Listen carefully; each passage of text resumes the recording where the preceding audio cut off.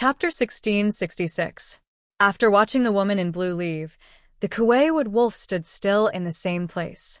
However, Yan Zhaoge could vaguely feel that the other party had no intention of continuing to pay attention to this place. From the looks of it, the woman in blue was likely to be the reincarnation of Princess Hundred Blossom Shyness. At the very least, she had some entanglements with the Kuei-wood wolf. There was no doubt that there was something special about her. The Kuei-wood wolf continued to stand there without moving.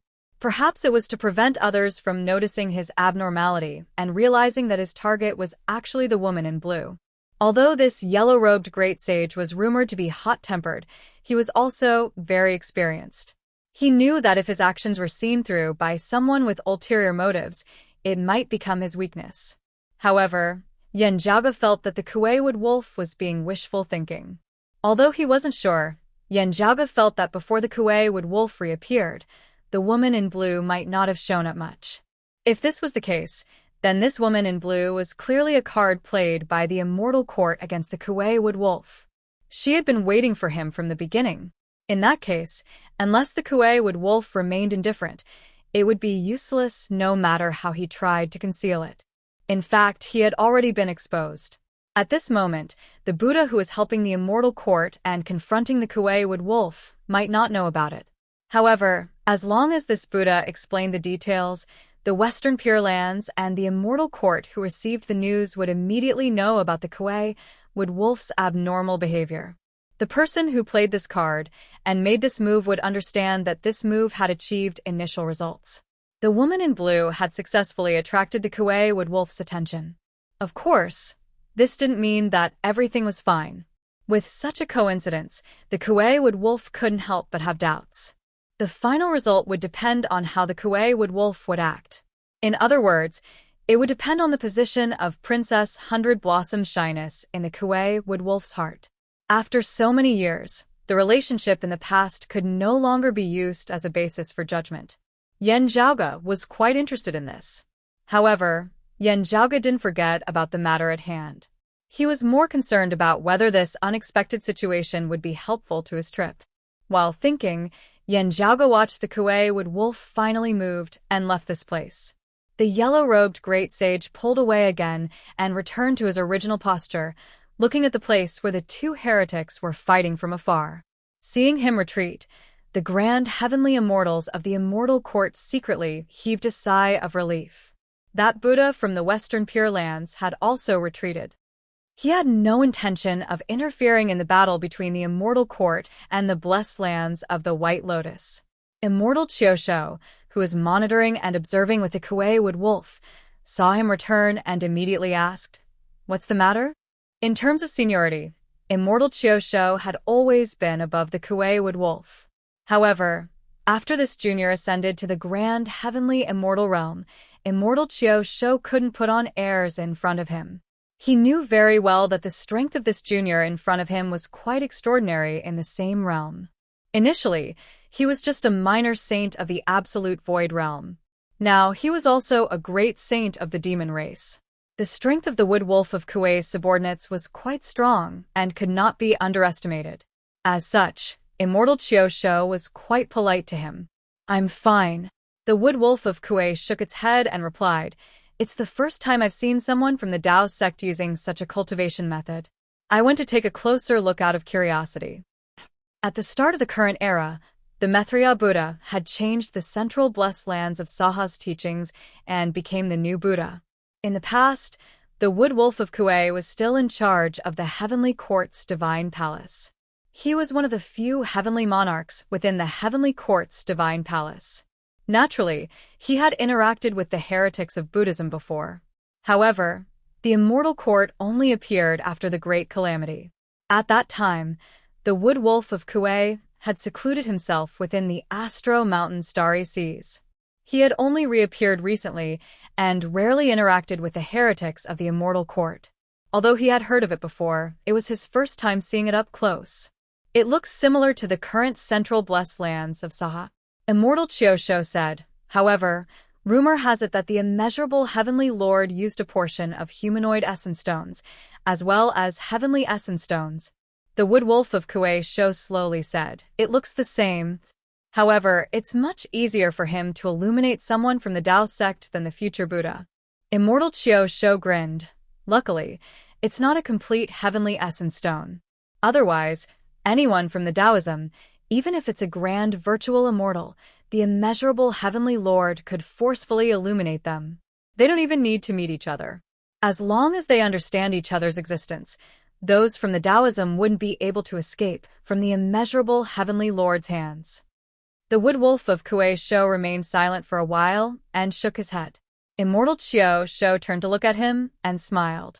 He knew what the wood wolf of Kuei-sho was muttering about. Although the two of them were great demons and were currently in the Astro Mountain Starry Seas, they had once listened to Taoism's prime clear lineage's teachings. Although they weren't of the direct lineage, they could still be considered as Taoism's descendants. We don't owe the three clear lineage. Immortal Chio-sho snorted. It's Taoism that owes us. The wood wolf of Kuei-sho shook his head. Let's not talk about it anymore. As the two great demons conversed, Yan Zhaoge's North Ocean clone silently adjusted his position. At the same time, he concealed his aura and made himself appear inconspicuous. The wood wolf of Kuei-sho's actions seemed to be an insignificant interlude in the battle between the two heretics. His approach only startled a few people, and he retreated further away. To the heretic martial art practitioners who were fighting against each other, he wasn't eye-catching at all.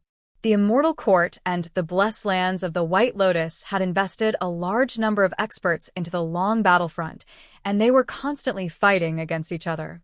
The higher-leveled experts restrained each other, while the lower-leveled martial art practitioners controlled the flow of the battle, and so on.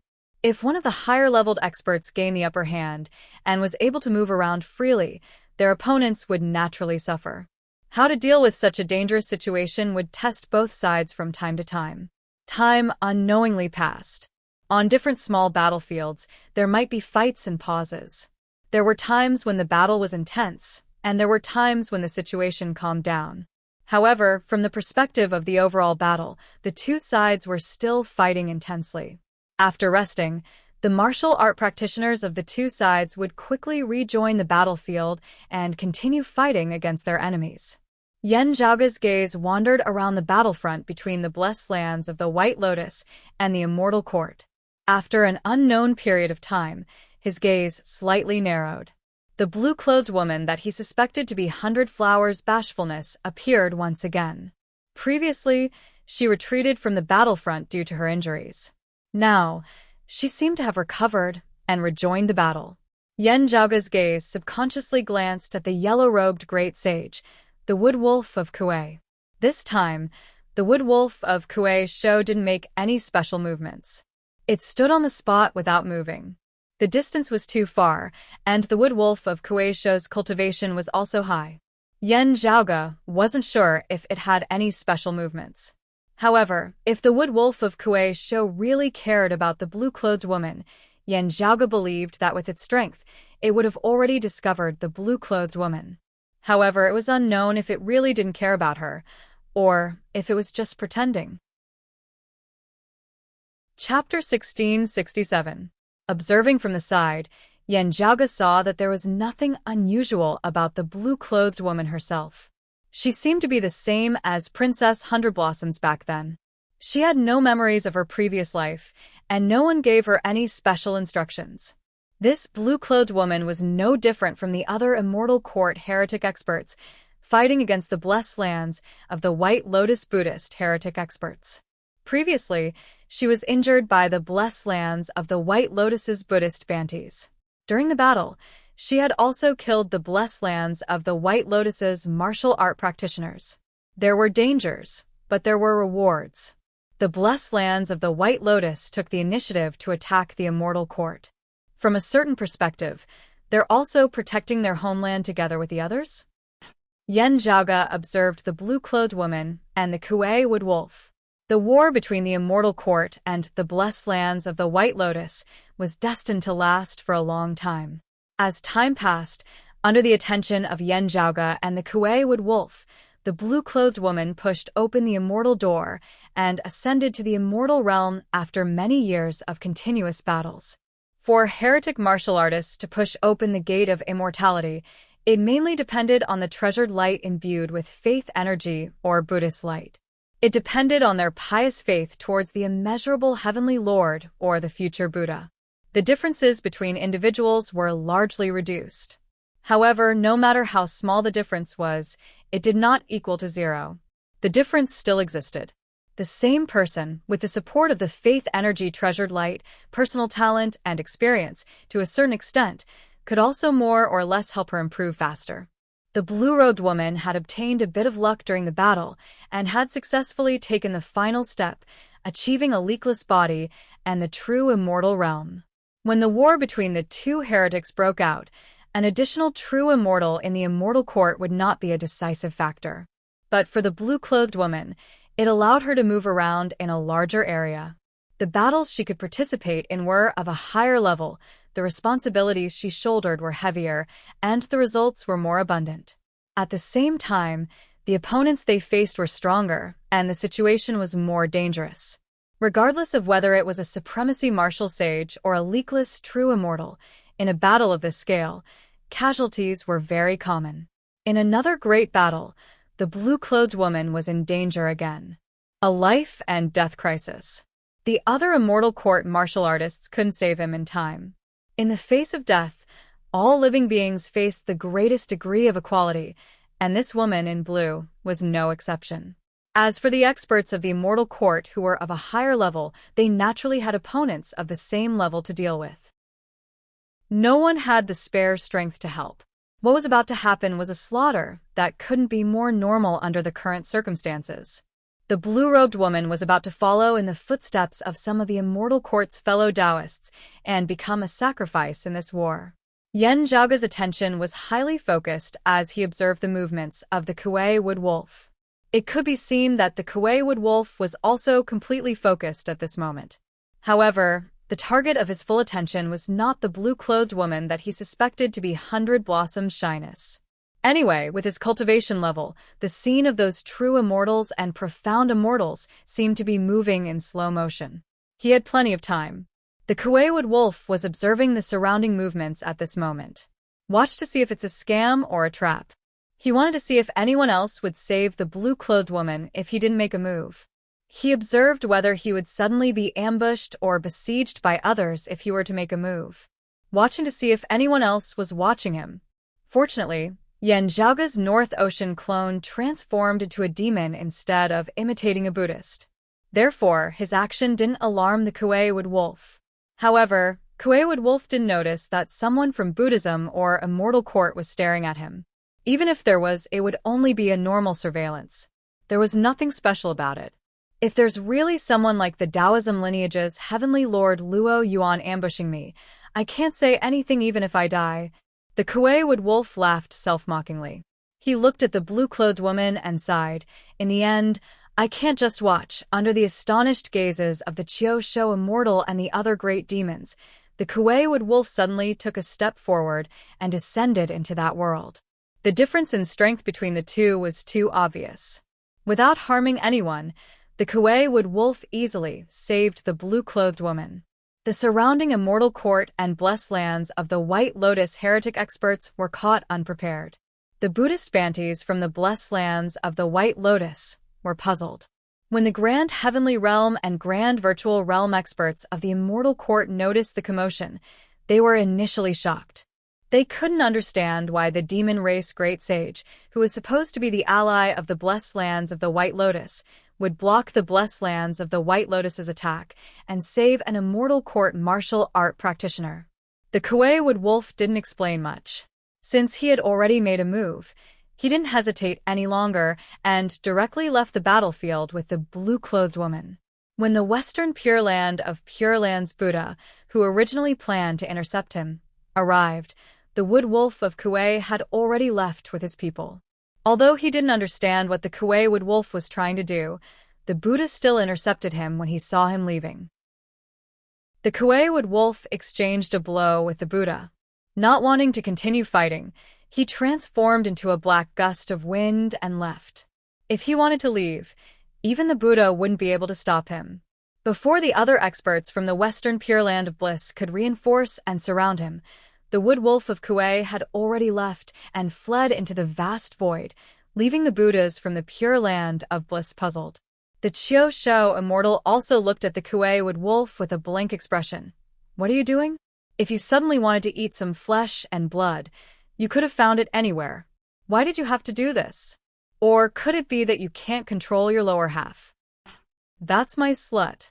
The Kuei Wood Wolf said, although she is reincarnated, I can still recognize her. The Qiu Shou immortal frowned and sized up the lady in blue for a while. Facing the Kuei Wood Wolf, the lady in blue didn't show much fear or panic. Putting aside her vigilance, it was worth noting that she didn't seem to remember the relationship between her and the Kuei Wood Wolf in her previous life. Could you have mistaken her? The Qiu Shou immortal said doubtfully. How many years has it been since you last saw your slut? If you don't remember that your slut used to be Taishu, then it's been so long. You probably reincarnated far more than once, right? I wouldn't mistake her for anyone else. The Kuei Wood Wolf said decisively. The Qiu Shou immortal waved his hand. Let's assume that you didn't mistake her for someone else. However, you remember her, but she obviously doesn't recognize you. What's the use of bringing her back now? After a slight pause, he glanced at the Kuei Wood Wolf. If I remember correctly, you seem to have forcefully married her once back then? In the end, because of this woman, you lost the humanly essence stone fragment and ruined the Eastern Emperor's plan. What happened back then was caused by the Buddhist sect. Even the fact that she didn't awaken her innate wisdom when she first ascended to the mortal world and lost her memories of the past was also related to this. The Wood Wolf of Kuei gritted its teeth and said, I've always been the one to implicate her, so I've been restraining myself from looking for her all these years, but we still met in the end. Immortal Qiu Shou narrowed its eyes. Someone deliberately used her to deal with you? It doesn't look like it. The Kuei Wood Wolf said, otherwise, I couldn't have brought him out so easily. That might not be the case. Immortal Qiu Shou said bluntly, don't forget what we told you before about the characteristics of this outer path treasure light. Chapter 1668. Hearing Immortal Qiu Shou's words, the Kuei Wood Wolf did not retort and remained silent. Before the great calamity, he was in the Heavenly Court's divine palace. Kuei Wood Wolf had a preliminary understanding of the blessed lands of the White Lotus heretic lineage created by the future Buddha, Maitreya. After the great calamity, he lived in seclusion and rarely ventured out of the Astro Mountain Starry Seas. He had never left the Astro Mountain Starry Seas until recently. This was his first time coming into contact with the Immortal Court. However, the Kuei Wood Wolf already had some understanding of the other great demons within the Astro Mountain Starry Seas. He was not completely clueless about the Immortal Court. For example, he knew that even if he abducted the blue-clothed woman who reincarnated Hundred Blossom Shyness, it would be futile. She insisted on being sincere and worshipping the immeasurable Heavenly Lord. She was an enemy of the demon race. However, it didn't matter if Hundred Blossom Shyness had recovered her previous life's wisdom and memories, or was willing to listen to Kuei Wood Wolf's words. Once she rebelled and doubted the immeasurable Heavenly Lord and the Immortal Court, and was no longer devout, then as long as the immeasurable Heavenly Lord or other high-level experts of the Immortal Court willed it, she would perish once again. Moreover, the Immortal Court heretic's treasured light imbued with faith power originated from her soul. Hence, if Hundred Blossom Shyness' soul was to be preserved and reincarnated, the treasured light imbued with faith power would also follow her. Once one entered the heretic path, it would be hard to turn back. This was no different from putting the Kuei Wood Wolf in a dilemma. It would be better not to save her than to save her. However, the yellow-robed great sage did not regret his decision.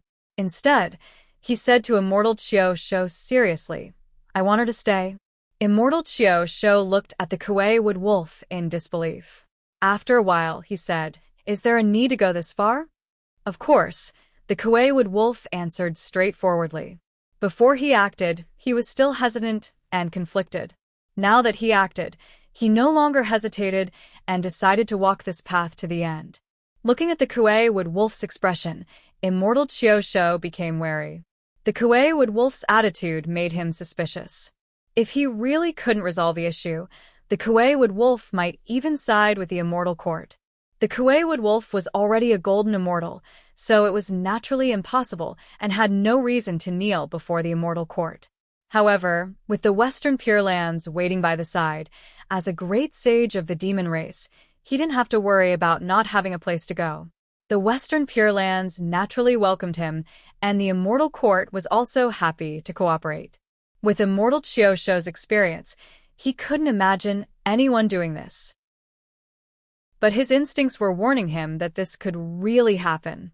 To the Astro Mountain Starry Seas and the blessed lands of the White Lotus, it was naturally hard for them to accept such an outcome. Even though the Kuei-Wood Wolf had just ascended to the Grand Immortal realm and was inexperienced, he was a Grand Immortal that wasn't a heretic, so he naturally couldn't be underestimated. In the current world, other than those who had benefited from the Fiend God's empowerment, the number of Grand Heavenly Realm experts who had ascended after the Great Calamity who were not heretics could be counted on one's fingers. Fortunately, it was not impossible for the Astro Mountain Starry Sea to keep the yellow-robed Great Sage, Kuei-Wood Wolf. Since she has already entered the outer path, it will be too difficult for her to break free. Immortal Chiosho said slowly, however, if you really want to be with her, there is another way. The Kuei-Wood Wolf did not say anything. Immortal Chiosho had already thought of the method he mentioned. He could have the higher-ups of the blessed lands of the White Lotus forcefully purify 100 blossoms, transforming the Taoism heretics into the Buddhism heretics, and transforming the treasured light imbued with faith power into the Buddha light imbued with faith power. During the past few years of war between the Immortal Court and the blessed lands of the White Lotus, both sides had done this many times. It could even be considered as a daily occurrence. Only most of the time, it was only suitable for those with lower cultivation. Among the martial art practitioners who had pushed open the immortal door, there were very few similar situations. However, for the current situation of the Kuei-Wood Wolf and 100 Blossoms, this was the safest solution. Of course, from another perspective, it could also be said to be a hopeless situation. Since they had already entered the outer path, they might as well switch sides. At the very least, they would still be on the same side. The Kuei-Wood Wolf had also thought of this method. However, if there was any other hope, he naturally hoped that 100 Blossoms could be like him and not walk the path of the outer path. Unfortunately, Immortal Chiosho's reply disappointed his hopes. The green-furred lion remained silent and quietly looked at the Kuei-Wood Wolf. He knew that the Kuei-Wood Wolf had also thought of this method. Whether or not the Kuei-Wood Wolf could accept it depended on itself. This would also decide how the Astro Mountain Starry Sea would treat the Kuei-Wood Wolf in the future. Immortal Chiosho's eyelids drooped. He remained silent and quietly waited for the Kuei-Wood Wolf to make up his mind. Let's do it this way. Let's find a Buddha from the central blessed lands of Saha to handle this matter. The Kuei-Wood Wolf pondered for a moment and came to a decision. Grand Heavenly Realm and leakless illumination shouldn't be a problem. Moreover, we will be helping from the side. Immortal Chiosho opened his eyes and looked at the Kuei-Wood Wolf in satisfaction. The central blessed lands of Saha currently has the upper hand. They should be able to coordinate and send out manpower. You don't have to worry. That's good. The Kuei-Wood Wolf silently nodded. He opened his palm, and a ball of radiance flickered in his palm. The flickering radiance seemed like an independent heaven and earth. Within the heaven and earth, a blue-clothed woman was meditating. Her body was covered in radiance imbued with the power of faith. She seemed to be trying to establish a connection with a higher-level Immortal Court bigwig through the radiance imbued with the power of faith. The radiance was bizarre and profound.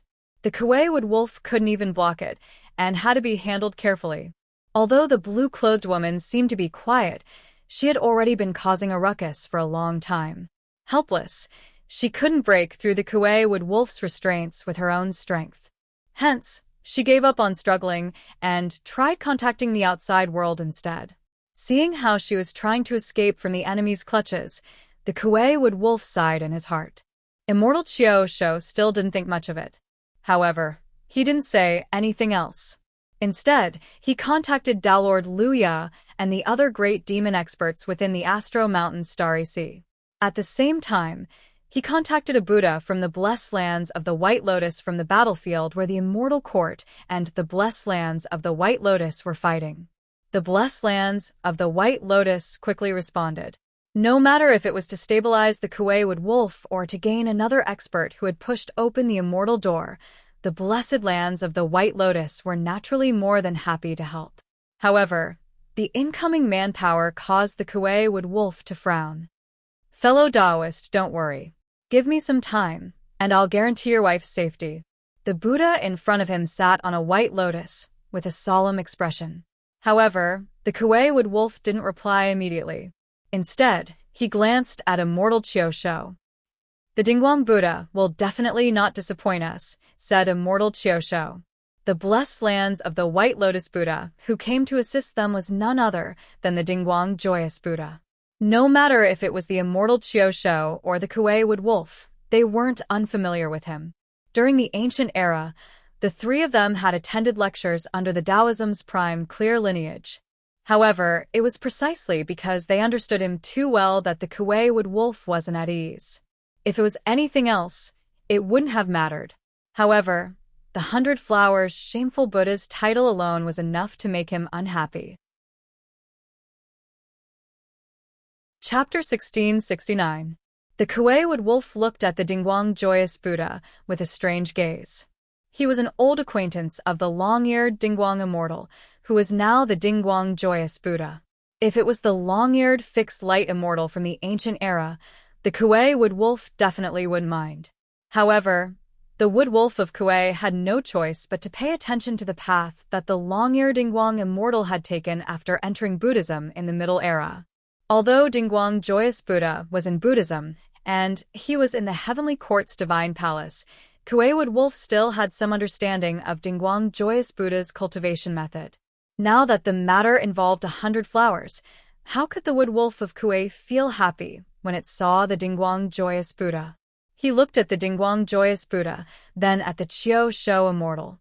He couldn't help but suspect that the Astro Mountain Starry Seas and the blessed lands of the White Lotus were working together to deal with him. Immortal Chiosho straightened his expression and nodded at Kuei-Wood Wolf. Don't worry, fellow Taoist. Dingguang Buddha has never done anything wrong. To be fair, when Immortal Chiosho saw the Dingguang Joyous Buddha appear, he also felt a pain in the ass. The Joyous Buddha's reputation in certain aspects was too bad, so it was no wonder that Kuei-Wood Wolf was unhappy. To put it bluntly, it was simply provocative and humiliating, and it seemed as if it was intentionally making things difficult for the Kuei-Wood Wolf. As a great demon of the Astro Mountain Starry Seas, Immortal Chiosho was dissatisfied with the blessed lands of the White Lotus the moment he saw the Dingguang Joyous Buddha. The Dingguang Joyous Buddha appeared calm. In reality, the blessed lands of the White Lotus didn't have any other intentions. It was purely because the Dingguang Joyous Buddha happened to be free after the coordination, so he came over. While the blessed lands of the White Lotus had the upper hand against the Immortal Court, it wasn't as if they didn't have the strength to retaliate. The blessed lands of the White Lotus could not possibly ask the Buddha, who was currently fighting against the Immortal Court Heavenly Lord, to turn around and expose his back to his opponent. In the end, the Dingguang Joyous Buddha happened to be able to free his hands and come over to help. Immortal Chiosho thought for a while. Although Dingguang Joyous Buddha cultivated a special technique, he should be able to understand the severity of this matter. He would not deliberately provoke the Kuei-Wood Wolf. In fact, the two of them had even more reason to find trouble with the Dingguang Joyous Buddha. The Wood Wolf of Kuei had attained the body of the great sage of the demon clan, and its strength was even stronger than the Dingguang Joyous Buddha, who attained the Buddha fruit through the heretic path. The Astro Mountain Starry Sea's overall strength similarly surpassed the blessed lands of the White Lotus. Even if Dingguang Joyous Buddha really did not have such a thought, it would be suppressed to the point that it would vanish into thin air. Therefore, Immortal Chiosho took the initiative to mediate. The meaning of his words was actually hinting to Kuei-Wood Wolf that Dingguang Joyous Buddha was a smart person and would not act recklessly. Just like how immortal Chiosho and Kuei Wood Wolf understood Dingguang Joyous Buddha, Dingguang Joyous Buddha also understood Kuei Wood Wolf's temper and immortal Chiosho's temper. Dingguang Joyous Buddha had also heard about the past between Kuei Wood Wolf and Hundred Blossom Bashfulness. He knew how much Kuei Wood Wolf valued Hundred Blossom Bashfulness. After enlightening this lady benefactor, you may bring her back to the Astro Mountain's starry sea. Dingguang Joyous Buddha said with a smile, I believe that my Buddha Maitreya will not object. Heretic warriors were completely tied to the immeasurable heavenly lord or the future Buddha. During the war between the immortal court and the blessed lands of the White Lotus, heretics could participate in the war depending on the situation. The Dingguang Joyous Buddha was implying that even if Hundred Blossoms Bashfulness joined the blessed lands of the White Lotus, she wouldn't need to participate in the war against the immortal court. Of course, this wasn't because of Hundred Blossoms Bashfulness herself. It was purely because the blessed lands of the White Lotus was willing to sell the Kuei Wood Wolf out as a favor to the demon race. Dingguang Joyous Buddha's words were equivalent to expressing his stance. Under such circumstances, if he were to act recklessly, he wouldn't be selling the Kuei Wood Wolf out as a favor. Instead, he would be provoking the demon race. Dingguang Joyous Buddha was aware of the severity of the situation. Hearing his words, Kuei Wood Wolf's expression calmed down and nodded silently. He opened his palm, and a clump of light appeared. It was independent of the heavens and earth, and Hundred Blossoms Bashfulness, reincarnated blue-clothed woman resided within. Dingguang Joyous Buddha received the clump of light and sat in the lotus position. The Buddha radiance around his body became increasingly dazzling and denser. The Buddha radiance imbued with faith power landed within the clump of light in his hand and enveloped Hundred Blossoms Bashfulness. As if sensing an ominous sign, the immortal court heretic treasured light imbued with faith power within Hundred Blossoms Bashfulness body started flickering even more intensely, resisting the Buddha radiance. However, compared to a grand heavenly realm Buddha, Hundred Blossoms Bashfulness' current leakless true immortal realm cultivation was obviously insufficient. The treasured light imbued within her body couldn't even retaliate, and was immediately suppressed by Dingguang Joyous Buddha. Under the Dingguang Joyous Buddha's Buddha radiance imbued with faith power, the treasured light imbued within Hundred Blossoms Bashfulness body started retreating. However, the radiance didn't disappear. Instead, its appearance gradually changed. The heavenly music gradually weakened, while the chanting of Buddhism gradually became louder. The blue-clothed woman's face was filled with resistance. She continuously chanted the name of the immeasurable heavenly Lord. However, her gaze slowly turned blank.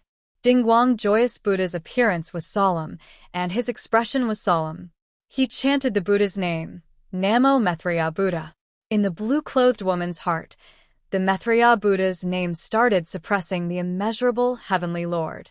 The Kuei Wood Wolf and Chiosho Immortal stood by the side and watched the Dingguang Joyous Buddha's Buddha radiance revolving around his body in silence. From afar, Yen Zhaoge's North Ocean clone concealed his aura and didn't approach. He looked at the dazzling Buddha radiance imbued with faith power from afar. Due to the distance being too far, and to avoid attracting the attention of demon race great sages like the Kuei Wood Wolf and Chiosho Immortal, Yen Zhaoge didn't act recklessly. As such, he couldn't see the situation clearly. However, after seeing the blessed lands of the White Lotus Buddha radiance, he already knew what was going on. They found a Buddha from the blessed lands of the White Lotus and tried to forcefully illuminate the Hundred Blossoms Bashfulness, causing her to switch her allegiance to the blessed lands of the White Lotus and become a heretic of Buddhism. Yen Zhaoge stroked his chin. As he was pondering, Yen Zhaoge's North Ocean clone's expression suddenly changed, and he looked towards another direction. There, the faraway void suddenly opened up, and numerous green lotuses approached. Other than the green lotuses, streams of light flickered. The Western Pure Lands and the Immortal Court's people. Yen Zhaoge raised his brows slightly and turned his head to look at the Kuei Wood Wolf and the others. The treasured light imbued with faith power from the 100 Blossoms' bashfulness body that hadn't been cleansed, yet was still guiding the direction of the Immortal Court's top-notch experts to a certain extent. The Kuei-Wood Wolf was enraged by the sudden arrival of the pursuers. However, the Dingguang Joyous Buddha's illumination of the 100 Blossoms' bashfulness was at a crucial moment, and he couldn't move at all. The Kuei-Wood Wolf could only move forward and obstruct the Western Pure Lands and the Immortal Court's people from approaching. The Qiu Immortal's expression was filled with dissatisfaction as well. However, he still went forward together with the Kuei-Wood Wolf. Of course, they didn't forget to summon the nearby great demons. Yan Zhaoge's North Ocean clones silently approached. However, he wasn't in the mood to fight against the Western Pure Lands Buddhas. Instead, he was thinking about whether he could obtain any benefits from the 100 Blossoms' bashfulness. Looking at the layers of Buddha radiance imbued with faith power, Yan Zhaoge was contemplating. Suddenly, he realized that something was amiss. The layers of Buddhist light actually showed signs of instability at this moment. Chapter 1670.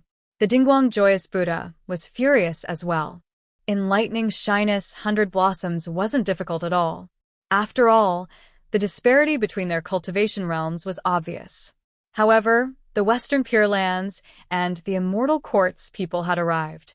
Since the Kuei-Wood Wolf and Qiu Immortal were there to handle the situation, the Dingguang Joyous Buddha could just continue with his own matters. Who would have thought that the road to happiness was strewn with setbacks? It just so happened that such a small matter had to go wrong now. The Dingguang Joyous Buddha was shocked to discover that the blue-clothed lady that he had enlightened had undergone a new transformation. The Immortal Court's treasured light imbued with faith power that was gradually dimming had actually regained its original state. The Dingguang Joyous Buddha's heart trembled. He increased his strength and suppressed the treasured light imbued with faith power, turning it back into his own Buddha light imbued with faith power. Yet, as if fortune had arrived at its zenith, the treasured light imbued with faith power suddenly brightened once again, causing the Dingguang Joyous Buddha's previous efforts to go to waste. She did not devour his Buddha light to strengthen herself. Instead, it was more like a cycle. Every time it reached its end, it would start anew. Such a situation immediately attracted the Dingguang Joyous Buddha's attention. To him, it was even more stimulating than the Kuei-Wood Wolf and shyness 100 Blossoms. Could it be that my central blessed lands of Saha is unable to enlighten the Immortal Court's peoples? The Dingguang Joyous Buddha's expression was unprecedentedly solemn. If this question was true, the impact it would bring would far surpass the Immortal Court gaining a few grand heavenly immortals. As a higher-up expert of the blessed lands of the White Lotus, the Dingguang Joyous Buddha was naturally extremely concerned about this. While it was unexpected, he also felt that it was unimaginable. Currently, the two heretic lineages were waging war against each other, and the war had lasted for a certain period of time. The blessed lands of the White Lotus had the upper hand in attacking the Immortal Court's territory. Amidst the conflict, the blessed lands of the White Lotus had also gained some benefits. The martial art practitioners and mortals that were enlightened did not experience anything like the current shyness 100 Blossoms situation. However, those who were enlightened previously had a rather low cultivation. The Dingguang Joyous Buddha muttered to himself, "Only those who have pushed open the immortal door would behave like this?" He no longer cared about the Kuei-Wood Wolf's thoughts as he started seriously inspecting the blue-clothed lady. The Dingguang Joyous Buddha did not have the time to care about the Kuei-Wood Wolf's thoughts. After a short while, Dingguang Joyous Buddha discovered something. What is this? At this moment, in the sight of the Dingguang Joyous Buddha, there was an item hidden in the Naiwan Palace between the eyebrows of the 100 flowers. Upon closer inspection, it was a piece of dead wood. When shyly 100 flowers' faith-imbued precious light dimmed to a certain limit, this branch would once again sprout, like a withered tree coming back to life.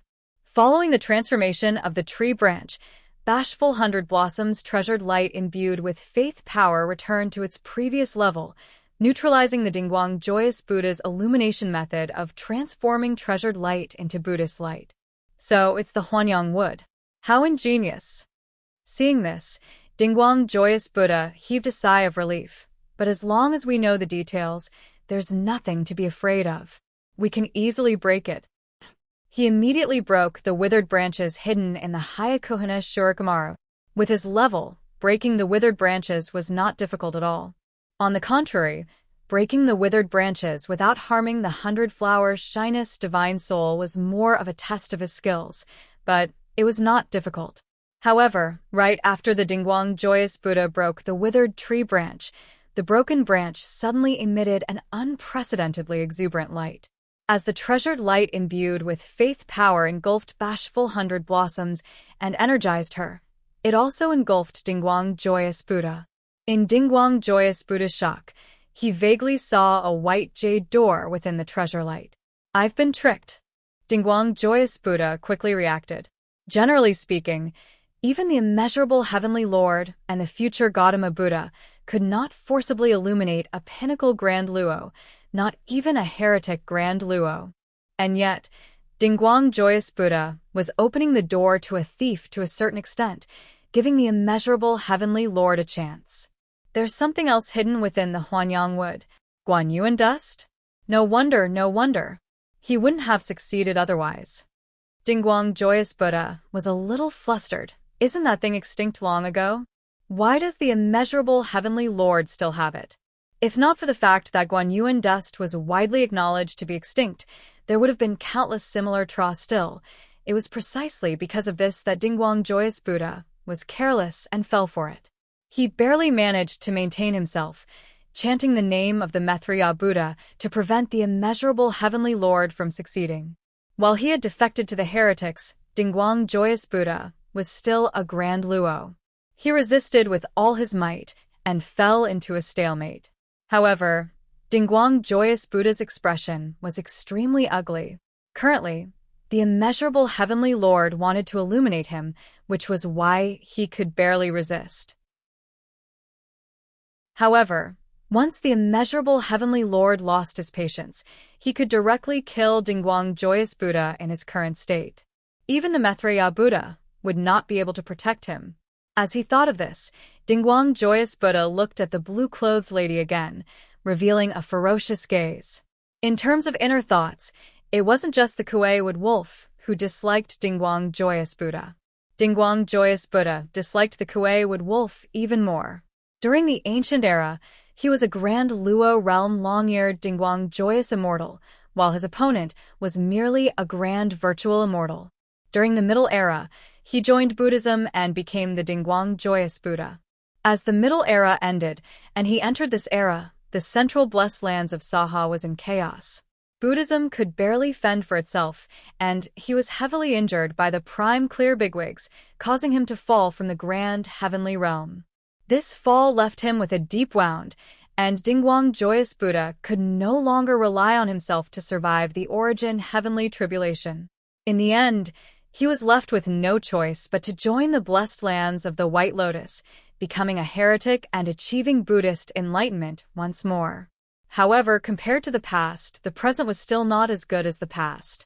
As for the Kuei-Wood Wolf, who had suffered a tribulation and entered the Investiture God Board, he had left the Investiture God Board after the Great Calamity.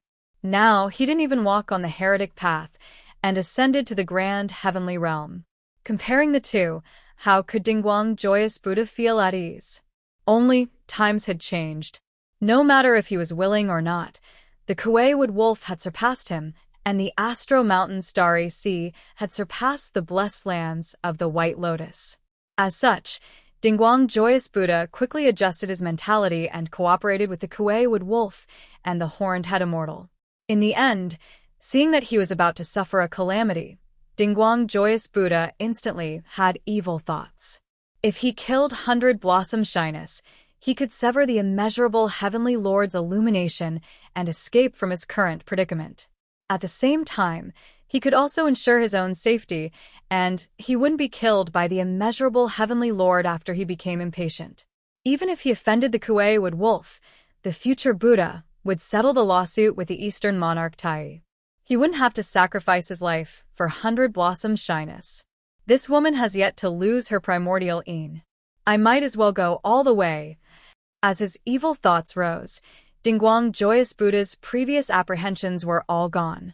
Since he could push the blame to the immortal court and the immeasurable heavenly lord, he could just destroy the corpse and get rid of the evidence. Chapter 1671. The Dingguang Joyous Buddha revealed an ominous glint in his eyes. He looked into the distance. There, the Kuei Wood Wolf, Chiosho Immortal, and other great demons were fighting against the Western Pure Land's Buddhist Bantis. While they were obstructing the Buddhist bigwigs, weren't they being held back by the Buddhist bigwigs as well? The Dingguang Joyous Buddha's Buddha light flickered unstably. The Kuei Wood Wolf, who was worried about 100 Flowers blushing, immediately noticed it. Although he didn't know the exact situation, the Kuei Wood Wolf was also worried. However, with the Buddhist Bantis holding him back, the Kuei Wood Wolf couldn't break through the encirclement and return. Seeing this, the Dingguang Joyous Buddha's final worry disappeared. He immediately turned around and looked at the blue-clothed woman. On the other side, a silhouette suddenly appeared by the void. It was faintly discernible, seemingly existing yet not. That silhouette quietly approached the flickering Buddha light. However, at this moment, Yan Zhaoge's North Ocean clone appeared and obstructed the silhouette. Yan Zhaoge looked over and saw a Taoist wearing a crimson robe. His face was blue, and his hair resembled cinnabar. 3 eyes were opened wide on his forehead, and he was riding on a golden-eyed camel. This Taoist held a sword and had 3 heads and 6 arms. His appearance was similar to the Grand Sui Heavenly Lord, Yin Jiao. After seeing his appearance, Yan Zhaoge came to a realization. So it's the pestilence demon, vast heavenly emperor.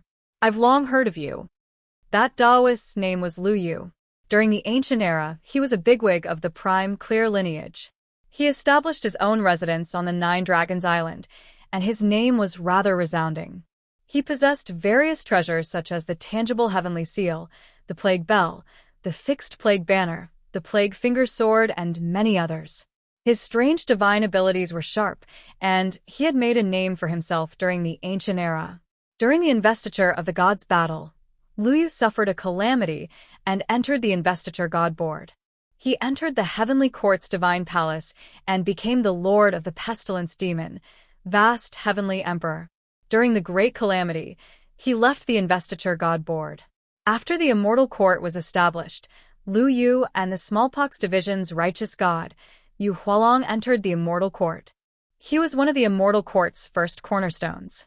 Currently, he was the immortal court heretic's oldest grand heavenly immortal. He had experienced many battles against the blessed lands of the White Lotus, and his achievements were outstanding. Yan Zhaoge was a little surprised to see him here. After all, the immortal court was currently facing immense pressure from the blessed lands of the White Lotus. The blessed lands of the White Lotus had the spare time to send the Dingguang Joyous Buddha over. If the immortal court wanted to send Lu Yu over, it would be much more difficult. After all, they were the ones at a disadvantage. At this moment, not only did he not take the opportunity to reverse the situation, but he also divided his forces. Lu Yu personally came here.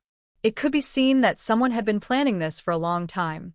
This person was most likely Lu Yu.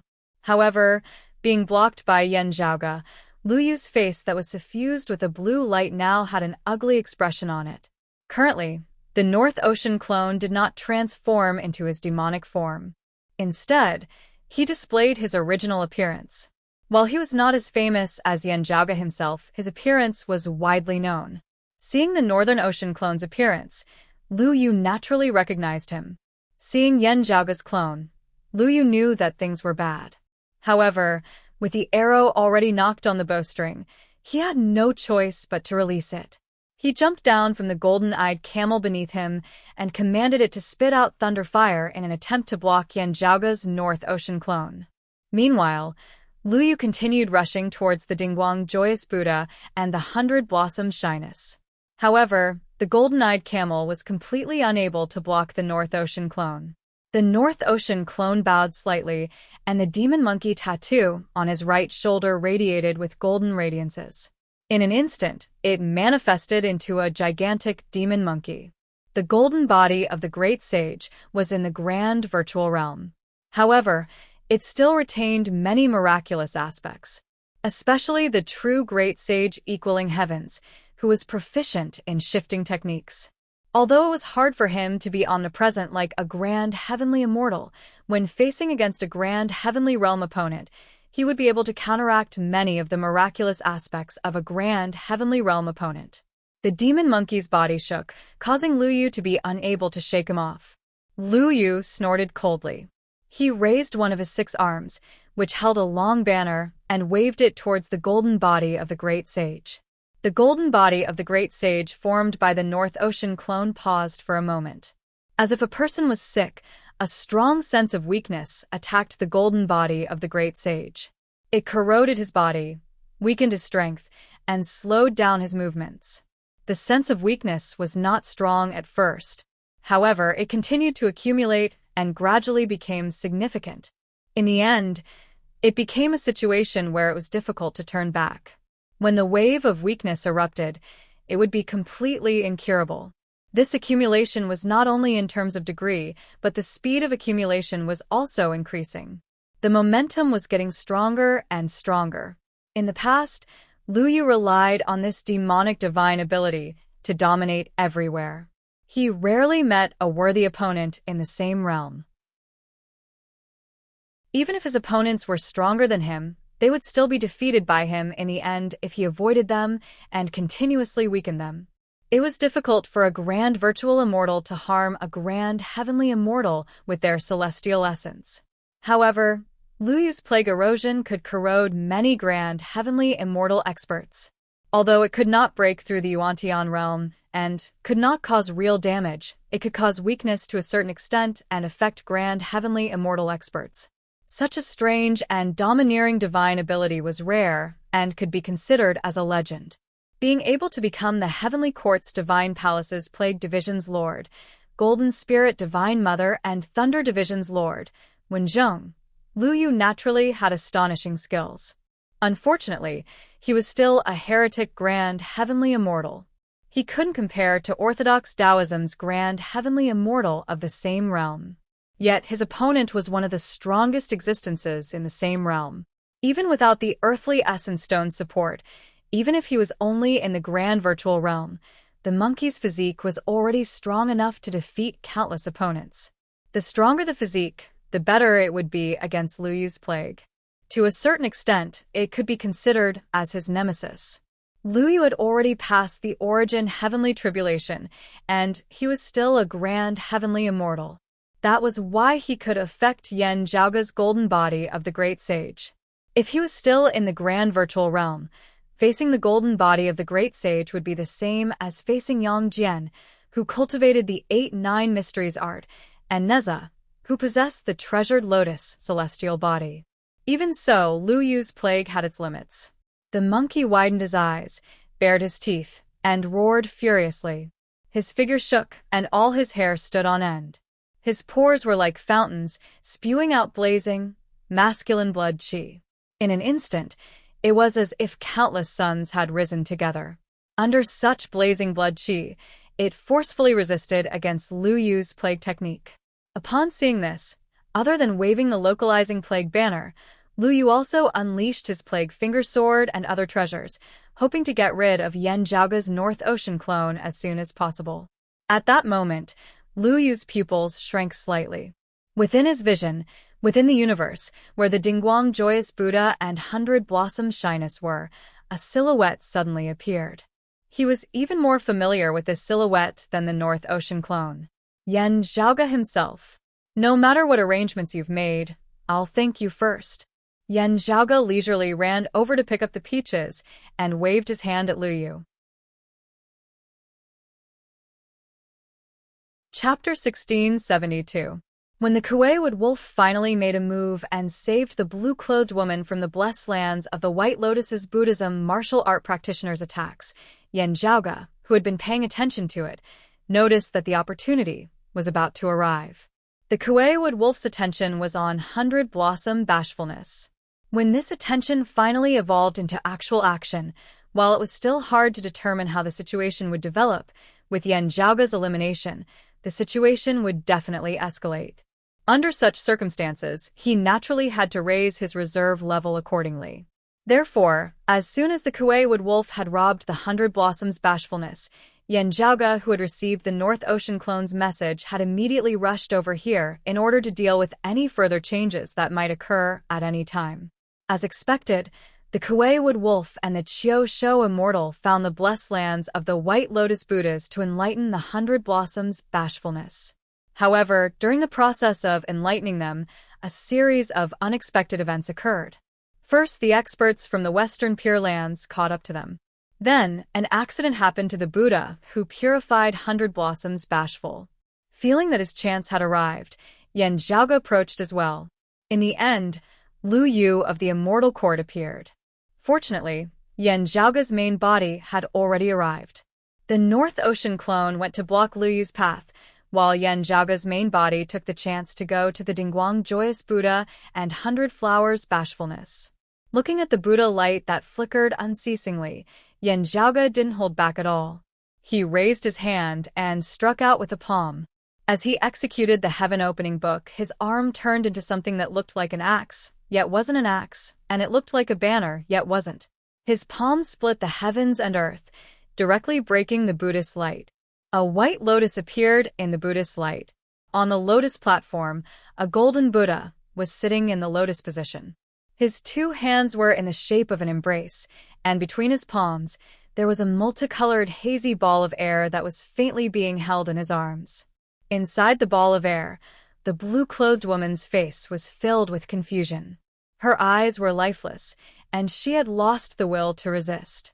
Although the precious light imbued with the power of faith was shining around her body and even covered the surface of the Buddha's body, it was unable to obstruct the multicolored hazy mass of air. Dingguang Joyous Buddha?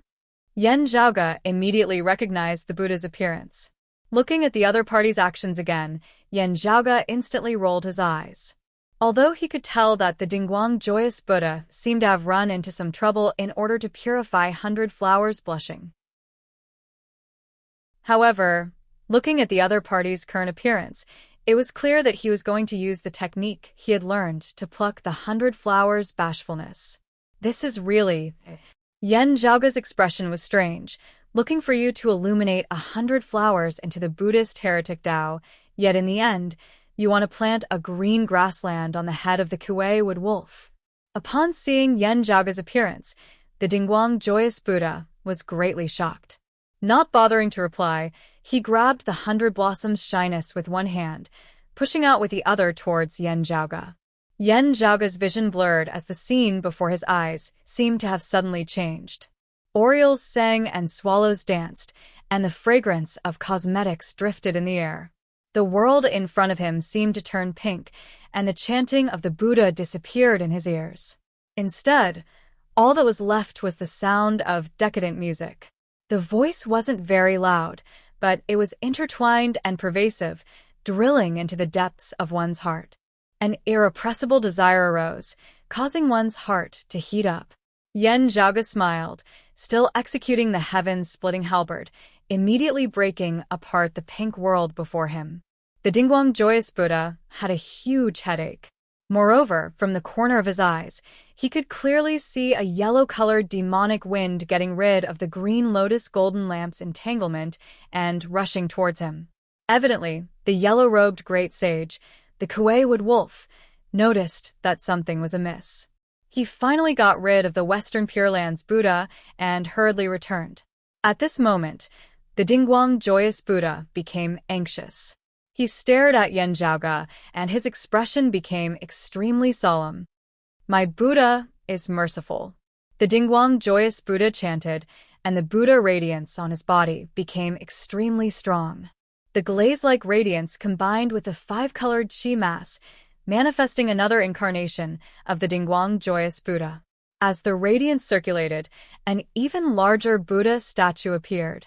Only, this Buddha statue looked rather strange. Two bodies were hugging each other, facing each other. The Buddha's face was ferocious.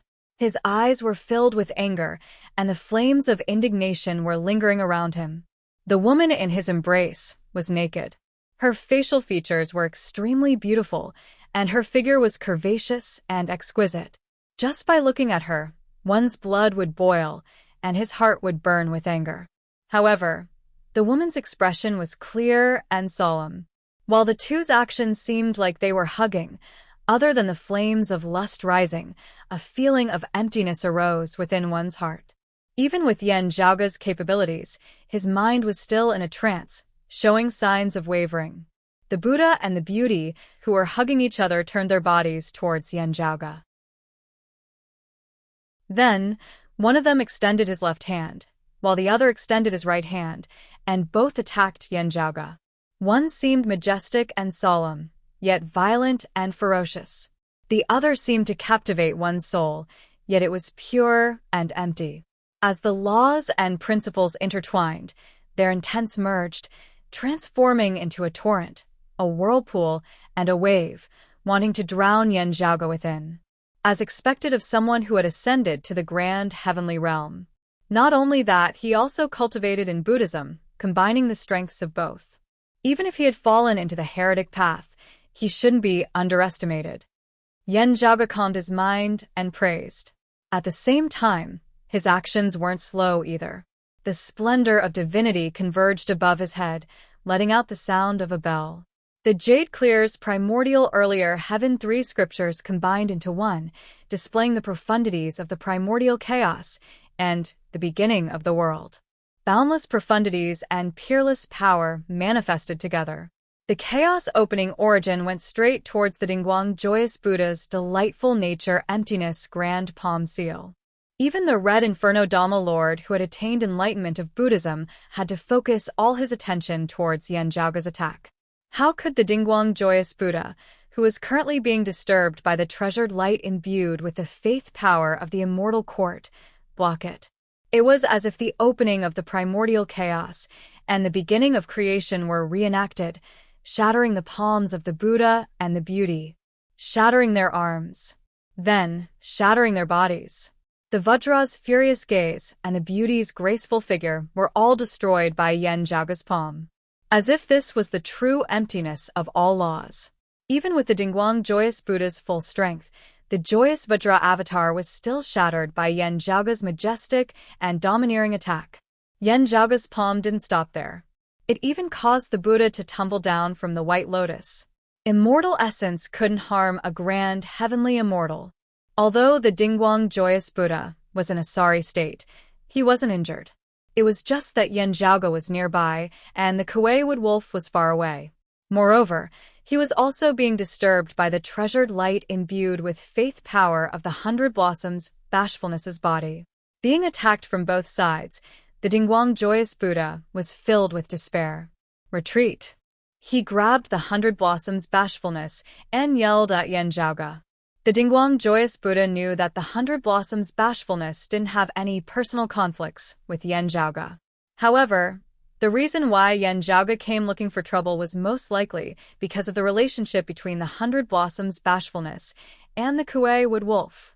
Currently, no matter if he was facing Yan Zhaoge or the Kuei-wood wolf, the 100 Blossoms Bashfulness was his greatest bargaining chip. However, at this moment, a huge drum suddenly appeared beside Yan Zhaoge. He didn't stop. As he walked towards the Dingguang joyous Buddha, he casually struck the drum. As the drum resounded, the Dingguang joyous Buddha was instantly stunned. In the next moment, the 100 Blossoms Bashfulness in his hand fell into Yan Zhaoge's grasp. At the same time, the chaotic origin hammer appeared in Yan Zhaoge's hand. With a strike, the Dingguang joyous Buddha was once again sent rolling on the ground. Chapter 1673. After suffering the chaotic origin hammer's attack, the Dingguang joyous Buddha wasn't in a good state. His golden body shattered, and his head started bleeding.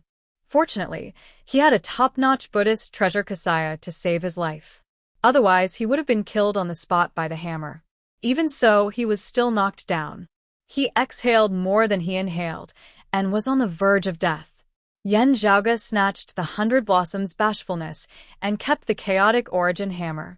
His index and middle fingers formed a sword, and green sword lights emanated from his fingertips, slashing apart the Buddha lights imbued with faith power and treasured lights on the Dingguang Joyous Buddha and the 100 Blossoms' bashfulness. The Buddha lights were quickly slashed apart, while the treasured lights imbued with faith power continued to flicker. Yen Zhaoge didn't mind it, because the Kuei Wood Wolf's figure flashed and arrived in front of him. While being entangled by the Western Pure Land's Buddhist Bantis, the Kuei Wood Wolf couldn't maintain his omnipresent miraculous state. He finally arrived. His gaze towards Yen Zhaoge was filled with caution. However, when this great demon noticed the 5-colored chi mass that was still wrapped around the 100 Blossoms' bashfulness, he was instantly enraged. That was the chi mass formed by the Dingguang Joyous Buddha's joyous Tao. Naturally, the Kuei Wood Wolf recognized it and knew its usage. He immediately slashed towards the Dingguang Joyous Buddha. How could the Dingguang Joyous Buddha have any room to dodge when he was heavily injured? He was instantly slashed into two. The Buddhist Bantis chasing after him saw this and said, Amit Ba. Yen Zhaoge waved his hand towards the Kuei Wood Wolf. This isn't the place to talk. Yellow-robed great sage, follow me. The Kuei Wood Wolf hesitated for a moment and immediately followed. The Buddhist Bantis that were chasing after him hesitated instead. Yen Zhaoge and Feng Yunxing shared the same fate. Feng Yunxing didn't appear, which made them even more worried. They didn't dare to chase after them recklessly. Who knew if a fatal slash would suddenly descend from the sky without any warning? Even the Horned Head Immortal and the other great demons were filled with hesitation and didn't dare to follow them. Luyu by the side could only watch the North Ocean clones swagger away, disappearing together with Yen Zhaoge and the Kuei Wood Wolf. The vast Heavenly Emperor's emotions were complicated, which couldn't be described with words. As for the matter regarding 100 Blossom bashfulness, it was indeed the result of a conspiracy between him and some Buddhist powerhouses. It was the same for the returning Sun Tree and Gu Yuanshan. Naturally, it would be best if the immeasurable Heavenly Lord could forcefully illuminate a heretic Buddha from the blessed lands of the White Lotus. The other party had the strength to retaliate. If he wanted to kill Shyness 100 Blossoms, he would anger the Kuei Wood Wolf. However, as long as he had this intention, it was enough. He, Luyu, came here stealthily to save 100 Blossom Shyness. In this way, it would be more convenient for him to make follow-up plans, and he could also sell the Kuei Wood Wolf a favor so that it would be convenient to rope the Kuei Wood Wolf to his side. If the Kuei Wood Wolf killed the Buddha, or if the Buddha was enlightened by the immeasurable Heavenly Lord, it would be an ideal outcome. Even if the Kuei Wood Wolf wasn't willing to leave the Astro Mountain Starry Sea and join the Immortal Court or the Western Pure Lands, it didn't matter, as the Immortal Court wouldn't suffer any losses. As long as he could seize back 100 Blossom Shyness, there would still be opportunities to rope in the Kuei Wood Wolf in the future. In fact, even if 100 Flowers died of embarrassment, or if she was still taken away by the Kuei Wood Wolf, it was still acceptable. At most, they would not gain anything, but at least the Immortal Court would not suffer any losses. In fact, the result might be better than Luyu had expected. The Buddha from the blessed lands of the White Lotus was the Dingguang Joyous Buddha. After being schemed against by the immeasurable Heavenly Lord, not only did he want to kill 100 Blossoms Blush, he even wanted to pluck her. This sudden appearance had undoubtedly enraged the Kuei Wood Wolf. The Kuei Wood Wolf directly killed the Dingguang Joyous Buddha. His relationship with the blessed lands of the White Lotus rapidly deteriorated. This was a result that Luyu was very happy to see. But something seemed wrong. The beneficiary was not him, Luyu. Yen Zhaoge's North Ocean clone stopped him, while his main body ran over and successfully stopped the Dingguang Joyous Buddha.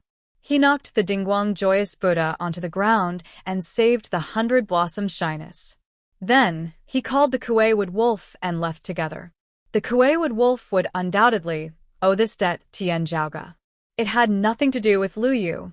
Logically speaking, although the immeasurable Heavenly Lord failed to illuminate the Dingguang Joyous Buddha, Liu didn't sell the Kuei Wood Wolf a favor either. He didn't manage to pull the Kuei Wood Wolf over to the Immortal Court and the Western Pure Land side.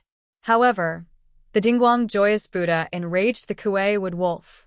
The Kuei Wood Wolf killed the Dingguang Joyous Buddha and became enemies with the blessed lands of the White Lotus.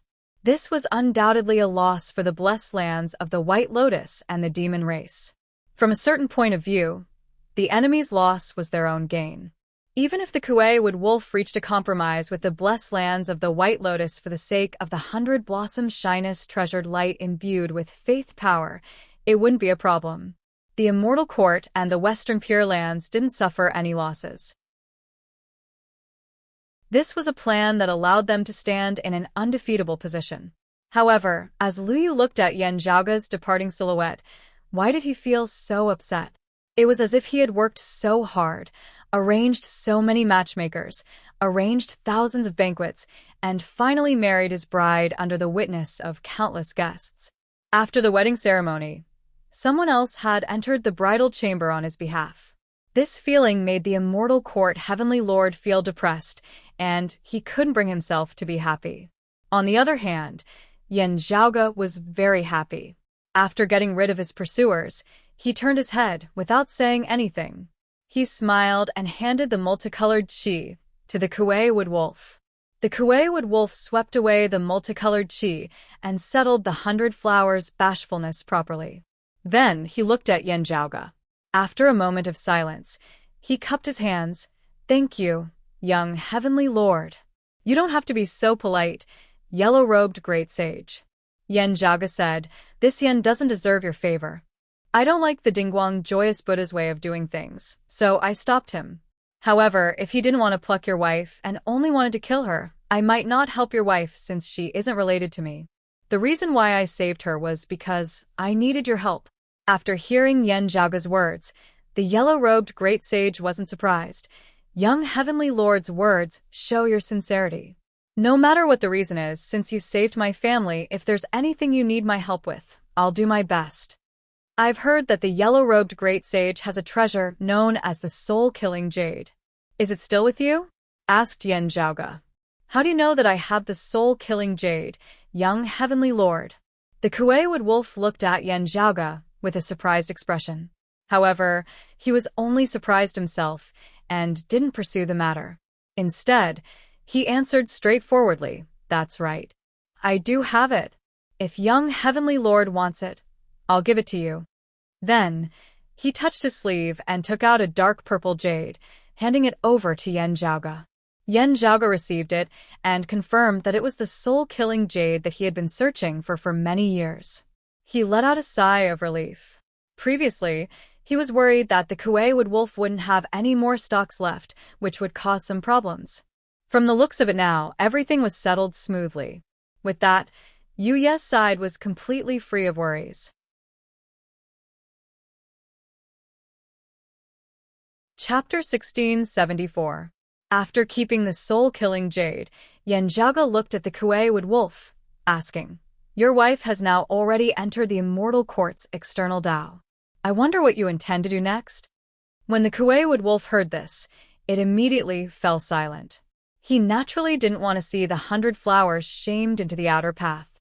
No matter if it was the Immortal Court heretics, Buddhism heretics, or the blessed lands of the White Lotus, it was the same. Only, comparatively speaking, the blessed lands of the White Lotus were slightly better off. After all, the Kuei Wood Wolf was currently residing in the demon race, while the blessed lands of the White Lotus and the demon race were allies. Both sides were on the same side. Moreover, as long as the Astro Mountain Starry Sea held the upper hand and maintained a dominant position, the blessed lands of the White Lotus would not pose a problem to the Kuei Wood Wolf. The blessed lands of the White Lotus would not use this to deal with him. That was why he agreed to summon the blessed lands of the White Lotus Buddha to enlighten the 100 Blossoms. But in the end, he killed the Dingguang Joyous Buddha. For the outer Dao, they couldn't afford to lose a Buddha that had ascended to the golden heavenly realm. The reason why the Immortal Court was suppressed by the blessed lands of the White Lotus for so many consecutive wars was due to Sua Mingzhang and Yan Zhaoge killing a large number of Immortal Court heavenly lords. After checking Hundred Blossom Shy's soul, Kuei Wood-Wolf also knew that to a certain extent, Dingguang Joyous Buddha, whom he had found to purify Hundred Blossom Shy, was actually the one who had been deceived. Hence, he killed the Dingguang Joyous Buddha. Even if the demon race was stronger than the blessed lands of the White Lotus, the Kuei Wood-Wolf was in the wrong. Of course, the Dingguang Joyous Buddha's intention to pluck 100 flowers to shame made the Kuei Wood-Wolf somewhat reasonable. The final outcome would most likely be an argument between the two sides. In fact, the blessed lands of the White Lotus might even admit that they were unlucky. After all, compared to the entire alliance formed by the two sects, the Wood-Wolf of Kuei, the great sage of the demon clan, had a higher status than the Dingguang Joyous Buddha. He could still bring the Hundred Blossoms bashfulness back to the Astro Mountain starry seas and mend his relationship with the blessed lands of the White Lotus. He could also request other bigwig Buddhas from the blessed lands of the White Lotus to enlighten the Hundred Blossoms bashfulness once more, eliminating any future troubles from the immortal court. With his current situation, barring any major accidents, he wouldn't be forced to abandon the demon race and join the Western Pure Lands and the immortal court. Unless the demon race and the blessed lands of the White Lotus couldn't resolve the issue of Hundred Blossoms. However, if there's a way for Hundred Blossoms Shyness to leave the heretical path, Kuei Wood-Wolf certainly hoped that she could return to the orthodox path. Hearing Yan Zhaoga's question, the great demon's heart suddenly moved. He turned his head to look at Yan Zhaoga and asked straightforwardly, "Previously, I avoided meeting my Hun family. Now, she's ignorant and entered the immortal court heretics, which greatly affected her future. It's too late for me to regret it. What's done can't be undone. How can I make up for it? If young Empyrean has a way, please don't be stingy. I will definitely repay you.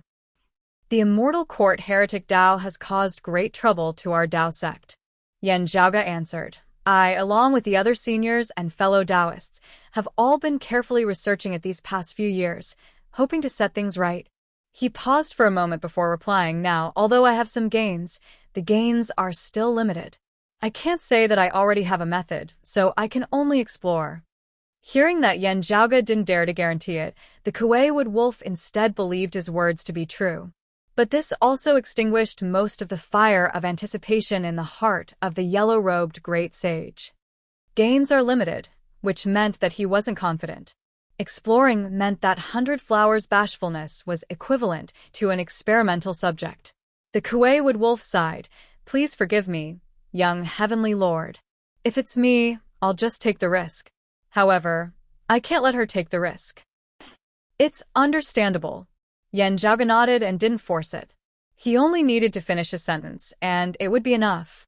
After this incident, no matter if the Kuei Wood-Wolf stayed with the demon race and the blessed lands of the White Lotus, or turned to the immortal court and the Western Pure Lands, he would have to think twice and retreat when facing the orthodox Taoism. Who knew if he would beg Yan Zhaoga and the three clear lineage for the sake of 100 Flowers bashfulness?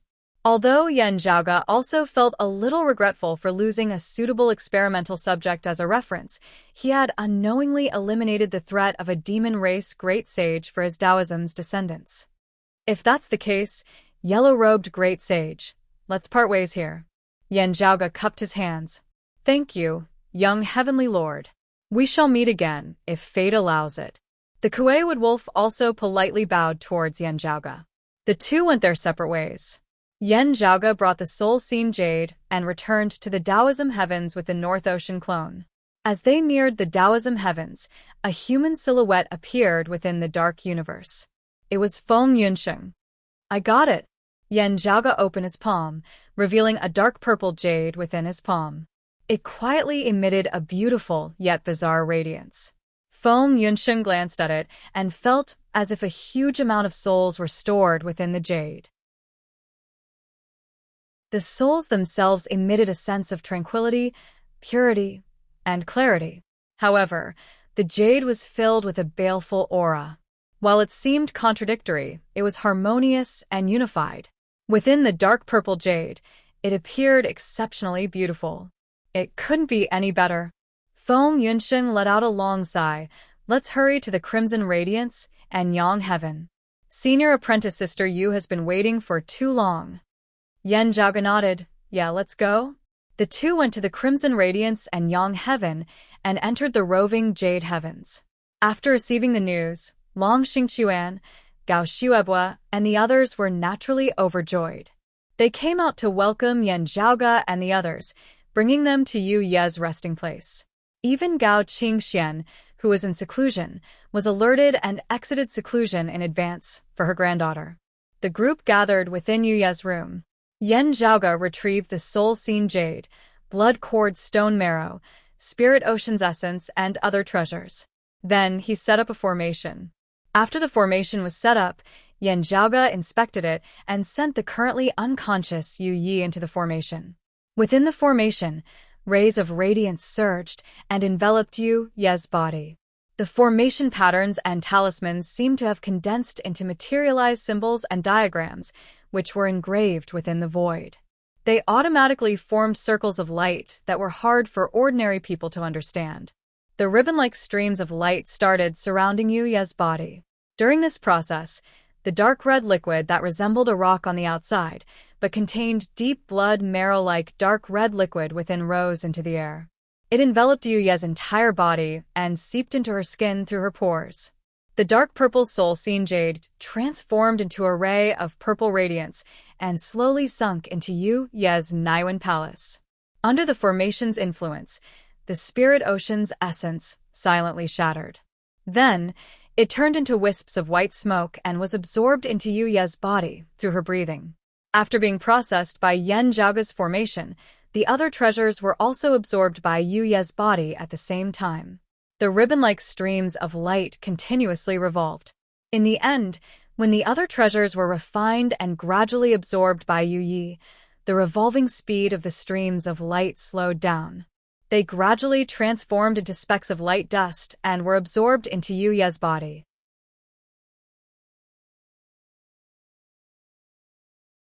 Chapter 1675. After everything was successfully absorbed by Yu Yi, Yan Zhaoga nodded towards Gao Qingxian. Gao Qingxuan's expression was filled with excitement. She took a deep breath, extended her hand, and tapped on Yu Ye's forehead with her index finger. Being stimulated by the sword intent of the same lineage, Yu Ye's body trembled slightly. Then Yu Yi, who seemed to have been in slumber for many years, slowly opened her eyes. After the initial haziness, her gaze suddenly turned sharp and vigilant. Killing intent even overflowed from her. Yan Zhaoga knew that before Yu Yi lost her consciousness, she and Nie Jingxin were being pursued by Zhang Buxu and the heretics. They were engaged in a life-and-death battle. Now that she had just woken up, her consciousness and memories were still stuck at the moment of life and death. As expected, when she saw the appearances of Yan Zhaoga, Gao Qingxian, Long Xingquan, and the others, the killing intent within her gaze dissipated, and she regained her calmness. Yu Yi was a little happy, but also a little confused. Grandfather, grandmother, junior apprentice brother Yan, uncle, you're here? She subconsciously looked around. Jingxin. Where's Jingxin now? How is he? Due to her safe awakening, Yan Zhaoga and the others let out a sigh of relief, and joy appeared on their faces. However, after hearing Yu Ye's question, everyone remained silent. Jingxin. Yu Yi held her breath and stared at Yan Zhaoga and the others with her clear eyes.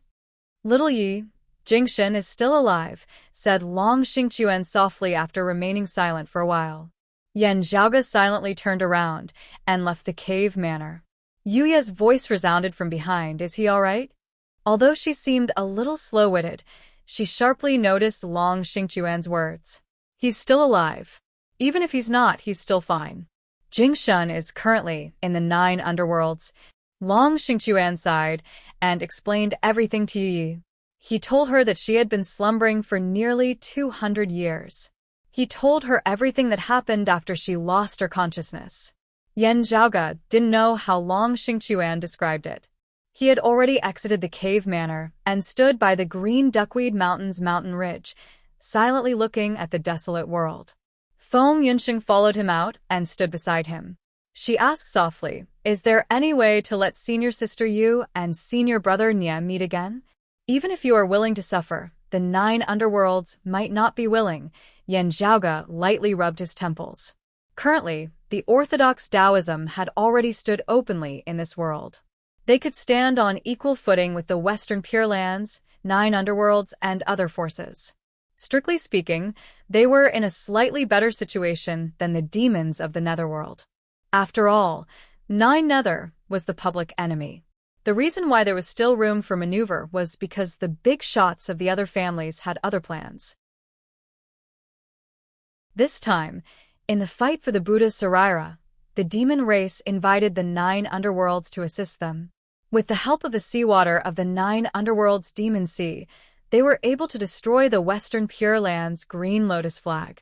If the demon race could cooperate with the 9 underworlds, or rather, trade with each other for what they needed, then theoretically speaking, Yan Zhaoge and the others of Taoism would naturally be able to do the same. The premise was that both sides could take out a bargaining chip that interested the other. To the devils of the 9 underworlds, Feng Yunsheng was probably the one they coveted the Tao sect the most. If Feng Yunsheng joined the devilish Tao, it would naturally be the 9 underworlds' happiest. When Yan Zhaoge said that Feng Yunsheng would be wronged, he naturally wasn't referring to watching her join the devilish Tao. Instead, it might harm the authority she inherited from the doomsday heavenly devil. However, fortune and misfortune came hand in hand. This might also contain a chance for Yan Zhaoge, Feng Yunsheng, and the others to further infiltrate the 9 underworlds and figure out their next move. Regarding this, the 9 underworlds would naturally have to be wary of Yan Zhaoge and the others secretly harboring malicious intentions. In fact, if they really wanted to make such a deal, Yan Zhaoge and the others would definitely not let go of the chance. Only, they would have to bear some risks. That was another kind of game, competition. The 9 underworlds might not be willing to take such a risk. If they don't dare to, it might not only be because they're afraid that I'll see through them. It might also be because Senior Apprentice Brother Nie's condition is truly unstable. They're afraid that Senior Apprentice Brother Nie would come into contact with Senior Apprentice Sister Yu and affect Senior Apprentice Brother Nie. Feng Yunsheng said, "We can propose a deal to test their attitude." Yan Zhaoge nodded. "It's worth a try. Still, to be safe, let's take a look at Senior Apprentice Sister Yu's situation first." He sighed. "I hope that Senior Apprentice Sister Yu won't blame herself for Senior Apprentice Brother Nie's matter. If such thoughts run too deep and cannot be resolved, we should instead try our best to prevent her from coming into contact with the devilish Tao." It was not just desire, greed, viciousness, hatred, and other evil thoughts. Overly stubborn thoughts, if they continued to deepen, could also form devilish thoughts, ultimately leading one to fall to the dark side. Generally speaking, those with high cultivation bases would have stable mental states and firm wills. However, conversely, they could also be said to be more stubborn and persistent. Once a certain belief was formed, it would be harder for it to be shaken. It was not that people could not have stubborn thoughts or evil thoughts. However, the control of one's limits had always been a test. Heart devils existed everywhere. Theoretically speaking, it had nothing to do with one's cultivation base. At most, it was just a matter of probability. Otherwise, Traveling Monk Sun's heart devil would not have manifested in the form of the six-eared macaque whose cultivation base was the same as his, while the yellow dragon cultivated deity had fallen to the dark side and become the yellow dragon devil lord. Such negative examples were too numerous to enumerate. Of course, there were also positive examples. To a certain extent, the three clear lineage's successors who had experienced the darkest era after the Great Calamity could still maintain their hearts despite facing such a difficult and despairing environment. They could all be considered as positive examples. They were once glorious, but had fallen to the bottom of the abyss. Under such a huge drop, negative emotions such as self-pity, resentment, hatred, numbness, and despair would easily arise. In fact, there were indeed many people who had fallen to the devilish Tao and became a part of the 9 underworlds. "I believe that Senior Apprentice Sister Yu wouldn't," said Feng Yunsheng. Yan Zhaoge nodded. Indeed. In the end, that Buddha's Saraira still fell into the hands of the demon race. Feng Yunxing changed the topic. Mahamayuri might very well help the demon race after this. When Yan Zhaoge went to look for the Kuei-wood wolf, the fight for the Buddha's Sarira finally came to an end.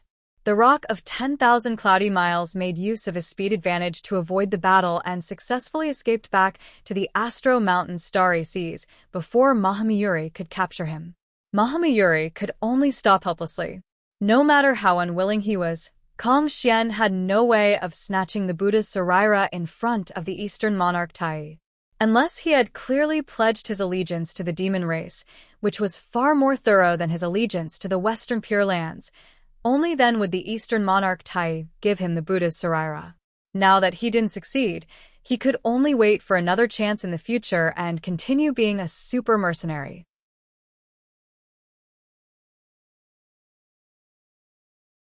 Chapter 1676. Currently, many forces were fighting against each other, and the situation was chaotic and ever-changing. This gave Kong Xian a chance to act. Under most circumstances, as the number one person below the Tao realm, Mahamayuri had the capability to benefit from both sides. However, it's getting harder and harder for him. Yan Zhaoge said, the demon race obtained a Buddha's Sarira. If they intend to control Mahamayuri, it might not be that Sarira. He looked at Feng Yunxing and slowly said, if I'm not wrong, the price Mahamayuri paid for helping the Western Pure Lands twice was 2 Buddha's Sarira. In other words, Mahamayuri has at least 2 Buddha's Sarira in his possession. Yan Zhaoge raised his brows slightly. If the Elder Lord's information is true, there should be a total of 5 Buddha's Sarira. Feng Yunxing understood and said, other than the 2 Buddha's Sarira that the Western Pure Lands offered, we don't know if Mahamayuri had any other Buddha's Sarira. Yes. Other than the 2 Buddha's Sarira and the one obtained by the demon race, there are still 2 Buddha's Sarira missing. Yan Zhaoge answered, if these 2 Buddha's Sarira were already in Mahamayuri's possession, the one obtained by the demon race would be the 5th Buddha's Sarira. It's also the only Buddha's Sarira that hasn't been obtained by Mahamayuri. With that, the Eastern Emperor Tai, Dalord Luya, and the other demon race bigwigs would forcefully occupy this Buddha's Sarira. The value of this Buddha's Sarira would skyrocket, and it wouldn't be something that Mahamayuri could exchange for just 1 Buddha's Sarira. Putting aside the Eastern Emperor Tai, Dalord Luya would definitely hold onto the Buddha's Sarira tightly and wouldn't exchange it for Mahamayuri no matter what. Otherwise, he would have to face an extremely strong opponent like Mahamayuri in his path of ascending to the Tao realm. Currently, no one could confirm the opportunity that Kong Xian needed to ascend to the Tao realm. However, the upcoming situation that originated from the 9 underworlds was extremely important to all of the grand heavenly immortals who were preparing to ascend to the Tao realm. No matter how the 9 underworlds changed, whether it changed for the better or for the worse, the objective foundation was there. For such a huge existence to undergo a huge change, it was a great tribulation that was hard to come by in 10,000 years, a great opportunity. If he wanted to break through to the Tao realm, he had to take this hurdle seriously. The fewer the competitors, the greater his chances. He believed that apart from Dalord Luya, Dipankara Ancient Buddha, Great Taoist Master Xiandu, and the others would not be happy to see Mahamayuri gather all 5 relics. But there is a problem here. Yan Zhaoge lightly rubbed his temple. Luya, or should I say, the Buddha's Sarira that the demon race currently possesses, is it the last one for Mahamayuri?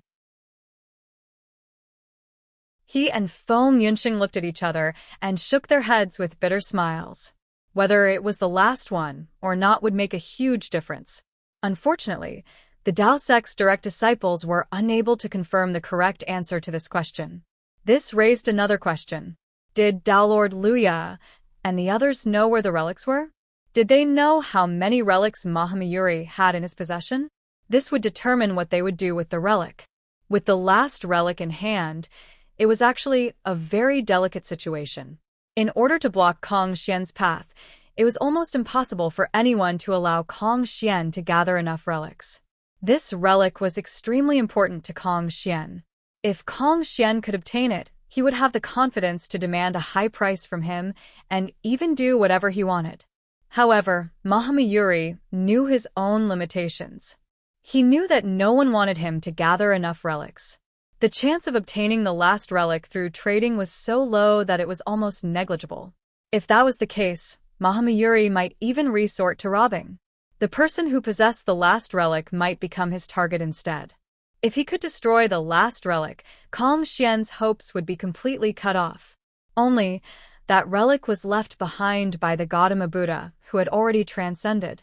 Not to mention whether it could be destroyed. Even if it could, it was hard to say whether it would lead to an unpredictable outcome. Moreover, if that happened, Kong Xian would be completely enmity with him. As such, the last relic was of little value. If it wasn't for the last relic, it would be much easier for the demon race to deal with it. Only, how to confirm how many relics Kong Xian had in his possession was a problem. This was also the reason why Yan Zhaoge was having a headache. Who Mahamayuri would help, at present, was something that the people of Taoism had no choice but to consider when formulating a plan. From the looks of it, one of the two relics that the Dipankara Buddha traded with Mahamayuri came from the Tashita Palace's elder lord, and the other might be obtained when he left the central blessed lands of Saha. It might also be from the western Pure Lands, Amitabha Buddha. In the past, Ananda brought one out from the central blessed lands of Saha, which was the one that landed in the demon race's hands. Yan Zhaoge counted with his fingers. I suspect that the blessed lands of the White Lotus future Buddha, as the Gautama Buddha or Taoist Xuan Ti's intended successor, might have one in his possession. If you're right, there's still one missing, said Feng Yunsheng with a frown. Yan Zhaoge let out a long sigh. If the Dipankara Buddha brought one away from the central blessed lands of Saha, the western Pure Lands Amitabha Buddha might have another. If the first relic that the Dipankara Buddha traded with Mahamayuri came from the Amitabha Buddha, I can't guess where the last relic is. Yan Zhaoge smiled bitterly. If Mahamayuri already possessed one relic, things would be much simpler. If that's the case, he would have at least 3 relics in his possession. Feng Yunsheng asked, if your initial guess is correct, the remaining 2 relics are in the demon race and the blessed lands of the White Lotus respectively? Yan Zhaoge slapped his forehead. I'm afraid that only the person involved would know. After discussing for a while, the two suddenly turned around. Long Xueji walked out. As time passed, Long Xueji had already surpassed the pure profound tribulation and achieved the duo chi's fused aura, achieving the tranquil profound immortal body. It wasn't easy for sword cultivators to improve. Long Xueji's speed was already shocking. Senior apprentice Uncle Long, how's senior apprentice sister you? Asked Yan Zhaoge. Long Xueji said slowly, she's a strong child to begin with. However, on the surface, she's calmer than we expected. However, at this point, he paused for a moment. Yan Zhaoge and Feng Yunsheng frowned. On the surface, remember the mobile website.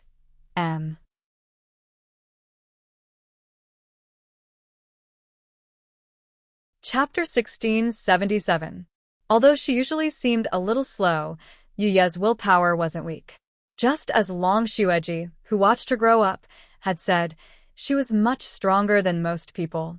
However, on the other hand, being strong and resolute sometimes meant stubbornness and stubbornness. Being strong and stubbornness were naturally different. However, under certain circumstances, the boundary between the two might be blurred. Although Yu Ye's personality was calm and casual in her daily life, she had always been firm and unyielding when it came to learning martial arts and practicing the sword. She was able to endure loneliness and was able to endure hardship. She didn't care about many things. However, whenever she did, her heart would always be deeper than others. For example, she possessed the heaven-containing purified soul. Although she seemed to be daydreaming, she would be extremely focused when practicing martial arts. As such, the calmer she appeared, the more worried Long Xueji, Yan Zhaoge, and Feng Yunsheng were. With Yu Ye's personality, it would only signify intense waves within her heart. Let's go take a look. Yan Zhaoge sighed. Long Xueji nodded silently and brought Yan Zhaoge and Feng Yunsheng back to the cave manor. Currently, Yu was sitting quietly. She asked Gao Qingxian, grandmother, Is the Divine Mother currently in charge of the Immortal Extermination Formation? That's right.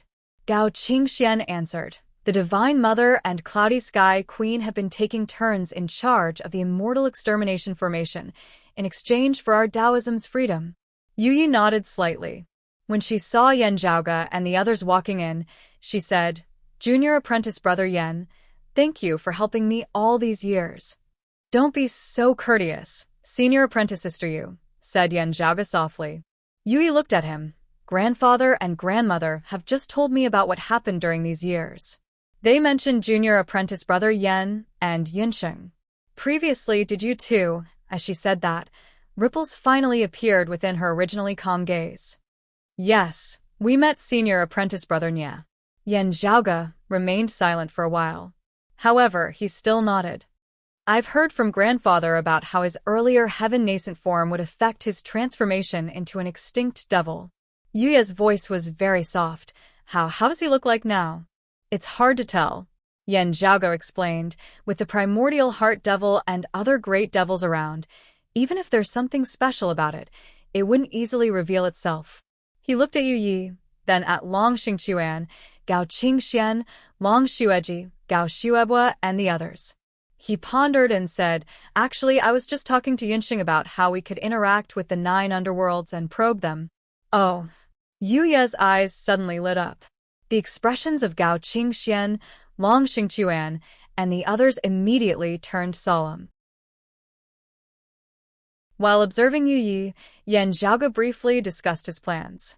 Finally, he looked into Yu Ye's bright eyes and said softly, even for you, senior apprentice sister Yu, you'll have to take some risks.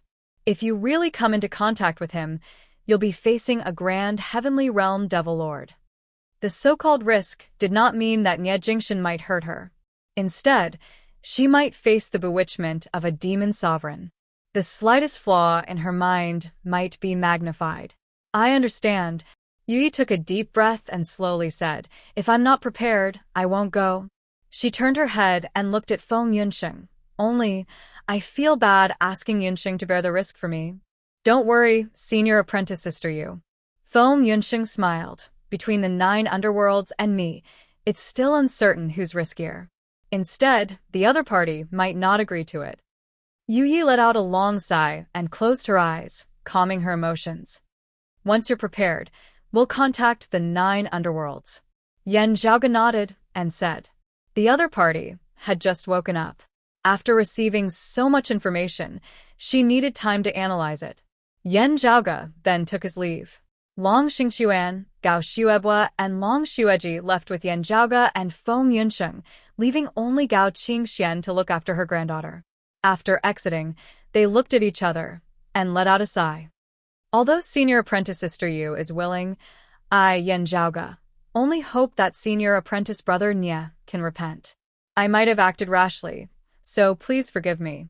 Yan Zhaoge cupped his hands. His words were mainly meant for Gao Xuebue and Long Xueji. To Yan Zhaoge, Yu Yi, and the others, Nye Jingshan might hold a different meaning. However, to the roving Jade Heaven's Jade clear lineage, he was an outstanding Jade clear successor.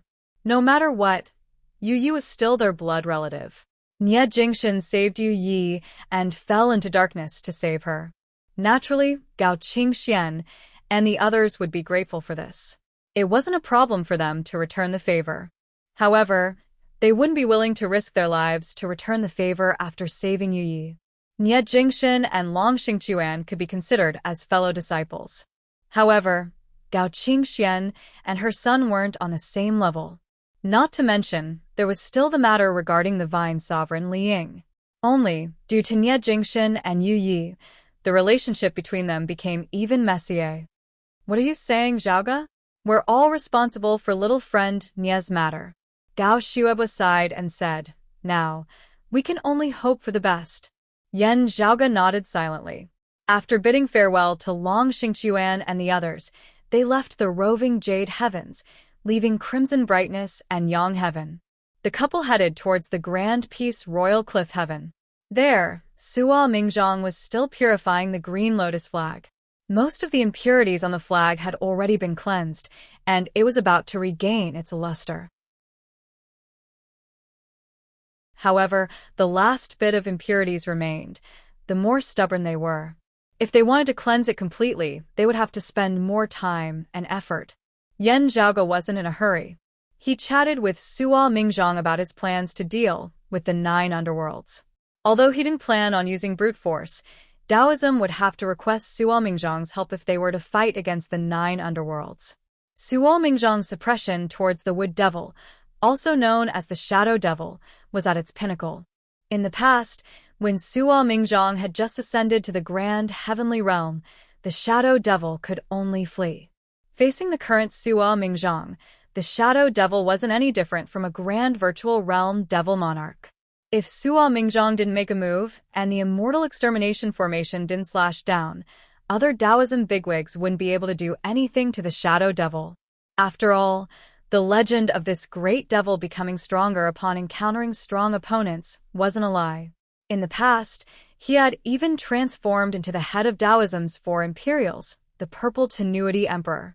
Moreover, he wasn't at a disadvantage when fighting against the Purple Tenuity Emperor.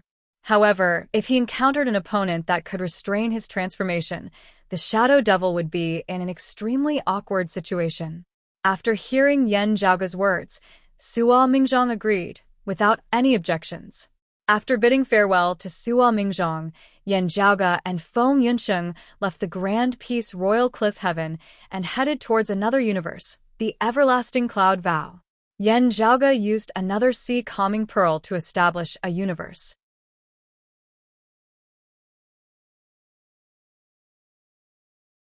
Chapter 1678. 100 years ago, during the battle for the Immortal Extermination Formation, 6 of the 24 sea calming pearls in the ancient Dipankara Buddha's hands were lost. They were obtained by a group of Taoism heavenly lords. With these 6 sea calming pearls as the foundation, everyone established the Taoism heavens together. Among them were Suo Mingzhang's Grand Peace Royal Cliff Heaven, the Incongruence Divine Mother's Crimson Brightness and Yang Heaven, the North Star Emperor's Grand Sovereign Huangxing Heaven, and the Cloudless River Heaven, opened by the fairy cloud sky. There were also Yan Zhaoge's Zhu Luo Royal Reed Heaven and Limitless Cloud Vow Heaven. The 6 heavens stood side by side and established the foundation of Taoism's revival.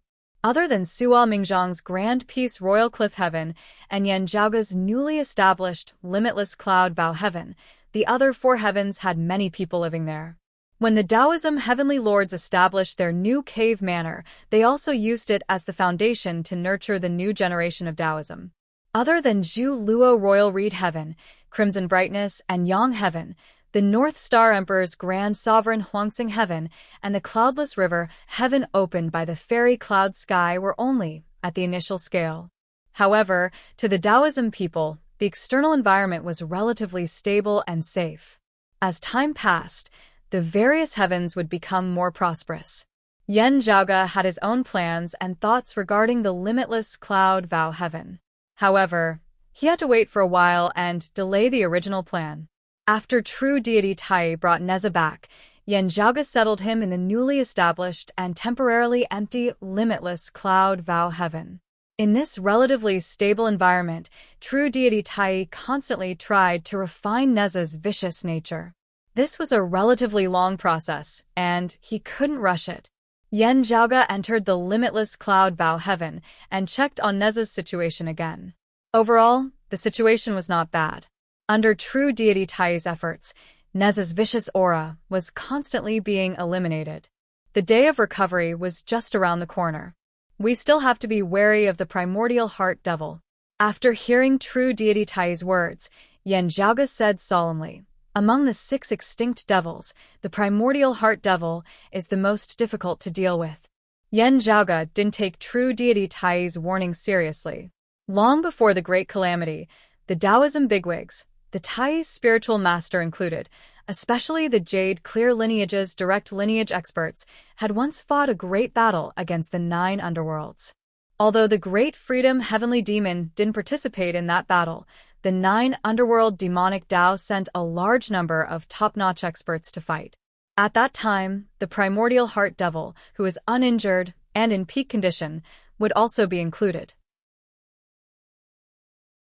The strength of the primordial heart devil wasn't mainly reflected in its frontal combat ability. Instead, it was because he was practically all-pervasive.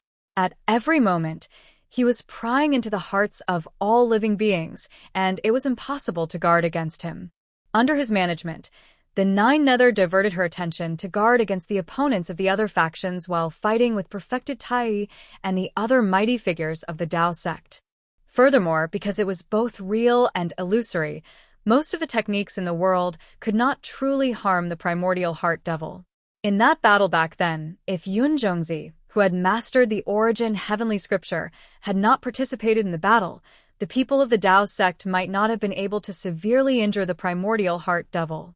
Even so, it cost Yun Zhongzi his life. However, the primordial heart devil was still alive today. Although he had appeared a few times, and his injuries didn't seem to have fully recovered, the primordial heart devil was the most cunning amongst the 9 underworld devils. He was the best at deceiving others. Yan Zhaoge and the others had to be careful. Who knew if that old devil had fully recovered? Several grand heavenly realm pinnacle experts were plotting against the 9 underworlds, while the 9 underworlds were also preparing for war. No one would neglect the existence of the primordial heart devil. The primordial heart devil doesn't matter. May the 3 altars of the ocean gathering divinity recover as soon as possible. Yan Zhaoge cupped his hands towards the true deity Tai. The true deity Tai looked at Neza, who was enveloped by the 9 dragons' divine fire, and revealed a gratified expression. In a few more days, he should have recovered.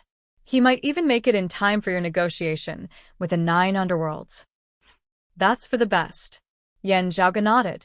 After temporarily leaving the true deity Tai and Neza in the everlasting cloud vow heaven, Yan Zhaoge and Feng Yunsheng returned to the vermilion royal reed heaven.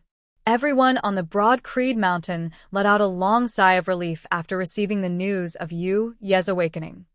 It's good that senior apprentice Sister Yu is fine. Ying Lung too, who had returned to the mountain earlier, smiled joyfully.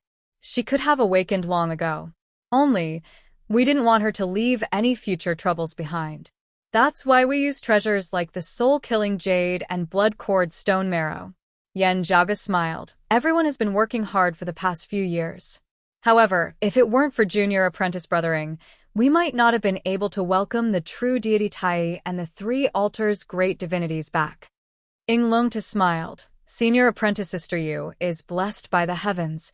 Congratulations on Senior Apprentice Sister Yu's awakening. A one-eyed youth sighed. Only, it's a pity that Senior Apprentice Brother Nye, this youth wore a black eye patch, which covered one of his eyes. His expression was firm. He was Yan Zhaoge's junior apprentice brother, Xia Guang, who was under Yan Di's tutelage. Like Ying Lung too, Xia Guang had already pushed open the immortal door, becoming the new Thunder Emperor. In the past 100 years, following Yuanzheng Feng, Fang Zhuan, Ying Lung Tu, Xigong Qing, and Xia Guang had pushed open the immortal door and ascended to the true immortal realm. Not long ago, the number 1 of the 4th generation of Broad Creed Mountain's descendants, Shi Jun, had successfully passed the immortal mortal tribulation and ascended to the immortal realm. Including Yan Zhaoge, Yan Di, Feng Yunsheng, and Su Fei, who had long since pushed open the immortal door, there were already a total of 10 people who had ascended to the immortal realm in just Broad Creed Mountain's lineage. They were hailed as the Broad Creed 10 Immortals by the outside world. This did not include the 3 leakless true immortals, Xue Chuqing, Huang Huding, and Yan Xiaowai, who were not part of Broad Creed Mountain's lineage, but were closely related to Broad Creed Mountain's lineage. Moreover, Broad Creed Mountain's own lineage had also accumulated talents over the years. A new generation of talents had also emerged, unceasingly accumulating their strength in preparation to challenge the immortal mortal tribulation. The desolate state of Taoism in the past had already become history. With Broad Creed Mountain at the lead, the new generation of Taoism entered a phase of rapid development, leading Taoism's resurgence. With Xia Guang's current cultivation, it was no longer difficult for him to heal his injured eye that year. However, due to some unknown considerations, he had still kept his injured eye until now. Although he had already stepped down from his position as the first seat of the disciplinary hall, and even his successor, Shi Jun, had already passed on his position to his new successor, Xiaoguang's current prestige in Broad Creed Mountain's lineage had always been outstanding. His juniors were all in awe of him. However, towards Yan Zhaoge, he was still as respectful as before. He was also much more casual in front of Yan Zhaoge and spoke in a straightforward manner, just like that reckless and impatient youth in the past. The situation regarding senior apprentice brother Nie's side is still hard to predict. We can only try our best for now. Yan Zhaoge said, after a while, I'll go to Jade Capital Crag again and meet senior apprentice Uncle Yu. Previously, when he returned, he had already met Yu Jinbei regarding his encounter with Nie Jingshan. Now that he planned to contact the 9 underworlds, he naturally had to inform Yu Jinbei about it.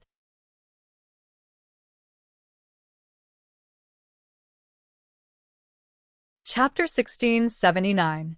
When Yan Zhaoge arrived at Jade Capital Crag this time, he first encountered an old acquaintance.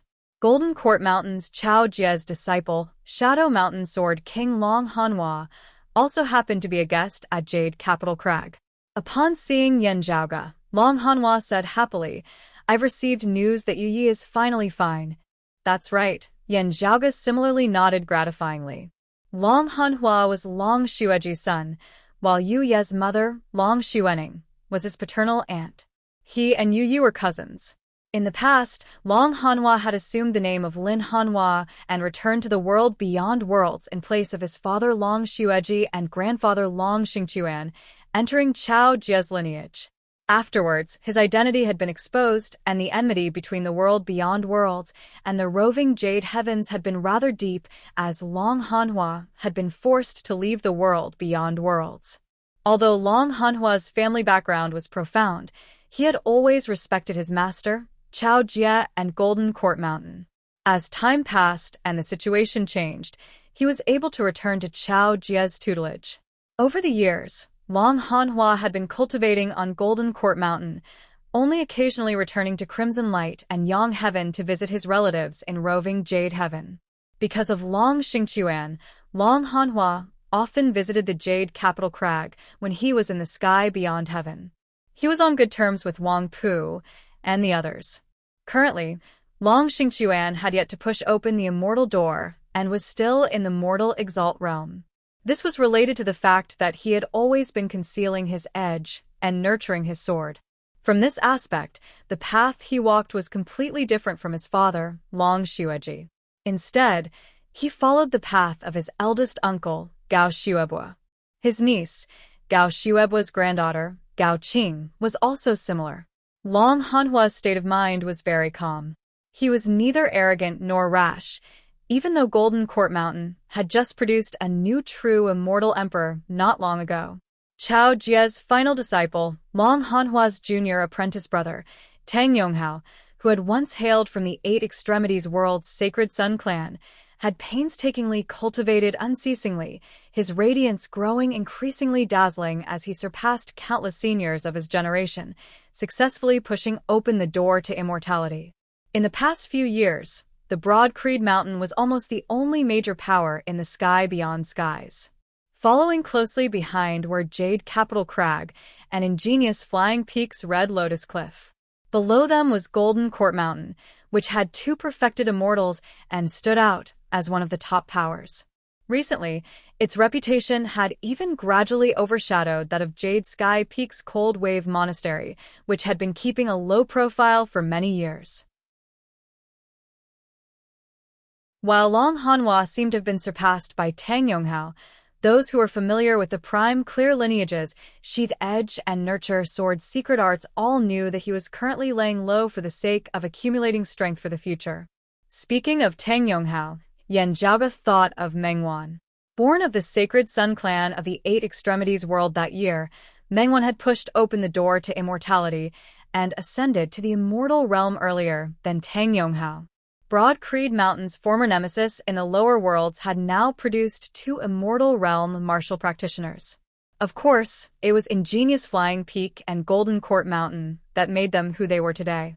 The Eight Extremities world's sacred Sun clan had long since become history, reopening its doors in the sky beyond skies. While its martial arts tradition was of the same lineage, it was more likely that it would be counted as another power. It was just that thinking of what had happened in the Eight Extremities world back then, Yan Zhaoge could not help but feel rather emotional. In the blink of an eye, over 200 years had passed. As time passed, the dust of history buried countless outstanding figures, but there were also many people who took advantage of the situation to rise up. The changes during this period were unpredictable, and now that they thought about it, it was naturally nostalgic. Did Senior Apprentice Brother Long meet Senior Apprentice Uncle Yu just now? Yan Zhaoge calmed his mind and asked Long Hanhua. Long Hanhua nodded. Senior Apprentice Uncle Yu is cultivating in seclusion. Zhaoge, just go and meet him. I still have some matters to attend to in the Golden Court Mountain, so I'll be heading back first. Yan Zhaoge bade farewell to him and greeted Wang Pu and the other Jade Capital Crag's disciples. He was extremely familiar with the Jade Capital Crag. Without needing Wang Pu and the others to bring him, he could go and meet Yu Jinbei by himself. After hearing Yan Zhaoge's intentions, Yu Jinbei nodded. Thank you, Zhaoge, for contacting him. If it's possible, I hope to meet Jingshan again. That depends on the outcome of contacting the 9 underworlds. Yan Zhaoge paused for a while and said, it's even harder to predict Senior Apprentice Brother Nie's side. I understand. Yu Jinbei closed his eyes. Yan Zhaoge didn't say anything else and left. After returning to the Broad Creed Mountain, Yan Zhaoge continued cultivating while arranging the information transmitted from the outside world. Previously, regarding 100 Blossom Shyness matter, the Astro Mountain Starry Seas demon race and the blessed lands of the White Lotus Buddhism heretics had some conflicts. Yan Zhaoge's understanding of the situation was limited. However, as time passed, the demon race and the blessed lands of the White Lotus came to a compromise.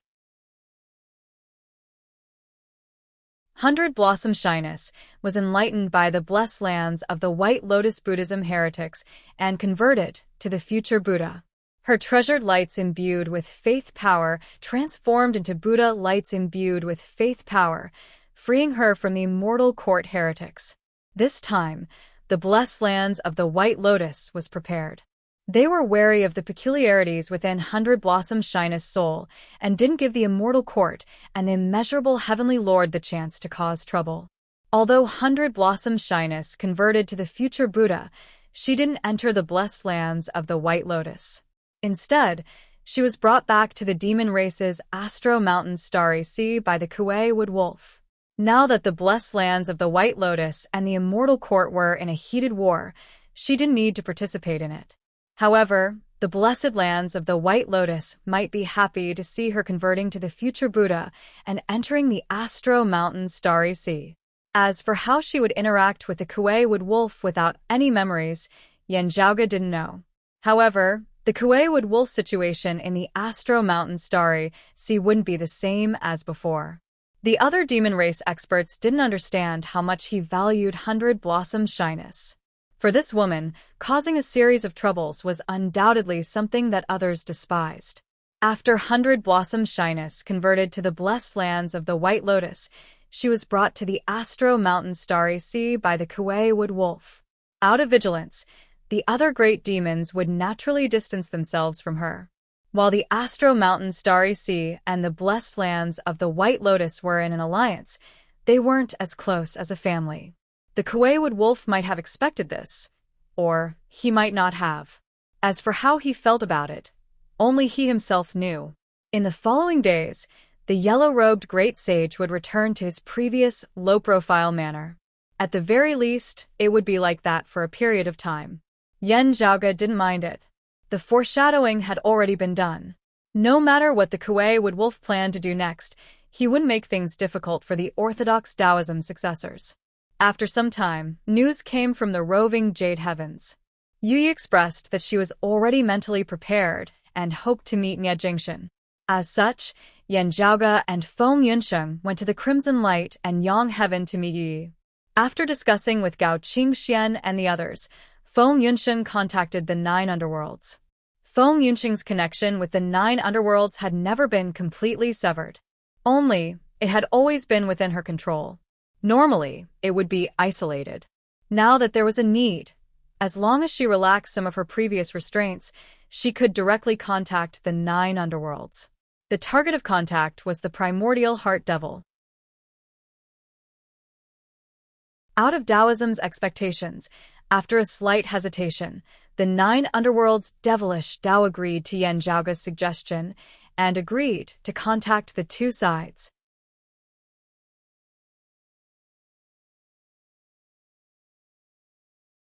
Chapter 1680. The price the Tao sect had to pay was that Feng Yunxing had to take some risks. She would give up a portion of the Doomsday Heavenly Demon's authority. This was not a bad thing for Feng Yunxing. Currently, she had formed her own grand heavenly realm Tao of chaos and destruction, stabilizing her foundation. She had become even more refined after ascending to the grand heavenly realm, and her connection with the Doomsday Heavenly Devil's authority was still very close. However, she was no longer dependent on it. As long as she did not completely sever it and leave no traces behind, she would not be fundamentally affected. Giving up a portion of the Doomsday Heavenly Demon's authority made her feel more at ease. What she really needed to be wary of was that in the process, she might face the further erosion of the demonic path by loosening the reins only to grasp them better. But on the other hand, Feng Yunxing could also take advantage of this process to gain an opportunity to pry deeper into the 9 underworlds. As for who had gained more and who was the one who had truly taken advantage of the situation, it would only be known after the two parties truly fought. Therefore, although it was a bargaining chip proposed by the Tao sect, they were not only paying the price, but the 9 underworlds also had to take the risk, and the gains and losses were unpredictable. Unless the Great Freedom Sky Demon personally made a move. However, due to the existence of the Immortal Slaying Formation, everyone had a tacit understanding that they were not willing to let others take advantage of them. As such, the possibility of that happening was extremely low. In this way, the 9 Nether could not guarantee that she would gain more than she would lose from her contact with the other sections. Yan Zhaoge and the others had also been mentally prepared for the 9 underworlds' rejection of things that did not provide them with sufficient benefits. However, to his surprise, the primordial heart devil agreed after a brief consideration. This caused the hearts of Yan Zhaoge and the others to shiver slightly.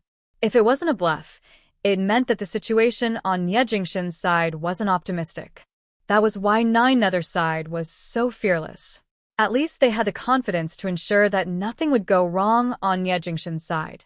At the same time, Feng Yunxing's contact with the demonic path meant that the demonic path had something to rely on.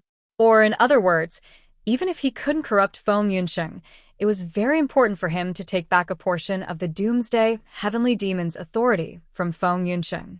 Thinking of this, Yan Zhaoge immediately pressed down with his palm, indicating that Feng Yunxing could slow down a little and not be anxious. If the other party had an urgent request, then they could demand an exorbitant price and have the opportunity to obtain even more. He first rode in the air, leaving traces of light and shadow, white cloud boundary flag. Feng Yunxing nodded. However, it was obvious that the primordial heart devil wouldn't agree to this condition. Although 9 Nether had a way to restrain treasures like the white cloud-bound flag and the green lotus flag, the white cloud-bound flag could come in handy against some opponents that they couldn't restrain. Yan Zhaoge didn't mind this at all. Opening his mouth wide like a lion, he had originally been unceasingly probing the other party's bottom line. He immediately changed his target. The water of the abyss of the 9 underworlds. This time, the primordial heart devil agreed, without hesitation.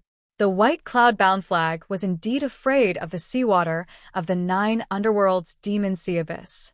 However, the orthodox Taoism had the incongruence Divine Mother who could dispel the white cloud-bound flag, so they did not lack the seawater. Now that they had it, they could use it to defend against other enemies. The Wuji apricot yellow flag was still missing. Although the descendants of the orthodox Taoism were doing their best to search for this treasure of the jade clear lineage, who knew if it had fallen into the hands of their enemies. At that time, Their own people would be blocked by the Wuji apricot yellow flag and be helpless. That would be too ironic. With this transaction concluded, Yan Zhaoge did not stop as he indicated for Feng Yunsheng to continue probing. However, the 9 underworlds weren't willing to continue cutting their flesh. Yan Zhaoge and the others looked at each other.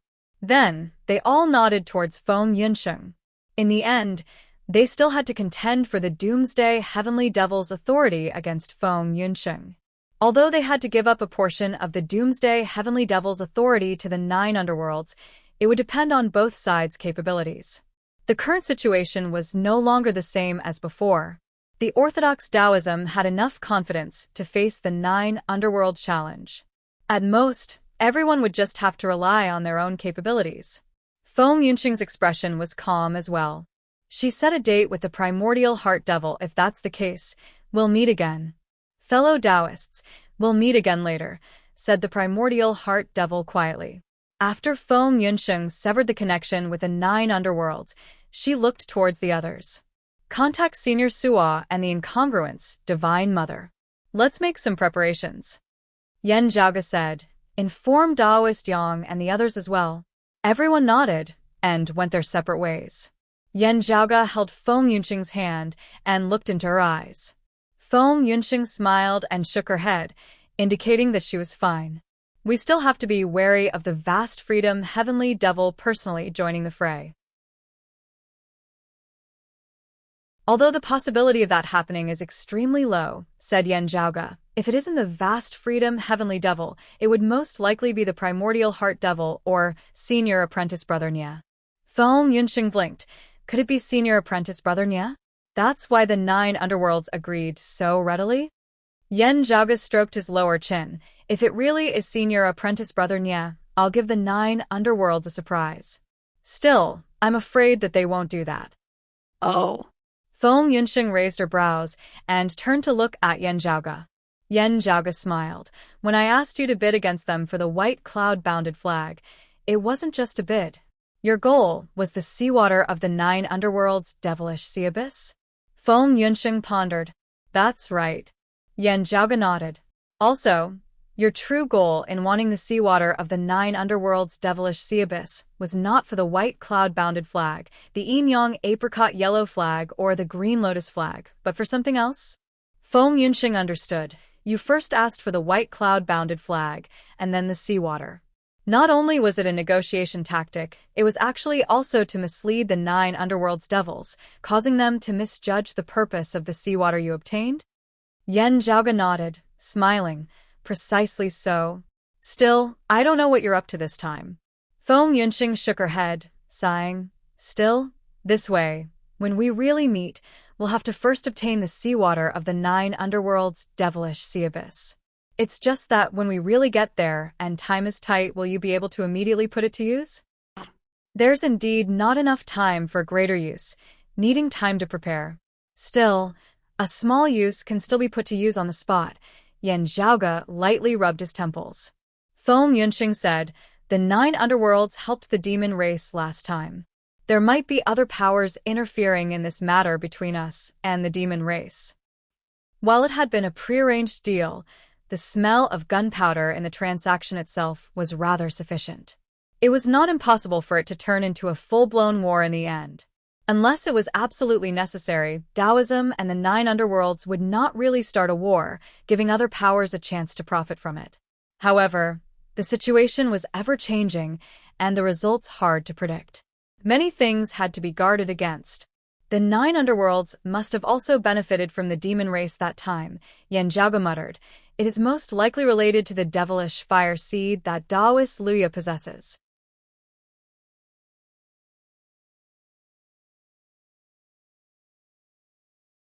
Chapter 1681. At the end of the day, all the forces were plotting against the 9 underworlds. Sometimes, he tolerated 9 Nether for the sake of the future, and he would even take the initiative to make things easier for 9 Nether. Knowing that, 9 Nether also had her own plans, and everyone was making their own preparations. It was for the same reason that Feng Yunsheng had given up a portion of the Doomsday Heavenly Demon's authority to the 9 underworlds.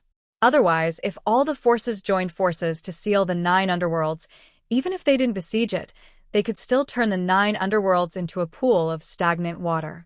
Previously, when they were fighting for the Buddha's Saraira, 9 Nether had suddenly helped the demon race. She must have obtained some benefits from the demon race. To be precise, this was also the demon race giving the 9 Nether some convenience. Of course, their ultimate goal was still for their own convenience.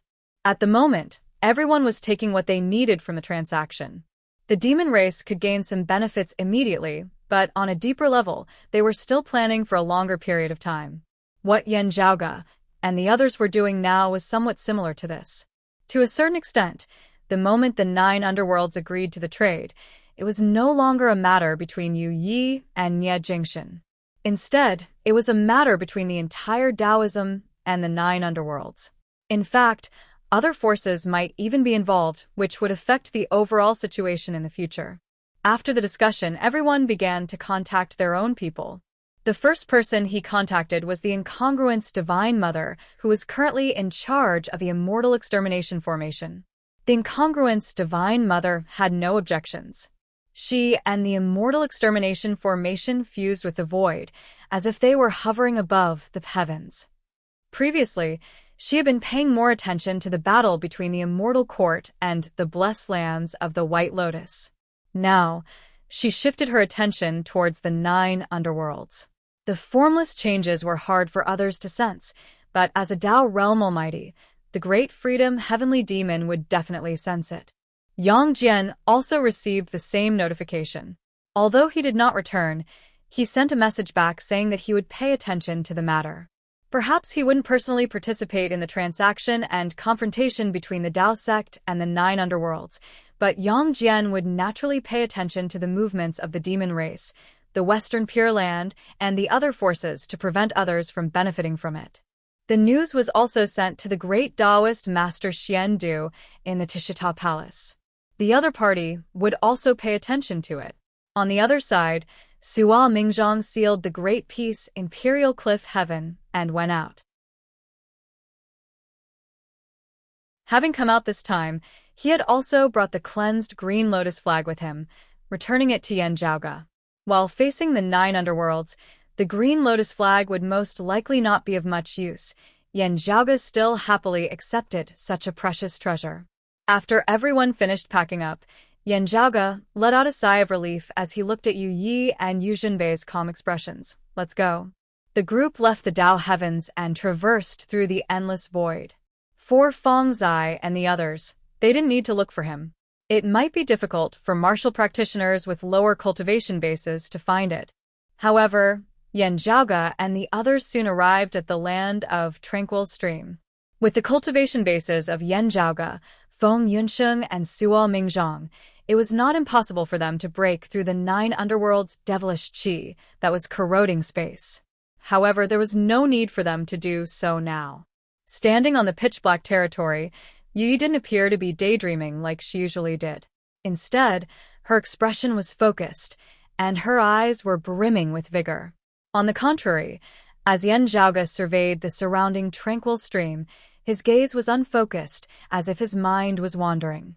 Feng Yunsheng concealed her aura. In the land of Tranquil Stream, she seemed to be like a fish in water, as if she had completely blended into the darkness, making it difficult for others to detect her. On the other hand, as Sua Mingzhong stood there, he seemed to be the center of the cosmos. Even if he was in the land of Tranquil Stream filled with devilish qi, it was still a shocking sight. You're taking a risk by coming here. Do you know that? Sua Mingzhong stood there calmly and suddenly asked Yu Yi. I know, Yu Yi answered. Zhaoge and the others warned me. She was the one and only cultivator of the chaos-extinguishing origin scripture. As long as she was still alive, even if others obtained the chaos-extinguishing origin scripture, they wouldn't be able to cultivate it. If not, she wouldn't have been hunted by Zhang Buxu in the past. The chaos-extinguishing origin scripture's existence was also an eyesore to the 9 underworlds and the doomsday heavenly devil. Even if Yu Yi perished, Yan Zhaoge, the incongruence divine mother, Gao Qingxian, and the others still possessed the chaos-extinguishing origin scripture. However, due to Zhang Buxu perishing in the 9 underworlds, the 9 underworlds' devilish Tao also possessed this scripture.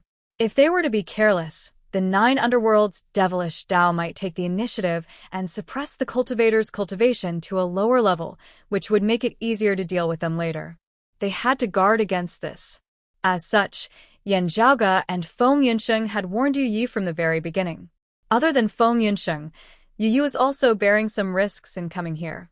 However, Yu Yi didn't stop because of this. Instead, she insisted on coming here. Far away, amidst the greasy and filthy dark tranquil stream, human silhouettes suddenly appeared. There weren't many of them, only 2. One was a tall youth with a cold expression, while the other was a benevolent old man with a leisurely expression. Their appearance caused Yan Zhaoge's gaze to focus, once again. He was very familiar with both of them, Nie Jingshin and the primordial heart devil. The two's aura was calm, without any devilish intent. One was like a sheathed sword, while the other was like an ordinary old man that could be found anywhere in the mundane world. Thank you for coming here. The primordial heart devil smiled warmly and cupped his hands towards Yan Zhaoge and the others. Yu Yi ignored the primordial heart devil and stared straight at Nie Jingshin. Nie Jingshin calmly looked over and stared at her. Yu Yi's lips moved, but no sound came out. Her gaze towards the man in front of her was filled with ripples. On the contrary, the calm-looking Nie Jingshin greeted first. Long time no see. It seems like your injuries are completely healed. Congratulations. Hearing his indifferent tone, Yu Yi's breathing became stifled, and she became even more speechless. Nie Jingshin calmly looked towards Yu Jinbei and nodded. Long time no see. How are you? After a brief silence, Yu Jinbei slowly said, I'm fine, but not you. I'm fine as well. Nie Jingshin's expression remained calm. After saying that, he shut his mouth. He had always been cold and quiet, but he was mostly directed towards his enemies and outsiders. In Yu Yi's and Yu Jinbei's eyes, they only felt that he was familiar, yet also unfamiliar. Chills filled their hearts. May I know about our previous agreement? Asked the primordial heart devil with a smile. Yan Zhaoge was also looking at Nie Jingshin. He retracted his gaze and turned towards the primordial heart devil. He said plainly, how about you express your sincerity first? Of course. The primordial heart devil nodded and pointed his finger forward. Streams of black water flowed across the skies of the land of tranquil stream, instantly transforming into a vast ocean. The ocean water wasn't as filthy as the tranquil stream. Although it was pitch black like ink, it looked clean and radiant, without any impurities.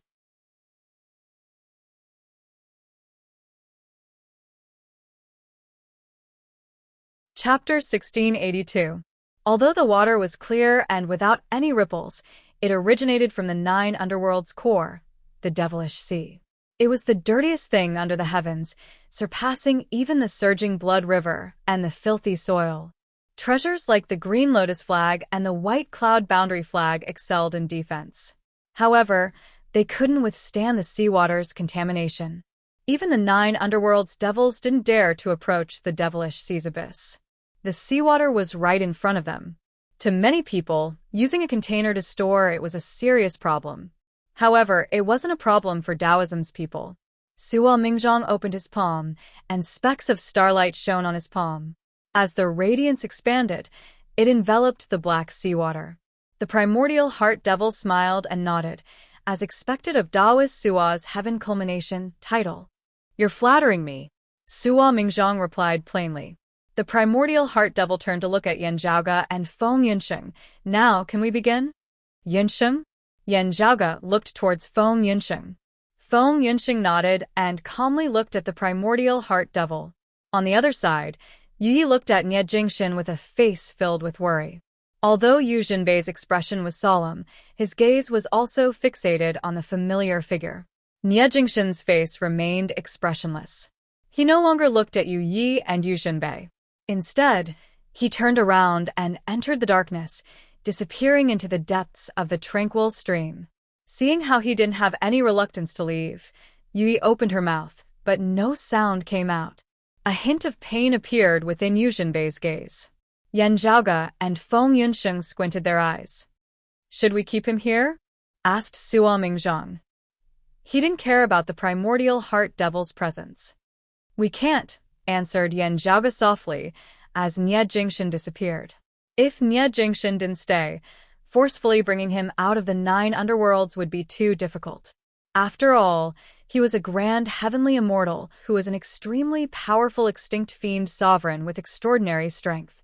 Moreover, the primordial heart devil and the other 9 underworlds' great devils were present. Even if the orthodox Taoism gathered all their experts, the vast freedom heavenly devil would still appear. At that time, even with the immortal extermination formation, both sides would suffer great losses, and the Western Pure Lands, the demon race, and the heretics would benefit from it. Most importantly, it was meaningless for both sides to suffer. Nie Jingshan would still not be able to return. Instead, Yan Zhaoge made a mental note of his current act of disappearing, as though he was deep in thought. "Let's talk when we get back." As Yan Zhaoge spoke, the North Ocean clone and Pan Pan simultaneously appeared by the side, bringing Yu Yi and Yu Jinbei away from this place. The primordial heart devil was still smiling, as if he didn't mind Suo Mingzhang's suggestion or Yan Zhaoge's actions. He only smiled and nodded towards Feng Yunsheng. "If that's the case, let's begin." As he spoke, colorful auspicious clouds appeared above the old man's head. A spot of black blossomed in the center of the auspicious clouds. It was evil and pure, like ink, and quickly spread out in the auspicious clouds. The auspicious clouds were instantly dyed black, but they were still emitting light. Gazing carefully, Yan Zhaoge and the others vaguely saw that a deep abyss was vaguely reflected within those black auspicious clouds. An oppressive and frenzied aura permeated the air. Even with Yan Zhaoge, Feng Yunsheng, and Suo Mingzhang's cultivation, they felt slightly agitated. As if the deepest abyss of the 9 underworlds' devilish sea had descended right in front of them. Within the depths of the devilish sea, 12 pillars vaguely appeared. They were scattered all over the place, and their arrangement wasn't orderly. Their heights and thicknesses were also different, as if there wasn't any pattern to them at all. However, different concepts were naturally contained within. They were profound and unfathomable, and went against the laws of the world. They formed their own style, and constantly clashed with each other. On top of the 12 pillars, some of them were empty, while some of them had silhouettes faintly discernible. On top of one of the empty pillars, a blood fog gradually arose. The blood fog was chaotic and blurry, making it hard to discern what was happening. However, the blood fog slowly floated and flew out of the black 9 underworld's devilish sea's abyss. It seeped out of the black auspicious clouds and materialized closer to Yan Zhaoge and the others. "Daoist phone, please," said the primordial heart devil politely. Feng Yunsheng's expression didn't change. A chaotic abyss manifested above her head. It looked somewhat similar to the 9 underworlds' devilish sea's abyss and the primordial chaos before the world was split apart. The dark, chaotic abyss expanded outwards, and its blurry boundary came in contact with the blood fog. A clear silhouette started forming. Feng Yunsheng's body trembled slightly.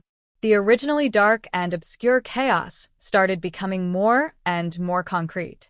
In the end, it was like boiling water, constantly rumbling and boiling. "Huh." Feng Yunsheng let out a long sigh. She shook her head towards Yan Zhaoge and Suo Mingzhang, indicating that she was fine. On the other side, the black auspicious clouds above the primordial heart devil's head reflected the 9 underworlds' devilish sea's pillar. There was nothing on top of the blood fog's origin pillar. However, from Yan Zhaoge's perspective, the pillar itself seemed to have undergone some changes. The pillar became even more obscure and dim. Within the pitch-black abyss, it became even more blurry, hollow, and hard to observe. As for the blood fog, it became denser and gloomier. It even gradually turned black. "You're asking for too much." Feng Yunsheng suddenly snorted coldly. As the chaotic abyss above her head surged, it gradually regained its calmness and became dark and unpredictable. However, the blood fog didn't seem to give up. It only sucked in the Luo Yuan formed by Feng Yunqing's martial concept. Daoist Feng, you're wrong. If we stop now, not only would we not gain anything, but we would also suffer a huge loss. The primordial heart devil was still smiling like a haggling vendor in a market. However, Yan Zhaoge and Suo Mingzhong were aware of how dangerous the transaction was. The slightest mistake could lead to a huge difference. Are you trying to force a trade? Yan Zhaoge raised his brows slightly. It could be seen that when Feng Yunsheng returned a portion of the Doomsday Heavenly Devil's authority to the 9 underworlds, she had also gained something else from the 9 underworlds. That was why the primordial heart devil said that if they stopped now, not only would the 9 underworlds not gain anything, but they would also suffer a loss. Yan Zhaoge would naturally be happy to see the 9 underworlds suffer a loss. He immediately extended his hand and placed it on Feng Yunqing's back. The blood fog existed between reality and illusion. It couldn't be severed externally. Feng Yunqing would still be the one to compete. At this moment, Yan Zhaoge and Feng Yunqing's minds seemed to be connected. Following Feng Yunqing's will, he seemed to have peeked into some of the 9 underworld's profundities. At this moment, the 12 pillars seemed to be right in front of Yan Zhaoge and Feng Yunqing's eyes, yet also seemed to be separated by the horizon.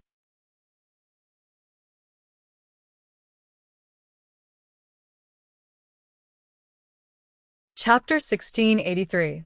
The 12 pillars gradually became clearer, and faces seemed to appear within the blood fog. There were male and female faces, old and young faces. Most of them were unfamiliar to Yan Zhaoge. However, to Yan Zhaoge, who had been researching the 9 underworlds' devilish Tao for many years, he was unfamiliar with them because he had never interacted with them. However, he had seen images of some of their faces before. These people were all from the beginning of the primordial epoch, when the world was first formed. After experiencing the long years until now, each of them was a heavenly fiend god's body. Eventually, Yan Zhaoge's acquaintances appeared. Yin Shiyang, Chu Lily's father, Chu Heng, Chu Lily, Chen Xuanzong, and Shi Jun's mother in Yuzhen. The last person that appeared in front of Yan Zhaoge and Feng Yunsheng was Nie Jingshan. However, unlike the others, Nie Jingshan's image gradually materialized and stood between the 12 pillars. Beside him, there was an even dimmer black shadow that stood shoulder to shoulder with him. As expected, the Wood Devil and the Devil of Aged Metal. Yan Zhaoge and Feng Yunsheng weren't surprised.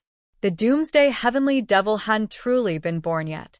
Naturally, other great devils had to arrange for him to fight against Feng Yunsheng. The vast Freedom Heavenly Devil, who was a Dao ancestor, was wary of the other Dao ancestors and the Immortal Extermination Formation. As such, the one hosting the ritual against Feng Yunsheng would definitely be one of the 6 extinct devils. The Shadow Devil situation was special, and he could only assist from the side. The main force was naturally Nie Jingshan. At this moment, Feng Yunsheng even felt like she was standing face to face with Nie Jingshan. The two were staring at each other.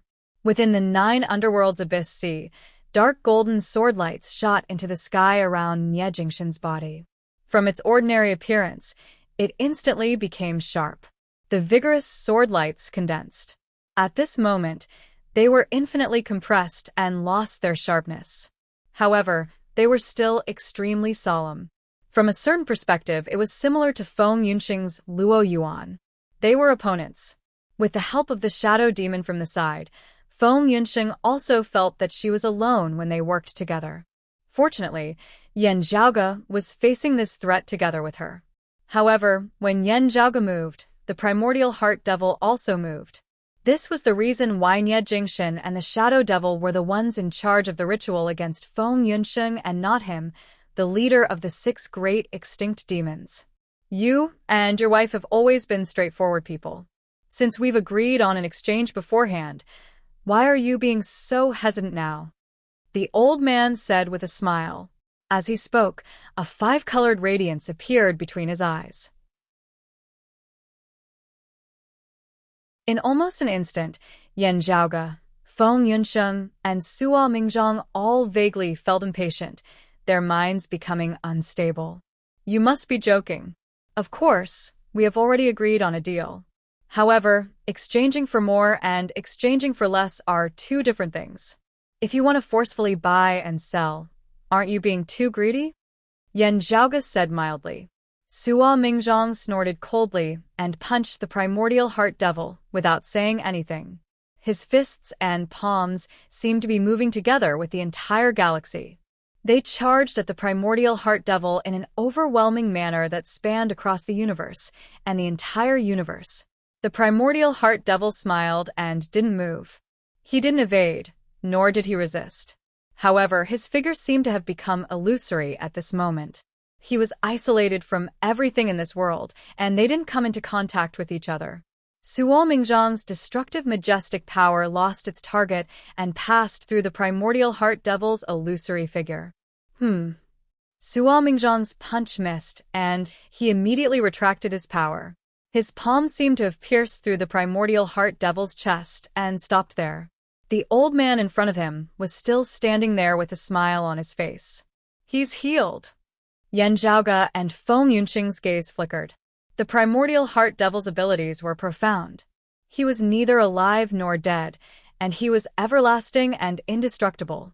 Most existences in this world, including other grand heavenly realm experts, couldn't injure him. This great devil had countless clones, and he seemed to be everywhere. He didn't exist in space.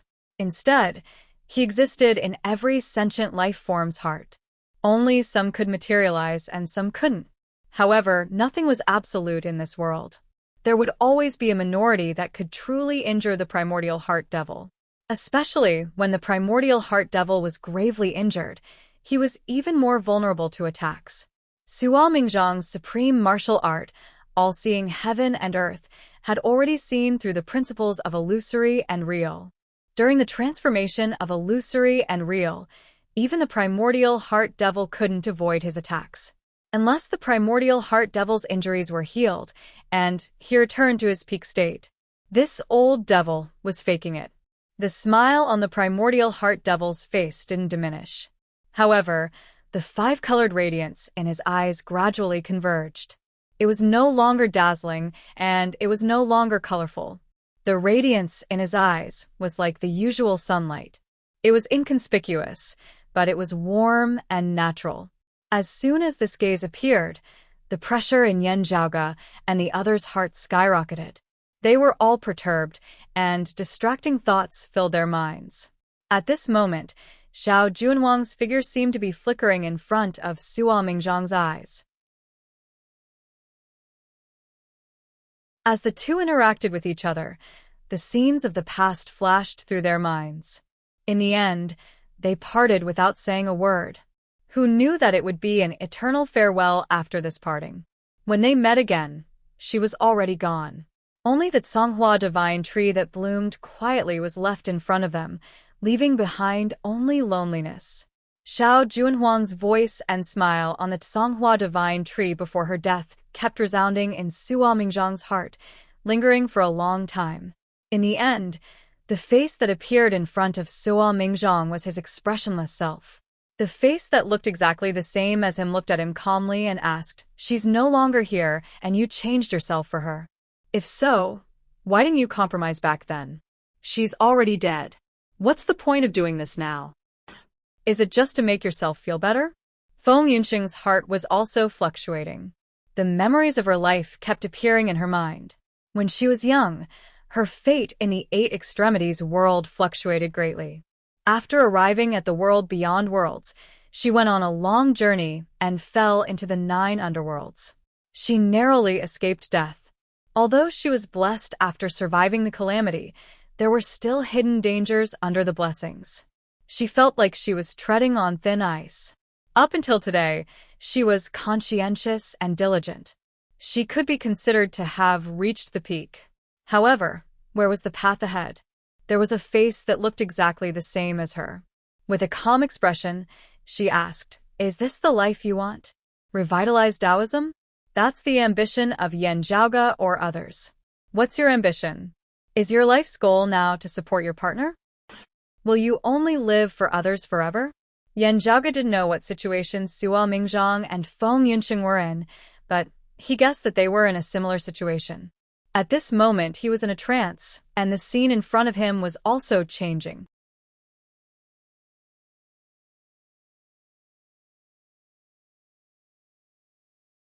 Chapter 1684. Heavy traffic, high-rise buildings. In front of him was a world of concrete, and in his ears was the sound of cars honking. Yanjiaga looked at this scene quietly and narrowed his eyes. It wasn't the scene of the great calamity that he had been dreaming about. Instead, it was something buried deep in his memory, as if he had forgotten about it. It was too long ago. Previously, he would only think about the great sage equaling heavens, Erlang God Yongjian, Third Prince Neza, Guanyin Bodhisattva, and other familiar names. However, he would only think about some myths, legends, documents, movies, and so on. He would only think about those things that were related to his current life. Most of the information that was not related to the current life would float to the surface of his heart and then sink to the bottom of the sea in the next moment. It had been too long.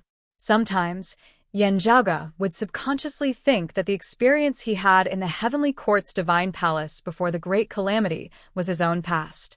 However, many things, although they had been settled for a while, they were still there and had never been forgotten. Yanjiaga blinked his eyes and looked at the face in front of him that was exactly the same as his. Have you ever suspected that everything in front of you isn't real? The other person said calmly, this world is similar to the legends in your memory, but also different. Have you ever thought about why? Could it be that this is just your own dream? Here, you have mixed your memories and diverged your thoughts, causing the legends in your memory to change? Or everything in the past was just a dream?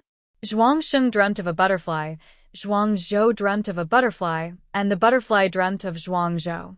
Who is real and who is fake? Before the voice finished, the scene in front of him suddenly began to shake.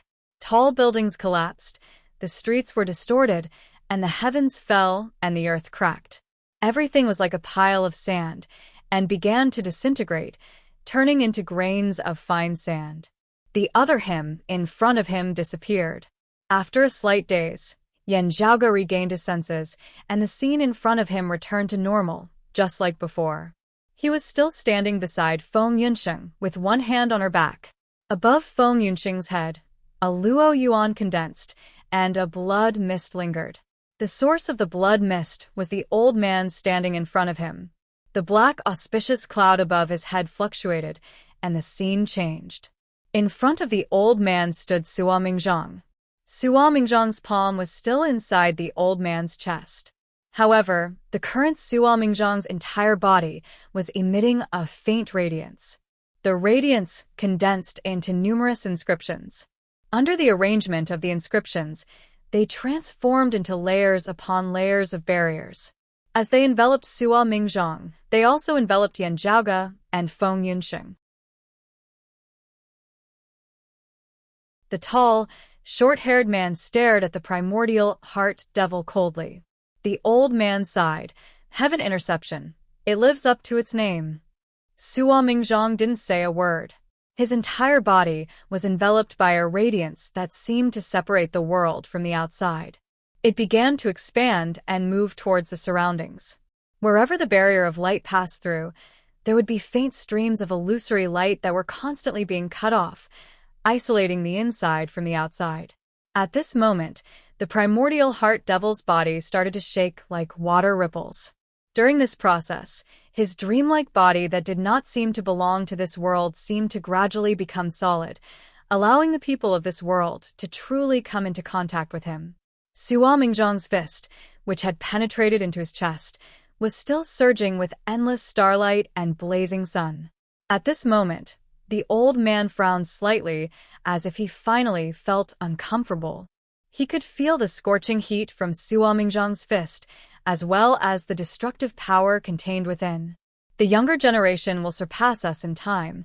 The primordial heart devil sighed softly. His body gradually became transparent, as if it was about to disintegrate into a stream of light. However, Sua Mingzhang clenched his fist tightly, as if it had turned into a bottomless black hole. Even light couldn't escape from it, and the primordial heart devil's current body didn't dissipate. The primordial heart devil's gaze flickered. His body seemed to have a watery glow, which seeped into Suo Mingzhang's arm. Suo Mingzhang let out a groan. The heaven interception scripture's profundities circulated, blocking the primordial heart devil's counterattack. The battle between the two wasn't like the battle between ordinary martial art practitioners. However, the intensity of the battle wasn't any weaker. In fact, it was even stronger. The primordial heart devil continued to attack Suo Mingzhang's heart. As long as it broke through, the inside and outside would fuse together. Not only would it know what Suo Mingzhang was thinking, it would also push Suo Mingzhang into the abyss of the heart devil, making it hard for him to extricate himself. While Suo Mingzhang was resisting the heart devil's attack, he was also restraining the primordial heart devil's marvelous ability. He forcefully dragged the primordial heart devil out from the illusion into the real world, and then heavily injured it. In the battle for the immortal extermination array, Suo Mingzhang forcefully resisted the Dipankara ancient Buddha with the 24 Heavens Sea calming pearl and became famous again. However, because of his personal experience, the primordial heart devil had an opportunity to take advantage of. In fact, among the experts of the same level, the primordial heart devil was indeed a more difficult opponent for Suo Mingzhang to deal with. A zenith heaven immortal state of mind was naturally stable and few could shake it. However, if someone had to be able to do it, it would be the primordial heart devil, the source of the world's inner demons. Especially the primordial heart devil, who had recovered from his injuries and returned to his peak state. Under the attack of the primordial heart devil at his peak state, even a zenith heaven realm expert could be broken in an extremely short time if there was a flaw in his state of mind. The primordial heart devil had always been known as the leader of the extinct demons, the #1 demon below the Tao realm. It wasn't just because he was immortal. However, the primordial heart devil was facing Suo Mingzhang, whose heaven interception Tao was boundless, and it was difficult for the primordial heart devil to win. However, the primordial heart devil wasn't in a hurry. Although Suo Mingzhang's heaven interception divine light was currently protecting Yan Zhaoge and Feng Yunsheng, that moment of absent-mindedness was already sufficient for Nie Jingxin and the shadow devil to gain the upper hand. As the blood fog swept over, Feng Yunsheng let out a groan. The chaotic abyss above her head trembled again, and its miraculousness dissipated like boiling water.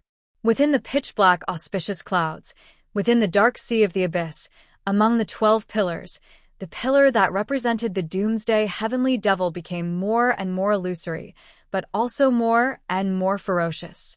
Feng Yunsheng was disturbed by the primordial heart devil and lost the initiative, causing the situation to worsen.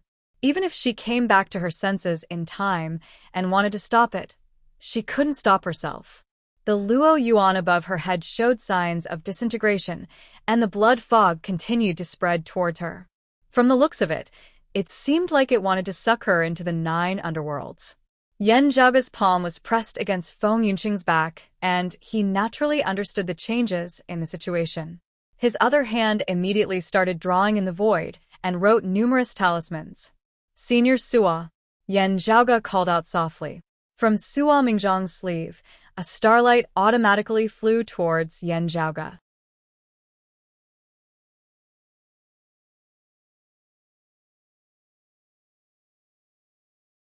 Chapter 1685. The cluster of starlight that flew out from Suo Mingzhang's sleeve was currently enveloping the 9 underworld's devilish seas abyss seawater. Yan Zhaoge had mentioned his plan to Suo Mingzhang before, so Suo Mingzhang was already prepared for it. Now, there was no need for Suo Mingzhang to be distracted. When he kept the seawater, he had already made the necessary arrangements. Under Yan Zhaoge's command, the starlight enveloping the seawater flew out. The starlight landed in front of Yan Zhaoge.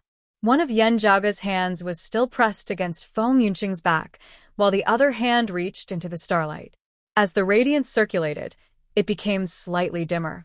Then, the pitch-black seawater flew out from within. The handwriting that Yan Zhaoge left behind by writing in the void now resembled a ravine. The seawater poured into it, filling up the empty space, forming a network of interconnected water veins. At this moment, All of these talismans had become completely pitch black like black jade, and they flickered with a clear and glossy sheen. Upon seeing this, the primordial heart devil frowned even more. He recalled the spherical heavenly devil-slaying ritual, which had never appeared before. It was a unique ritual created by Yan Zhaoge himself. In the past, the spherical heavenly devil-slaying ritual mainly targeted his heart devil. However, the primordial heart devil's injuries had yet to fully recover, so he didn't dare to make any big moves. Now that he had returned to his peak, the spherical heavenly devil-slaying ritual's effects became limited. As such, even if he knew that Yan Zhaoge possessed such a unique ritual, the primordial heart devil didn't care about it. However, this matter was still lingering in his mind. Through the spherical heavenly devil-slaying ritual, he could easily imagine if Yan Zhaoge had any other new things. 200 years had passed since then. While the primordial heart devil's injuries had healed, the ever-changing Yan Zhaoge might have even more changes. After noticing Yan Zhaoge's actions, the primordial heart devil secretly felt the talismans fused with the devilish abyss's seawater. He instantly noticed some profundities within. He wanted to stop Yan Zhaoge, but he couldn't afford to be distracted. So while Mingzhong was closing in on him, under the effect of the heaven-severing scripture, he wanted to forcefully drag the primordial heart devil from the illusory realm into reality. The terrifying surging power was like a raging sea tide, crashing towards the primordial heart devil one after another. The primordial heart devil could only watch as the pure black talismans flew into the encompassing yuan above Feng Yunqing's head under Yan Zhaoge's control. The bloody mist was still wreaking havoc, seeming illusory yet real. It was difficult to sever or erase. However, the dark cloud above the primordial heart devils had suddenly trembled and began to roll. The dark cloud surged, becoming denser and denser, expanding more and more. However, they were also gradually losing control of themselves. Even Nie Jingshan, the shadow devil, and the others in the 9 underworlds felt the ritual becoming unstable and out of control. This sudden change, in turn, affected the blood mist that extended from the black cloud. It was as if the foundation of the pavilion had been shaken and it had become suspended in the air. Naturally, it would become unstable. Although the surface of the tranquil 9 underworld's demon sea was still as a statue without any ripples, there seemed to be undercurrents gradually surging within it. In the deep sea, between the 12 pillars, Nie Jingshan frowned as he watched everything that was happening in front of him. Suddenly, it was as if he had become the center of an undercurrent. Waves of energy pressed down on him. Then something happened that surprised him. Feng Yunqing's Luo Yuan seemed to directly pass through the blood mist and black clouds, the boundary between the real and the illusory, the layers of the void, and directly came into contact with the sword light that had condensed into a single point. When the two sides collided, the jet-black talismans also passed through and revolved around Nie Jingshan, causing him to be in a trance for a moment. The shadow devil beside him immediately felt something was wrong and exerted his strength to shake. Nie Jingshan let out a muffled groan as he stumbled backward to avoid the black talisman. The pillar that symbolized the doomsday heavenly devil's appearance started becoming clear again. It was no longer as profound as before, and its malevolent nature had also decreased. There were other great devils in the 9 underworlds helping them. At the same time, other devils came out from the 9 underworlds and intended to descend upon the land of the tranquil stream. Almost at the same time, in the boundless void outside of the land of the tranquil stream, many powerful auras also manifested. They were naturally the Taoism's people who were already prepared. The war between the two sides was about to erupt, and it could erupt at any time. In the land of the tranquil stream, the primordial heart devil also frowned. He shook his head and sighed. "What a great move you've made. It seems like we have to stop here today." His eyes flickered slightly, and the black, auspicious clouds above his head started dissipating. The blood mist also became rootless duckweed and was about to disperse. However, while the devils retreated, Yan Zhaoge and Feng Yunqing didn't. The encompassing yuan above Feng Yunqing's head started expanding and shrouded the primordial heart devil's head. Moreover, it gathered the blood mist and black clouds so that they wouldn't dissipate immediately. Among the 12 pillars of the Abyss Sea, the pillar that symbolized the doomsday heavenly devil even started shaking slightly. Suo Mingjong also grabbed the primordial heart devil tightly and didn't give him any chance to retreat. Rays of radiance shone in all directions. Suo Mingjong continued exerting his strength, and the remaining might shook the land of the tranquil stream to the point that it started disintegrating.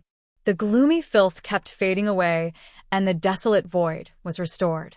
Taoism kept pushing forward, forcing the 9 underworld's devils to retreat step by step. The void started opening, and one after another horrifying great devils appeared. They were about to take action. On the other side, the Taoism bigwigs started manifesting their silhouettes in the void and were about to descend. At this moment, within Feng Yunqing's vision of the 9 underworld's Abyss Sea, a pitch-black ancient mirror suddenly appeared above one of the 12 pillars. As soon as the mirror appeared, the Abyss Sea instantly stabilized, and the powerful pressure was directed towards Feng Yunqing's encompassing yuan. Devil Ancestor, Vast Freedom Heavenly Devil. Yan Zhaoge also saw the pitch-black mirror. At the same time, faint golden radiances could be vaguely seen above the boundless void. Dense yellow smoke permeated the air, as if they had arrived above the 9 underworlds. The extremely ferocious evil qi was hidden within.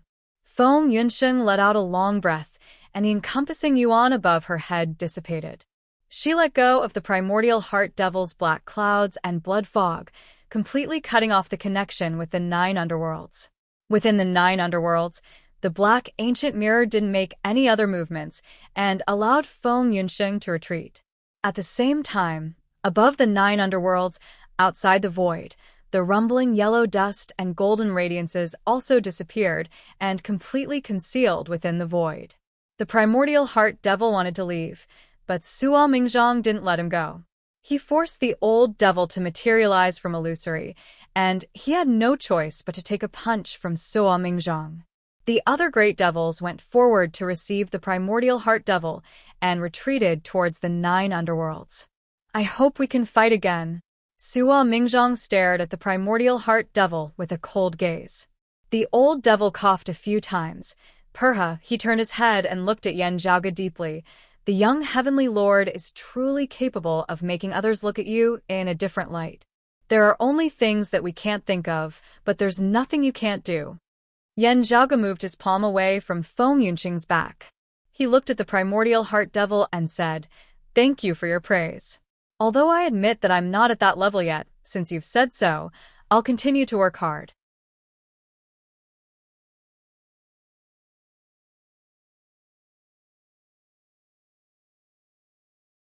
Chapter 1686. Hearing Yan Zhaoge's sarcastic words, the primordial heart devil wasn't angered. He only stared at Yan Zhaoge once again. Due to the chaotic heavenly devil-slaying ritual, he was prepared for Yan Zhaoge's sudden attack. He had been thinking about it for a long time and constantly perfected his own technique to prevent Yan Zhaoge from exploiting any loopholes. However, he didn't expect Yan Zhaoge to use the seawater that he had just obtained. Now that he thought about it, Yan Zhaoge's request for the 9 underworld's devilish seawater wasn't to deal with the Wuji apricot yellow flag and other treasures. Instead, it was to deal with today. The primordial heart devil didn't know whether to laugh or cry. When they first met, he had personally given the 9 underworld's devilish seawater to Yan Zhaoge and the others.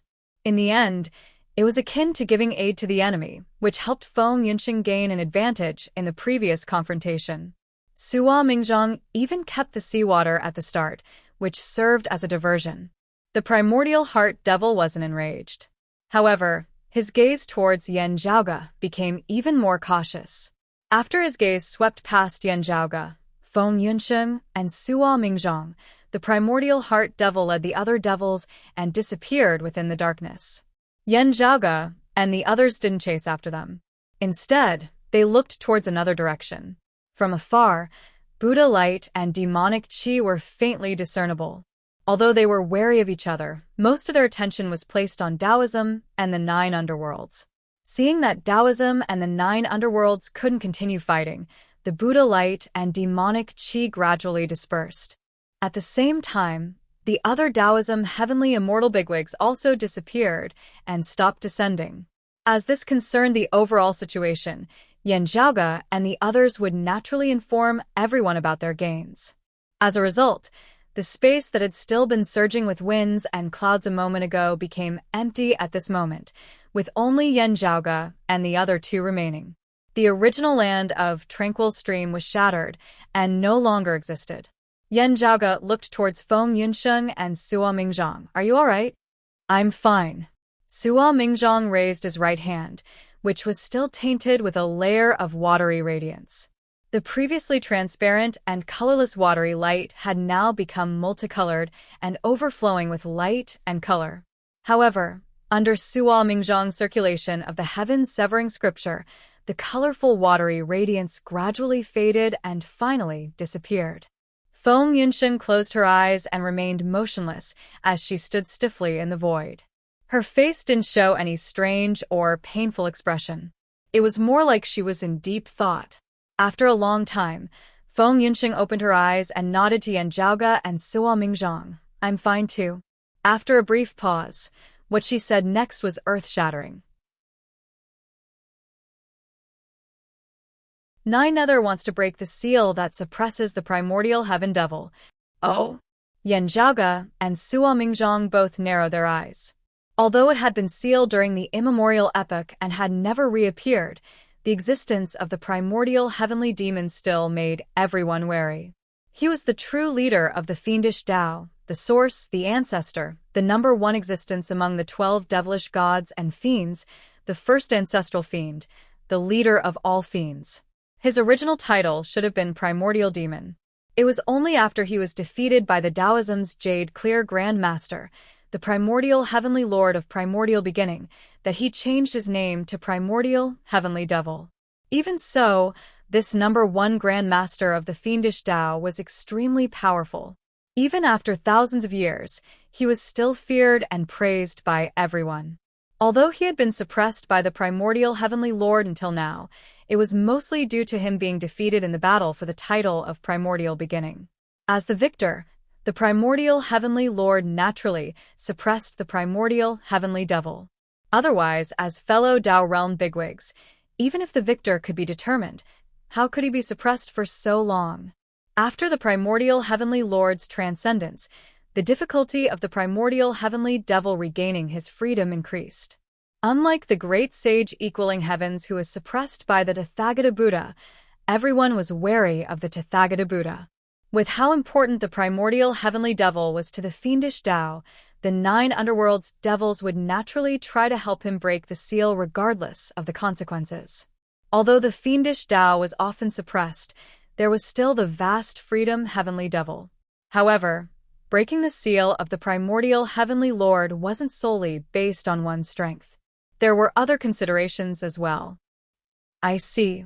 Yan Zhaoge let out a sigh. The reason why senior apprentice brother Nya entered the fiendish Tao wasn't because of the devil of aged metal, but the primordial heavenly devil.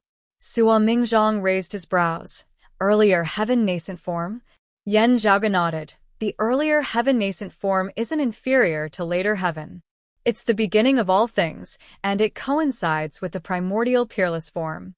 As such, Nya Jingshan's path of comprehending the secrets of peerless infinity wouldn't be as rough as Yin Tianxia's. If Yin Tianxia or the others didn't have the jade-clear primordial heavenly scriptures, peerless heavenly scripture as their foundation, their path would become more and more difficult. The tranquil, profound immortal might very well be their end. Cultivating the grand clear Tai Fist or the prime clear chaos extinguishing origin scripture was another matter altogether.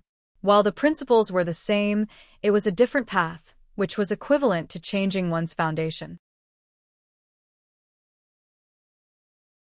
Even if Nya Jingshan didn't have the peerless heavenly scripture, it wouldn't be as difficult for him to comprehend the jade illusory peerless infinity sword like others.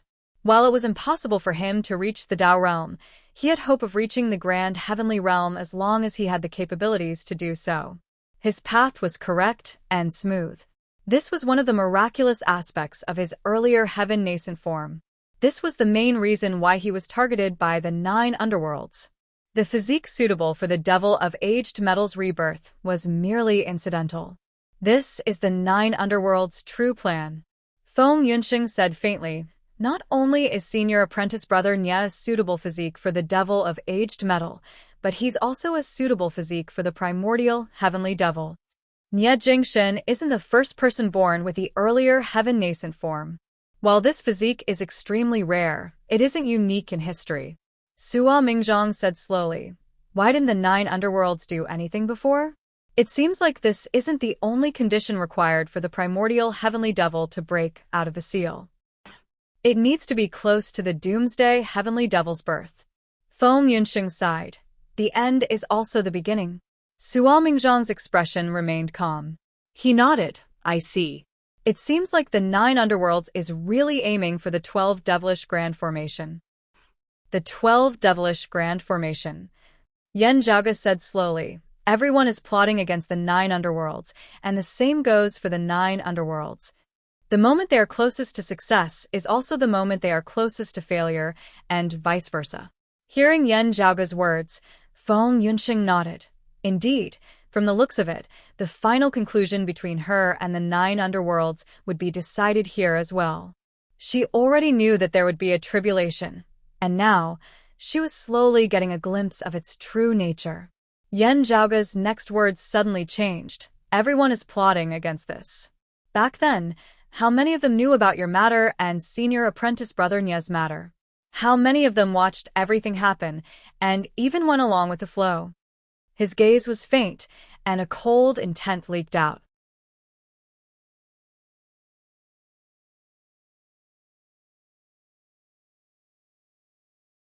Chapter 1687. Yen Zhaoge's gaze was currently filled with coldness. Just like how the Xuandu Great Taoist helped the 9 underworlds obtain the Grand Heavenly Devil's authority from the Elder Lord, the Western Pure Lands also returned the 9 underworlds' faceless Heavenly Devil's authority. To a certain extent, those plotting against the 9 underworlds were condoning the 9 underworlds. Making things convenient for others was convenient for oneself. In the end, of course, it was still for one's own gains. Previously, the Tishita Palace exchanged for the immortal exterminating sword, and the Western Pure Lands used it to exchange for the vast freedom Heavenly Devil's assistance during the immortal extermination formation. While these were part of the deal, in the end, it was still related to the upcoming battle. It was related to the 9 underworlds' fate, as well as the few grand Heavenly Realm pinnacle experts' opportunities to ascend into the Tao realm. The 9 underworlds wanted the primordial Heavenly Devil to break free from the seal, the Doomsday Heavenly Devil to be born in advance, and the 12 devilish heavenly formation to appear within the world, dominating the entire world. However, when they were the closest to success, it was also the opportunity that others were waiting for.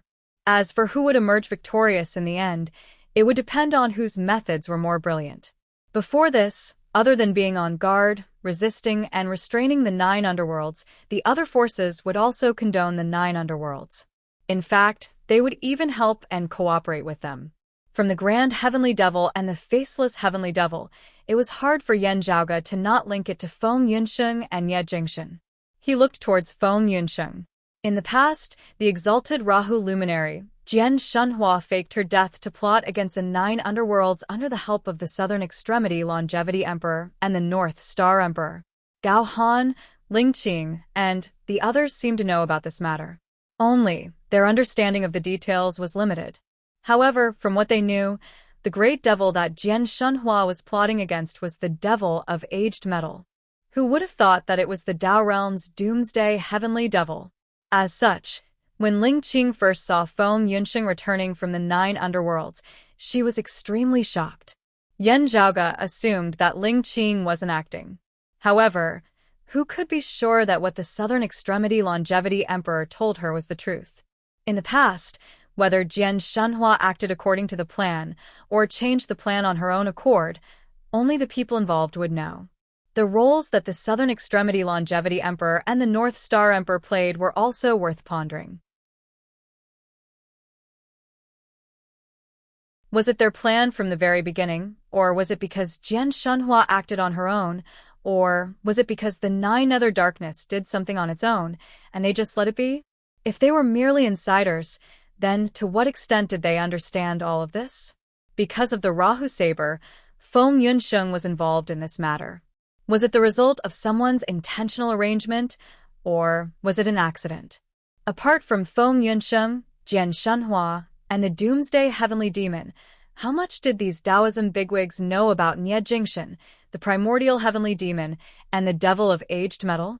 Especially the great Taoist master Xiandu. After all, he was on the same level as the Dipankara ancient Buddha, Tao Lord Luya, and the others.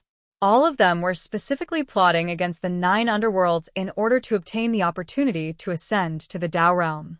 He was currently one of the people closest to the Tao realm.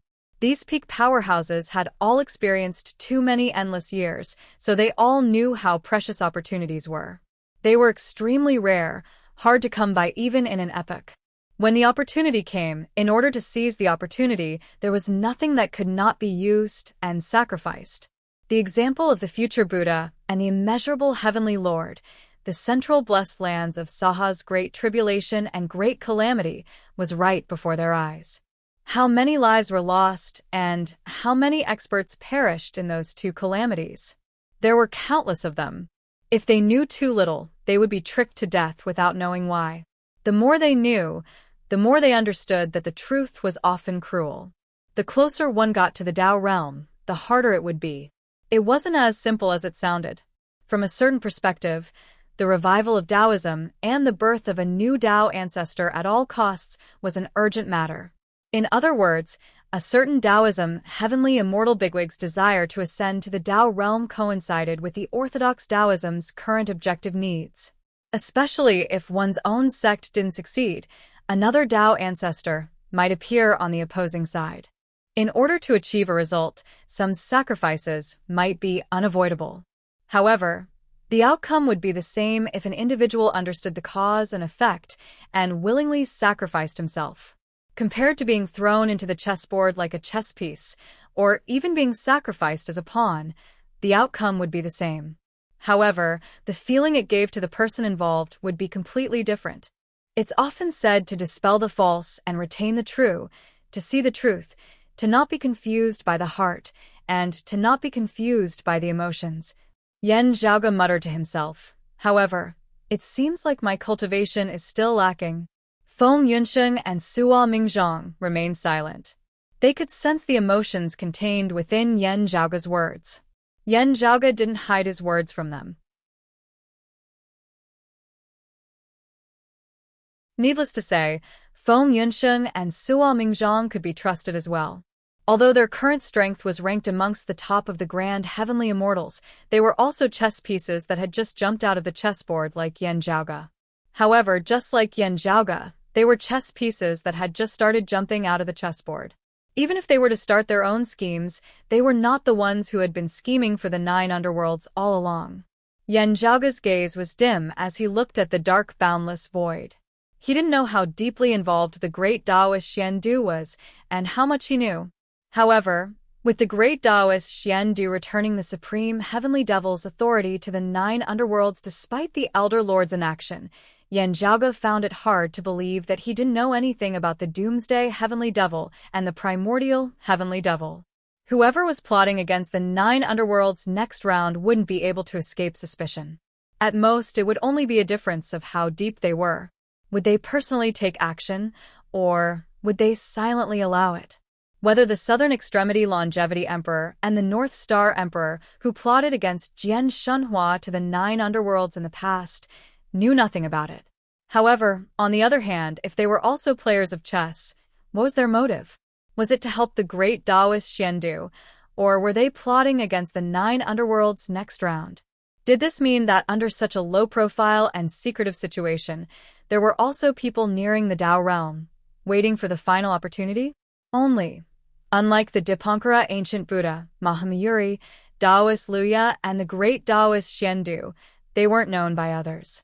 In order to prevent others from obstructing their path, everyone kept their own path of cultivation a secret. Only, none of them were easy to deal with. especially the Tao ancestors. Although most of them wanted to hide it, they were still exposed. However, nothing was absolute in this world. There might be someone who slipped through the net. From the outside, it seemed like there was no way to enter the Tao realm. In fact, only he knew about it. He had even secretly made preparations, and was only left with one last step. Yan Zhaoge sighed, and turned his head to look at Feng Yunsheng and Sua Mingzhang. A bitter smile appeared on his face. I feel like cursing. I can't help but suspect if the 9 underworlds purposely leaked this information to us in order to sow discord among us and cause chaos among us. The information was real. It wasn't fake. However, it was precisely because it was real that it had such lethality.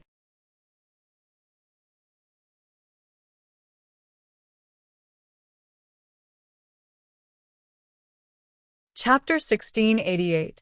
After hearing Yan Zhaoge's words, Sua Mingzhang said quietly, "Only time will tell us the answer. If someone personally arranged it, then there might be evidence. However, it would be hard to prove if someone knew about it or how much they knew. Only when the outcome was revealed would they be able to see some clues. Perhaps it won't take too long." Yan Zhaoge pondered and looked towards the distant starry sky. After a while, he retracted his gaze and let out a long sigh. Fortunately, we did gain something else this time. He raised his hand and wrote something in the air.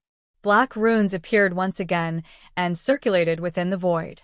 As radiance flickered, the black 9 underworld seas water was extracted once again. Feng Yunsheng opened her palm and kept the seawater. Then, she looked towards those runes together with Sua Mingzhang. Yan Zhaoge's gaze flickered. The runes transformed and rearranged themselves in midair, transforming into a profound scripture. When they gathered together, they resembled a huge rune formation. Within the rune formation, many profound concepts were revealed. Yan Zhaoge stared at the rune formation and felt the changes within. He said softly, "It's a little rushed. Although we stopped the primordial heart devil from interfering, we can't do anything about the 9 underworld's great devils." Feng Yunsheng said. The wood devil reacted very quickly. "We don't have much time." "Yeah, that's right."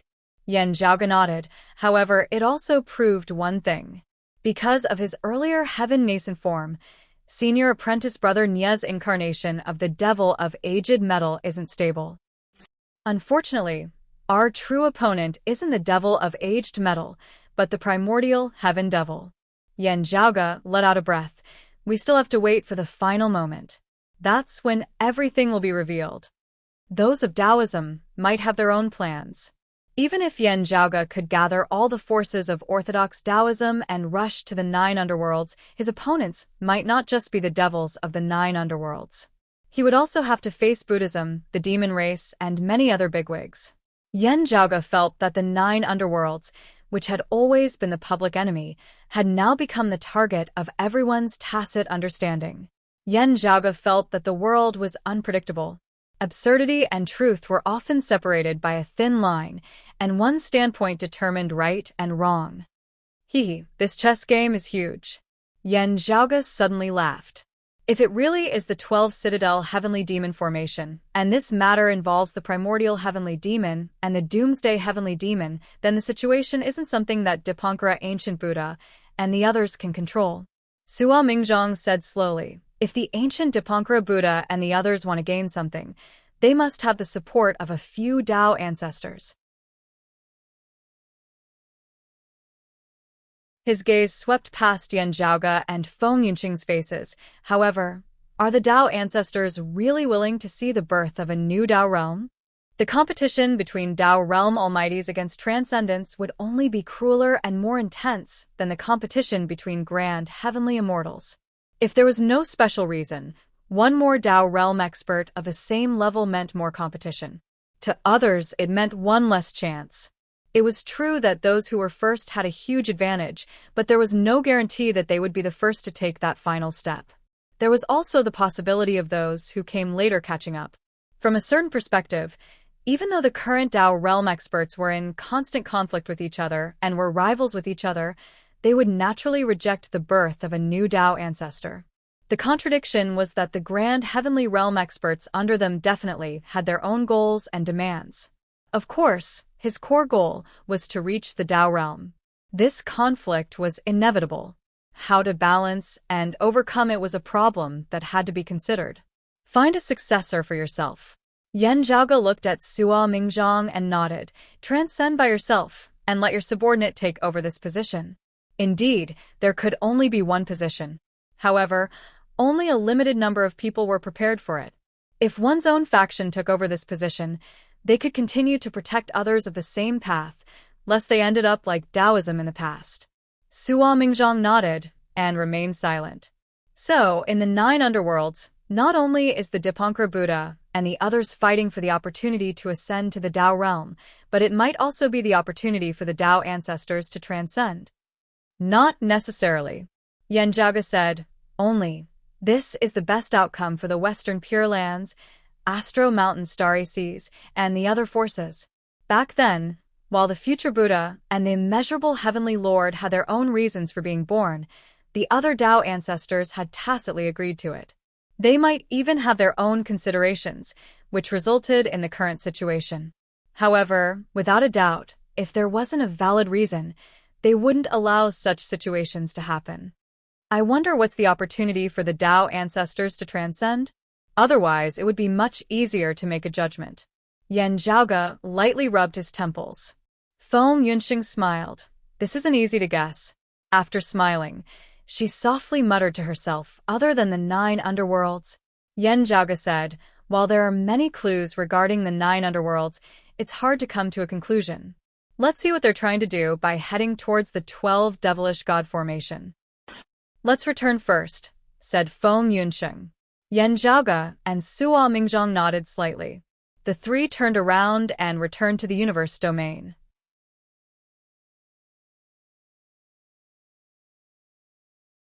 There, Yu Yi and Yu Jinbei were anxiously waiting alongside Pan Pan and the North Ocean clone. While the two's expressions seemed calm, their gazes were fixated on Yan Zhaoge's group the moment they appeared. Senior apprentice Brother Nye's situation is rather complicated, said Yan Zhaoge.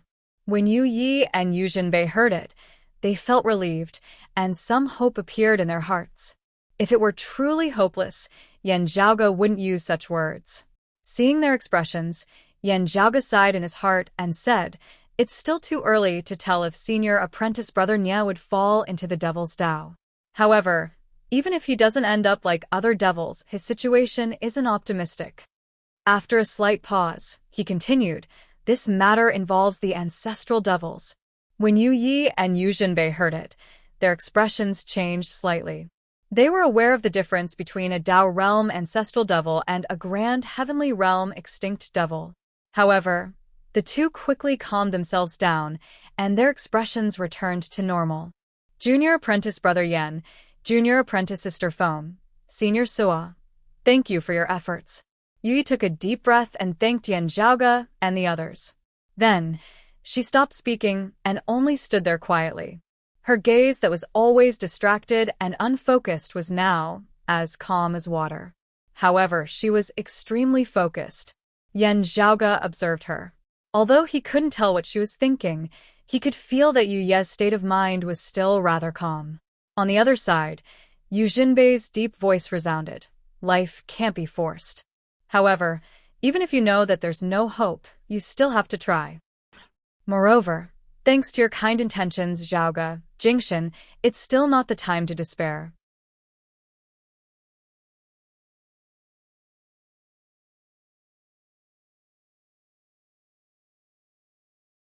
Chapter 1689. Facing Yu Jinbei, Yan Zhaoge nodded slightly. We'll do our best. Everyone bade farewell and dispersed. Yu Yi returned to the roving jade heavens within the crimson radiance and yang heaven. Sua Mingzhang returned to the grand peace royal cliff heaven, and Yan Zhaoge and the others returned to the vermilion royal reed heaven and the sky beyond skies. Yan Zhaoge's North Ocean clone secretly watched Yu Yi enter the roving jade heavens. Only then did he feel relieved and left.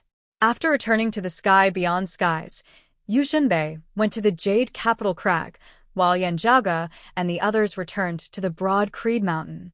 Everyone on the broad Creed Mountain was worried for Nie Jingshin after hearing about what had happened.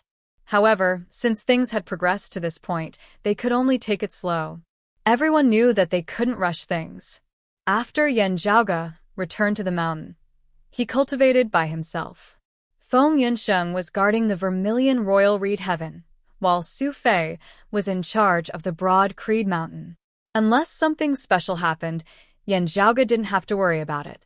He cultivated the 3 flowers above the head and condensed the essence of divinity in order to facilitate his future cultivation. After the solitary flower converged crown, Yan Zhaoge continuously battled against the Red Inferno Dhamma Buddha, the Dingguang Joyous Buddha, and the others.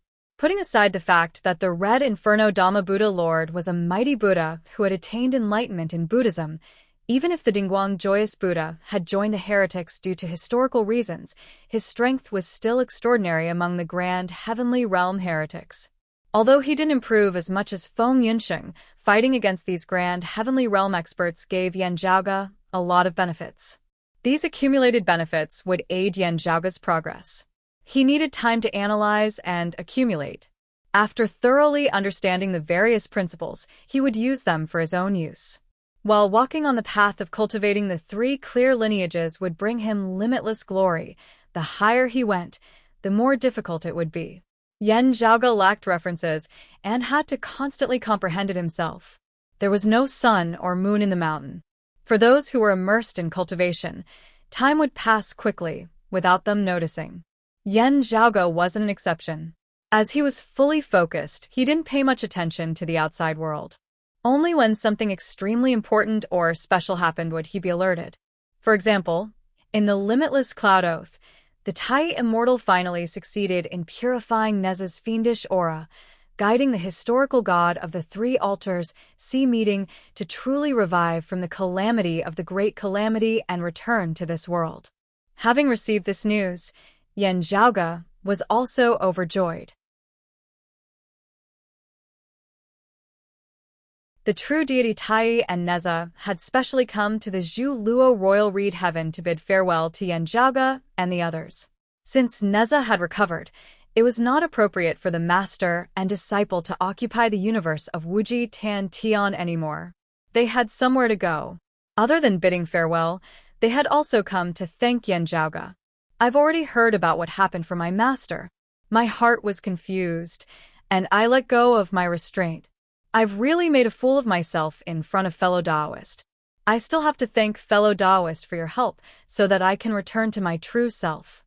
This great divinity of the 3 altars sea gathering had the appearance of a youth with delicate features of the past, an air of arrogance vaguely visible between his brows. However, as he spoke to Yan Zhaoge now, he was extremely polite and sincere. After experiencing the great calamity back then, after experiencing so many years of torment after his rebirth and awakening, he seemed to be more stable than the rumors said. At the very least, as far as Yan Zhaoge knew, this person was definitely not someone who would stay put.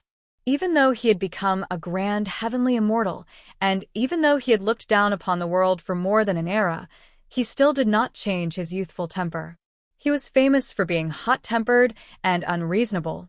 To put it bluntly, he was just an overaged brat. Not only was he overbearing, but his destructive prowess was also extremely shocking. Only a few people could restrain him. Fortunately, Neza seemed to be much more stable than Yan Zhaoge's impression of him. You're being too polite. We're on the same side. If I can help you, I'll naturally do so, said Yan Zhaoge. I still have to thank little friend Yan. The Tai cultivated deity smiled and said, You've been forgiving us for a long time. It's time for us to leave. With the current situation, we might have the chance to help each other in the future.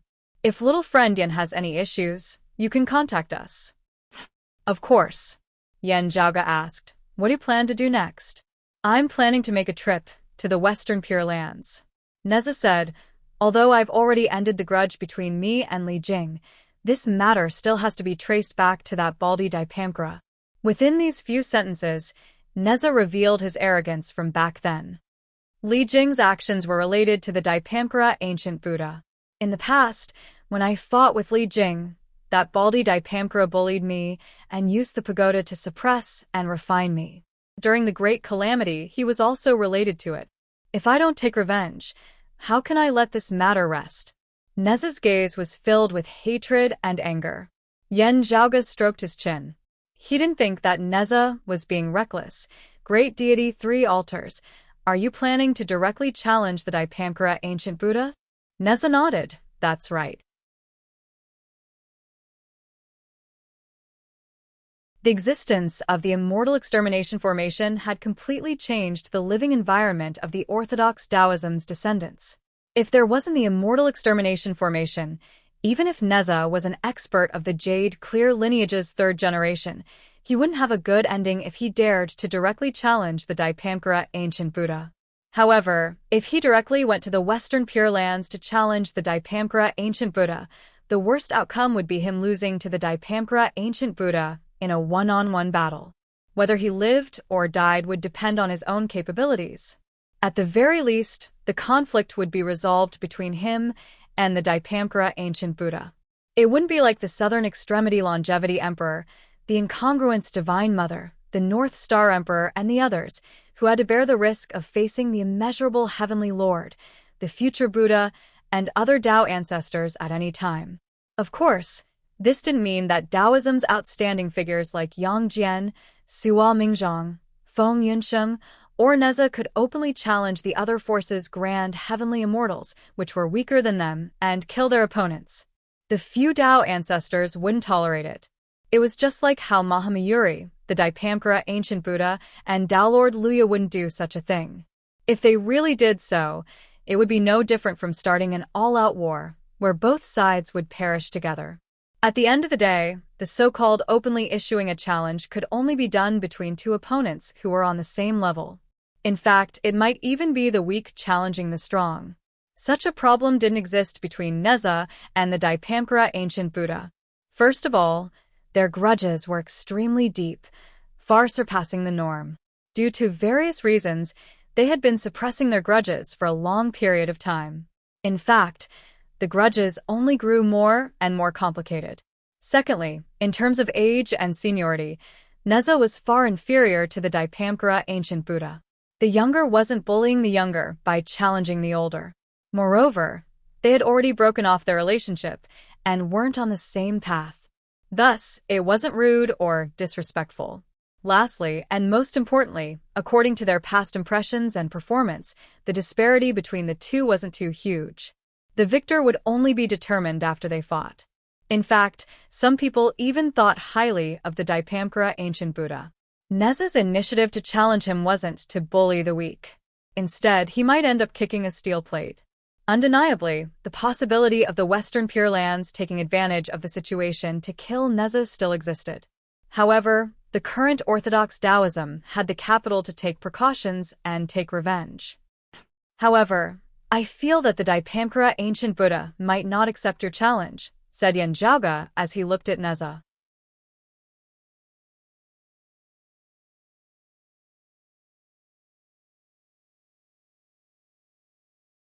Chapter 1690. Yen Zhaoge supported Neza's challenge against the Dipankara ancient Buddha no matter from his personal perspective or the overall benefits of Taoism. After all, the Dipankara ancient Buddha was the existence closest to the Tao realm among all the Buddhism bigwigs.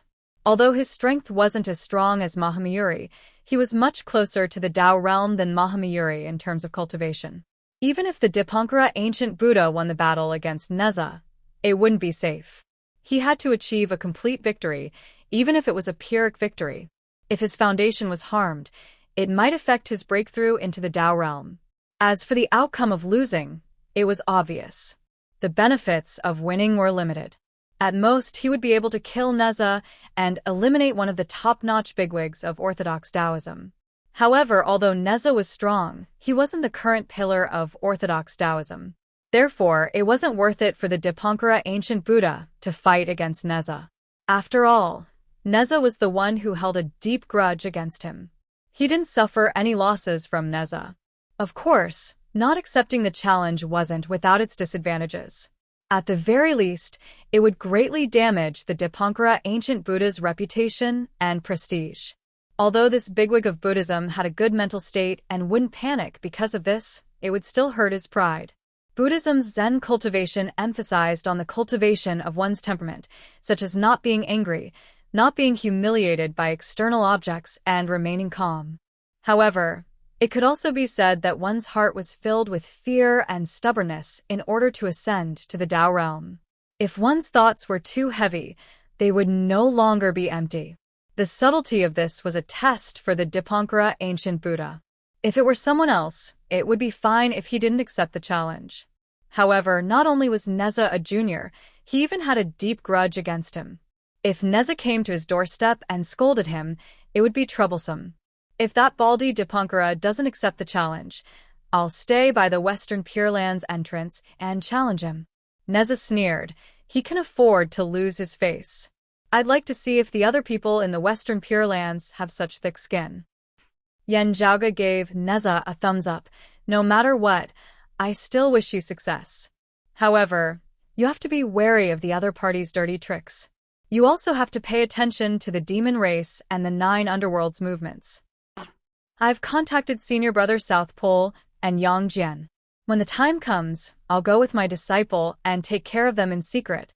Perfected Tai smiled and said, I believe fellow Taoist Wudong and fellow Taoist Yunxiao will take care of me since they are in charge of the immortal vanquishing array. Yen Zhaoge smiled. If that is so, it would naturally be for the best. If I am free, I might also go and join in the fun. At that time, I hope that the 3 altars sea gathering deities will allow us to spectate the battle. It's great that you want to go. Neza said, I'm just afraid that the old thieving baldy won't accept the challenge. With that, he bade farewell to Yen Zhaoge along with the Tai's spiritual master and left the vermilion sovereign reed heaven, disappearing amidst the void's boundless outskirts. Neza had a firecracker temper. He would do whatever he wanted. Very quickly, Yen Zhaoge received news from the outside world. Taoism's 3 altars sea meeting's great divinity Neza had officially issued a challenge outside the Western Pure Lands, challenging the Dipankara ancient Buddha. The Dipankara ancient Buddha would decide the location, and Yen Zhaoge only wished for it to happen as soon as possible. The moment the news spread, it wasn't just the Western Pure Lands that were shaken. The Astro Mountain Starry Seas, the Immortal Court, and the blessed lands of the White Lotus were also interested, paying close attention to this matter. It had been many years since something like this happened. Although the Western Pure Lands and the demon race often fought against each other, they were all battles that concerned the whole. There were rarely any private battles. On the contrary, the Immortal Court and the blessed lands of the White Lotus would occasionally fight against each other in order to obtain more worshippers and establish their own prestige. Now that Neza suddenly mentioned it, everyone was a little surprised. However, after thinking about it carefully, they realized that it was within reason. To the ancient Dipankara Buddha, it was a problem that was neither big nor small. The previous contact with the 9 underworlds was only the beginning. Now, the 3 clear lineages' first step of counterattacking. Within the Astro Mountain Starry Sea's grand essence heaven, Taoist Luya shook his head and smiled. How could something like this happen before the immortal vanquishing array reappeared? If Neza had reappeared, the 3 clear lineage wouldn't have such a good candidate. The Rock of 10,000 Cloudy Miles said, as for the others, Dipankara doesn't have to accept the challenge. Not accepting a challenge from his peers meant that he had no grudges against them. Not accepting a challenge from his juniors meant that he was magnanimous. The Rock of 10,000 Cloudy Miles' expression wasn't pleasant. His son, Fuluazi, had died by the hands of Yen Zhaoge and the others. He wanted to use an official challenge to settle his grudges. However, it wasn't easy to pick an opponent. Yen Zhaoge and the others who laid down the incomplete immortal extermination formation to kill Fuluazi had yet to reach the grand heavenly realm. A grand Luo challenging a grand void? Only the Rock of 10,000 Cloudy Miles would make people laugh. Even if Yen Zhaoge, Yen Di, and the others weren't ordinary grand virtual immortals, the Rock of 10,000 Cloudy Miles wasn't a heretic grand heavenly realm. Pull one hair, and the entire body will be affected. Whether or not Randang accepts the challenge will change many things. Tao Lord Louis smiled. Let's pay close attention. We might be able to learn something. The rock of 10,000 cloudy miles nodded. Not bad. Under the watchful eyes of everyone, the final result was that the Dipankara ancient Buddha did not accept the challenge. Whether he was rational or cowardly, one of the oldest Buddhas in the world refused Neza's challenge. Although he displayed a magnanimity that didn't bother with his juniors, those who were aware of the grudges between him and Neza didn't find his demeanor convincing at all. As expected, Neza did as he told Yanjiaoge. He blocked the Western Pure Land's entrance and challenged them to a duel. Unless the Dipankara ancient Buddha can invite Mahamayuri to take action again, he would have a headache. Yanjiaoge smiled and said to Feng Yunsheng, Buddhism had many experts, and not all of them were afraid of Neza. However, only a limited number of people could chase Neza away on behalf of the Dipankara ancient Buddha. A tie was useless. One had to win steadily. Without the Amitabha Buddha's interference, only Kong Xian had the confidence to take down Neza in the entire Western Pure Lands. Other than that, they could only gang up on him. However, if that happened, the outcome might turn into a brawl between the Western Pure Lands and Taoism's lineage, allowing the demon race to reap the benefits. In the end, the Dipankara ancient Buddha had no choice but to keep the duel free. In the Western Pure Lands, Guanyin Bodhisattva secretly contacted the Tai cultivated deity and Neza, hoping to ease their relationship and persuade Neza to leave. Unfortunately, Neza was stubborn. He only wanted to settle the score with the Dipankara ancient Buddha. Even the Guanyin Bodhisattva couldn't do anything about it. Both sides were in a stalemate. In the end, the Guanyin Bodhisattva helped the Dipankara ancient Buddha to fight against Neza.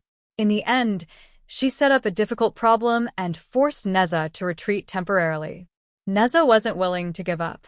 After he returned, he thought hard and finally found a way to break through the Guanyin Bodhisattva's mystic art.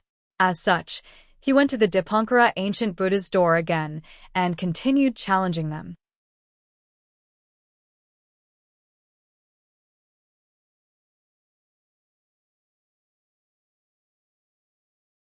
Chapter 1691. Neza was stumped by Guanyin Bodhisattva's Dharma access. Although he lost the bet and had to retreat temporarily, he was not willing to lose once and never come back again. After temporarily leaving, he racked his brains to think of a way to solve the problem. He wasn't fighting alone. On the surface, it was Neza challenging the Dipankara ancient Buddha alone.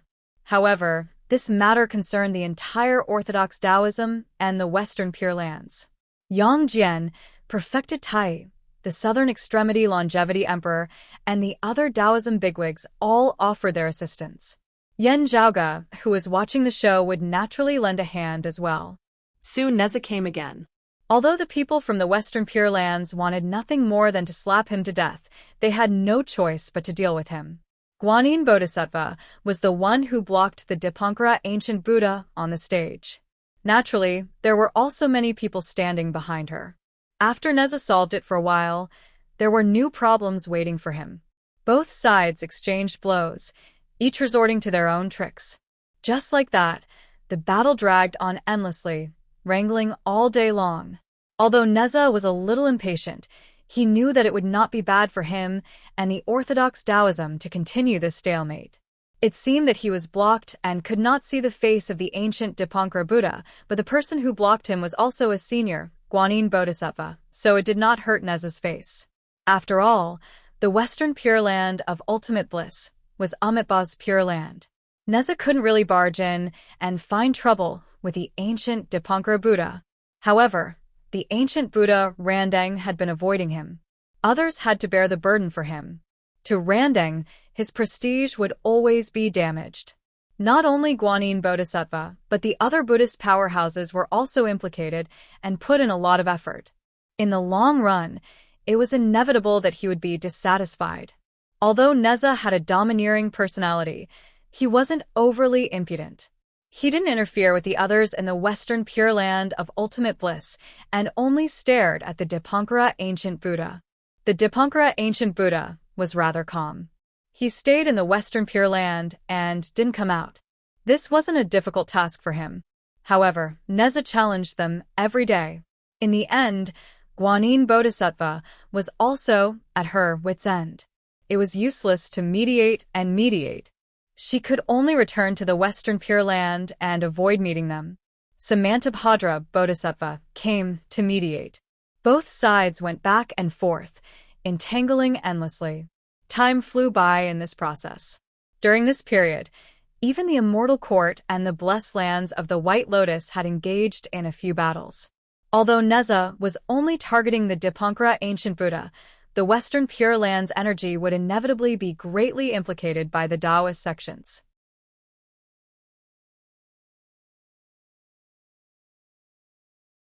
Under the demon race's support, the blessed lands of the White Lotus immediately suppressed the immortal court, unleashing wave after wave of attacks. In the end, the Western Pure Lands had no choice but to temporarily put aside Neza's matter and contact the immortal court and the blessed lands of the White Lotus.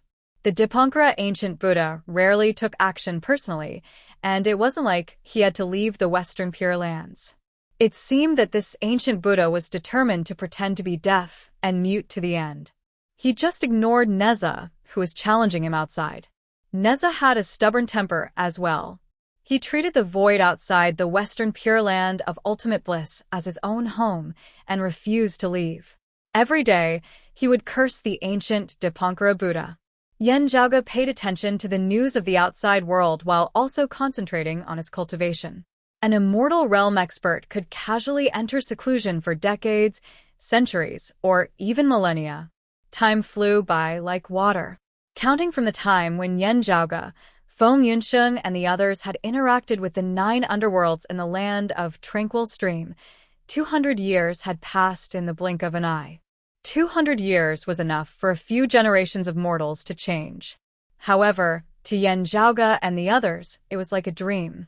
Now, they had woken up from their dream. Within the Zhuluo royal reed heaven, within the sky beyond skies, within the cave manor behind the broad Creed Mountain, the meditating youth slowly opened his eyes and took in a light breath. The vast sky beyond skies was instantly filled with turbulent winds and clouds. The spirit chi circulation between the heavens and earth had come to a standstill. At this moment, most people in the world only felt that the sky beyond skies, which was filled with abundant spirit chi and was a paradise that all martial art practitioners yearned for, had completely disappeared. The heavens and earth were still filled with various phenomena. Only all colors seemed to have vanished. In just an instant, the sky beyond skies, which was originally filled with countless spirits, had suddenly entered the degenerate era and dried up. Not only the sky beyond skies, but even the 8 extremities worlds, the vast ocean world, and other lower realms that were related to the sky beyond skies seemed to have vanished into thin air.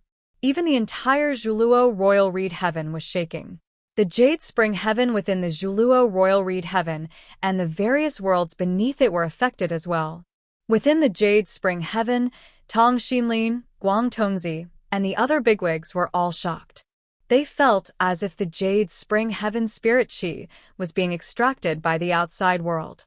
They hurriedly exited the jade spring heaven and saw that the entire Zhuluo royal reed heaven seemed to have formed a gigantic spirit chi vein that circulated endlessly. All of the spirit chi was converging towards the sky beyond skies.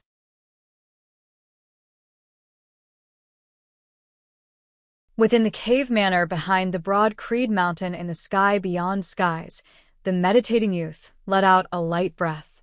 In an instant, as if the frozen river had thawed and spring had returned to the earth, the sky beyond skies was filled with spirit chi once again. It circulated on its own and stabilized itself. It was as if the previous scene of spirit chi disappearing was just a hallucination. It was the same in the other worlds as well. Tong Xinlin and the others stood outside the jade spring heaven. Within the cosmic void of the Zhuluo royal reed heaven, they watched as the massive spirit chi circulation instantly reversed without any obstruction. It was as if the spirit chi circulation had always been circulating in the opposite direction. The spirit chi that was extracted from the jade spring heaven returned to the jade spring heaven and its subordinate worlds. Everything returned to its original state. Tom Xinlin and the others looked at each other and were speechless.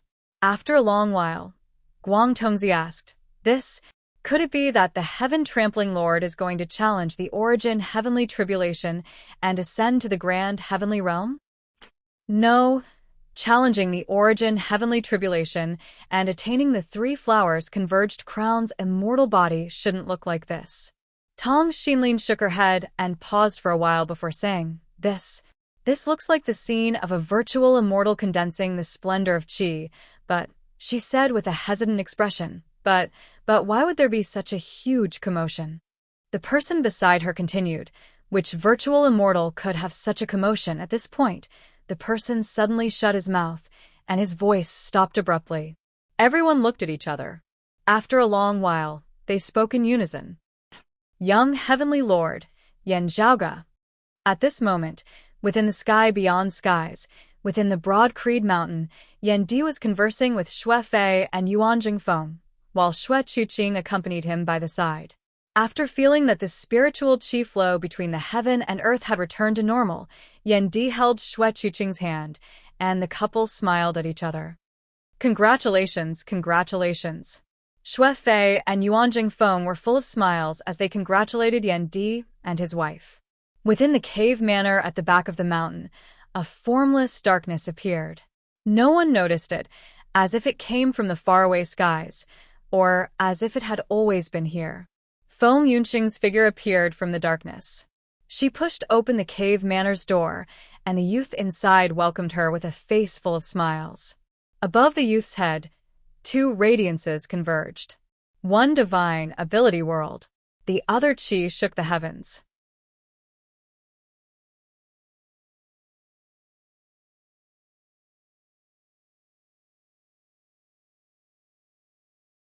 Chapter 1692. After the first flower of divinity, another flower of qi appeared above Yan Zhaoge's head. The duo flowers converged crown as he stepped into the grand virtual realm. He smiled as he looked at Feng Yunsheng, blinking his eyes. Look at how arrogant you are.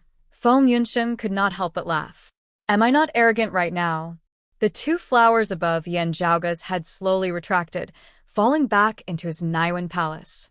He did not move as he sat on the cushion, instead spreading his arms to the sides, making a hugging gesture towards Feng Yunsheng as he chuckled. Little lady, it's time for you to repay your debt. You. Always suddenly not being serious, Feng Yunsheng was not bashful as she directly walked forward and sat in Yan Zhaoge's embrace, leaning her back against his chest. Yan Zhaoge hugged her tightly, laughing lightly beside her ear. This is a serious matter. If you say so. Feng Yunsheng finally could not take it anymore as she unconsciously shrunk her neck, but immediately relaxed again, leaning her neck back against Yan Zhaoge's shoulder. Looking at her slightly red ear, Yan Zhaoge could not help but lightly nibble on that tender, round earlobe. The body of the woman in his embrace softened a little. However, Yan Zhaoge did not continue teasing Feng Yunsheng. He had just come out of seclusion, his cultivation having advanced a step further. Whether it was his fellow disciples of Broad Creed Mountain or others, they would definitely come to congratulate him. Now, it was just that Yan Di and the others had specially left some time for the two of them to talk, and they would quickly come over. However, Yan Zhaoge still did not let go of Feng Yunsheng as he only smiled. Although we have always said that we are old husband and wife, not only did we not enter the bridal chamber, we actually did not even go through the ceremony of marriage. Feng Yunsheng smiled. It's not too late if you want to regret. Silly girl. Yan Zhaoge chuckled with ill intentions. If I really want to regret, I'll first eat you up and take advantage of you enough. We haven't even started yet. How can we finally give up so easily, don't you think? Yes, if I knew that you are even more intelligent than a monkey, how would I do something so disadvantageous? Feng Yunsheng lazily leaned against Yan Zhaoge's embrace. I've always been looking forward to the moment when I personally lift the veil of my bride. Yan Zhaoge stopped smiling as he hugged her, saying softly, I've never experienced something like this before. I wonder what it feels like. Feng Yunsheng didn't mind being teased by Yan Zhaoge. But now that he was speaking seriously, her ears turned even redder. She murmured, "I also want to know." The two of them didn't say anything. They just sat there quietly in each other's arms. Although it was silent, their hearts were warm. After a short while, Yan Zhaoge suddenly sighed. The person who spoils the fun has come.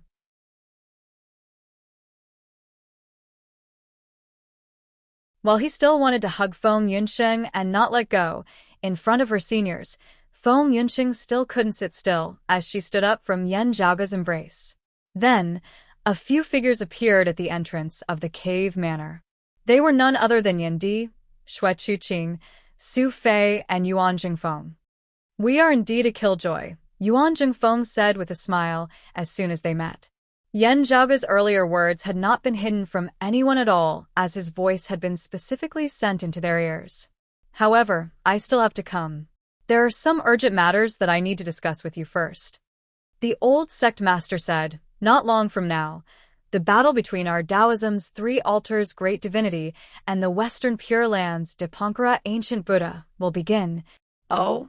Does that mean that the Dipankara Ancient Buddha has accepted the three altars Great Divinity's challenge? Yan Zhaoge raised his brows. For close to 200 years, no matter how Neza challenged him, the Dipankara Ancient Buddha refused to accept the challenge. If he didn't accept Neza's challenge, Neza wouldn't barge into the Western Pure Land's Buddha kingdom to capture him and force him to fight. 200 years was undoubtedly a long period of time for mortals. However, to experts like the Dipankara Ancient Buddha and Neza, it was merely a snap of a finger. If they cultivated by themselves, their seclusion might not even last that long. The Dipankara Ancient Buddha had always been living in seclusion in the Western Pure Lands. He rarely left the Buddha kingdom. Now, other than embarrassing himself, the influence it had on him was rather limited. At most, the other Buddhist bandies within the Western Pure Lands had some doubts about him. However, the Dipankara Ancient Buddha was still able to hold his ground. Although Yan Zhaoge was in seclusion, the Broad Creed Mountains people would copy the latest information of the outside world to him every once in a while for him to study. This time, although Yan Zhaoge didn't completely isolate himself from the outside world, during the process of condensing the essence of qi, he had been in seclusion for a long period of time. As such, Feng Yunsheng, Yan Di, and the others didn't disturb him during this period of time. Regarding the latest developments of the outside world, his knowledge was limited. Now that the Dipankara Ancient Buddha had suddenly changed his mind and accepted Neza's challenge, Yan Zhaoge was naturally curious about the reason. Feng Yunsheng had already calmed down. She nodded and answered his question. "Taoist Neza killed the White Xiong." Yan Zhaoge touched his chin. The White Xiong was the personal disciple of the Dipankara Ancient Buddha. He was often dispatched by the Dipankara Ancient Buddha to travel outside. Logically speaking, with a fiendish god like Neza blocking the door, the White Xiong should avoid going out as much as possible.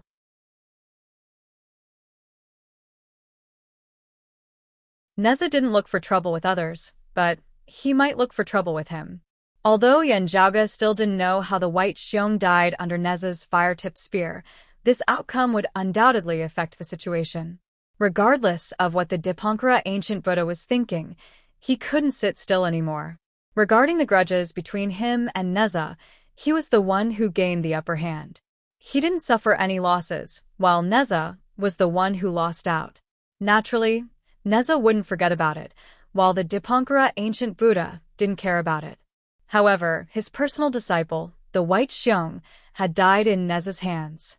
If he didn't accept the challenge, his reputation and prestige would be shaken even further. The situation of the White Xiong and Li Jing were different. Li Jing and Neza had a messy relationship. They were still father and son in name. The conflict between the two could be considered a family matter. If the ancient Buddha Randang stood up for Li Jing because of Neza's patricide, he would actually be the culprit of the human tragedy back then. Other than Neza, everyone had selectively lost their memories. However, now that the White Xiong had died in Neza's hands, the Dipankara Ancient Buddha would be forced to accept the challenge. It would be great if they could fight for real. Yan Zhaoge pondered and said, "The sea-calming pearls of the Dipankara Ancient Buddha aren't complete. With the strength of the three altars, there's a high chance of winning. Even if he loses, his life wouldn't be in danger. The Dipankara ancient Buddha would feel terrible no matter who wins or loses.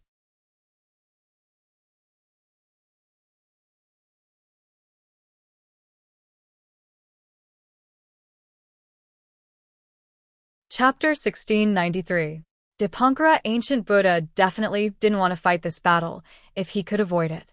Perhaps he was happy that the orthodox Tao sect did not have an expert like Neza, but the ancient Dipankara Buddha never planned to fight Neza one-on-one. After all, Neza was extremely powerful, and he wasn't easy to deal with.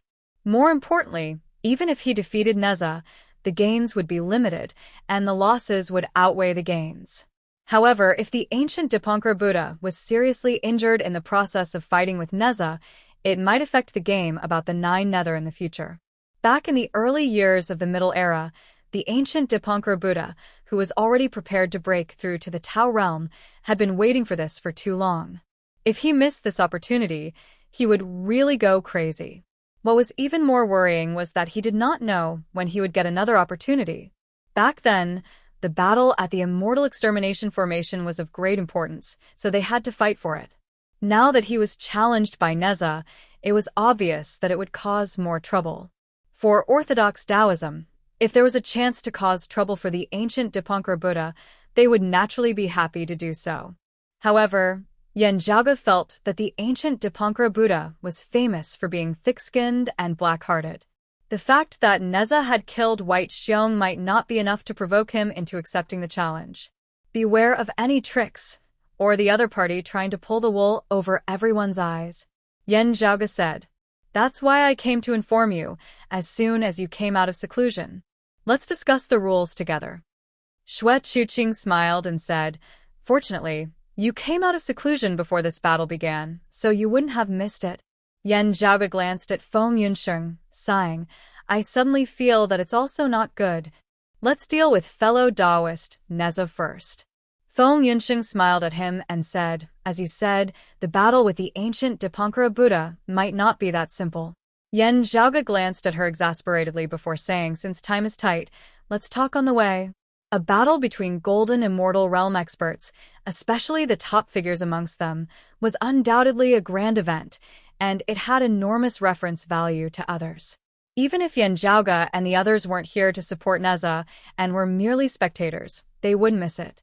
However, even a grand virtual immortal would find it difficult to watch the battle between grand heavenly realm experts. Even though Xue Chuqing and Yuan Jingfeng yearned to hear it, they did not have the strength to do so. They could only wait for the capable spectators to return and tell them about it. While Yen Zhaoge, Yen Di, and Su Fei weren't grand heavenly realm, they were capable of spectating the battle. However, as the current sect leader, Su Fei still decided to stay.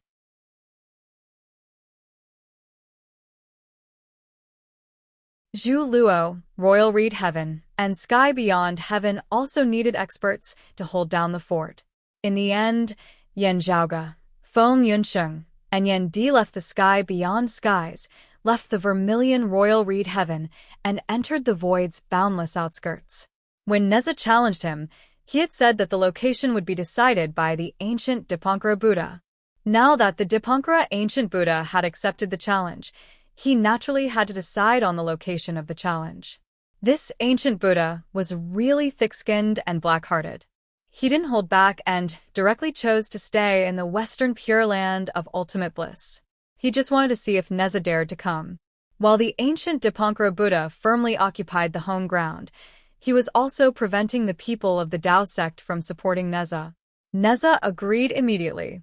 Yen Zhaoge and the others, on the other hand, had no choice but to consider this a little more. The good thing is, with this stance, we can basically be sure that Amitabha Buddha won't intervene.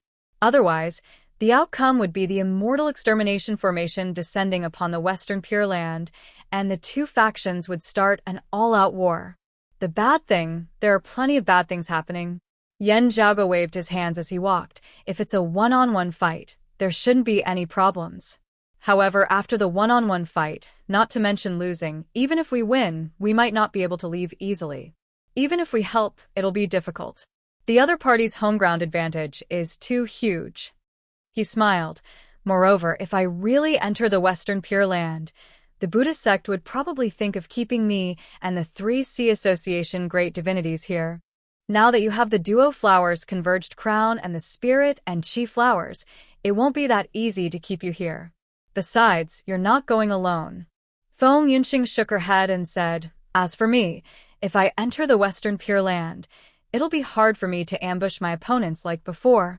After all, the owner of the Western Pure Land was the Amitabha Buddha. The Buddha's radiance was grand, and it shone upon millions of Buddhist lands. It would be hard for Feng Yunxing to hide her tracks. However, she wasn't discouraged. With her current cultivation, even if she didn't ambush her opponents and attacked them openly, she would still be top-notch in the world. Although her threat level had decreased, it was only compared to her original level. It's a pity that we can't bring the green lotus flag with us this time. Although Amitabha Buddha has already bestowed the flag to Guanyin Bodhisattva, we're practically forcing Amitabha Buddha to take action if we bring the green lotus flag to fend off the Buddhist experts in the Western Pure Land. Yan Zhaoge said with pity, he doesn't have to make things difficult for us. He just needs to take the flag away.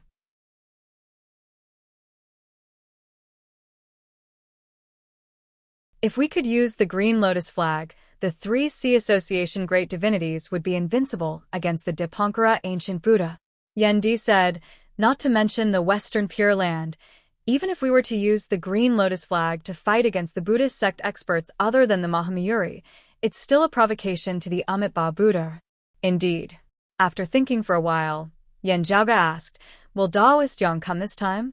He'll come according to the news, answered Feng Yunxing. Yan Zhaoge lightly rubbed his temples. If that's the case, after pondering for a while, he said, when the time comes, we'll have to count our manpower. Of course, we can't send everyone in. Not only do we have to wait outside, but we also have to be wary of the demon race and the 9 underworlds. The Immortal Court and the Blessed Lands of the White Lotus were currently waging war against each other. The Western Pure Land's attention was occupied by the orthodox Taoism, and the demon race was free. How could the Blessed Lands of the White Lotus not seize the chance to attack the Immortal Court? Of course, the demon race wouldn't personally attack the Immortal Court. That would be equivalent to forcing Taoism to temporarily let Buddhism go and stop Neza's challenge, giving Buddhism a chance to reinforce them. Although Yan Zhaoge and the others hated the Immortal Court heretics to the core, it wasn't the time to eliminate them yet, unless they could kill the immeasurable Heavenly Lord. Otherwise, if the immeasurable Heavenly Lord didn't die, and the Immortal Court was destroyed, the immeasurable Heavenly Lord might as well go all out, and the Immortal Extermination Formation wouldn't be able to restrain him anymore. The Blessed Lands of the White Lotus suppressing the Immortal Court was something that Taoism would be happy to see. However, beating them to death was an entirely different matter. Even if they wanted to beat them up, Yan Zhaoge and the others would do it after they became stronger and no longer had anything to fear. Then they would personally confront the Immortal Court about who was the orthodox and who was the heretic. This time, although the Dipankara ancient Buddha had the upper hand, and Yan Zhaoge and the others were quite cautious about it, they weren't too worried about it. After all, the demon race was still eyeing them. The Western Pure Land's Orthodox Buddhism wouldn't fight against Taoism to the death. Only, they couldn't let their guard down. Who knew if Buddhism and the demon race would suddenly make peace and plot against Taoism together? The group discussed as they walked, and gradually approached the Western Pure Lands.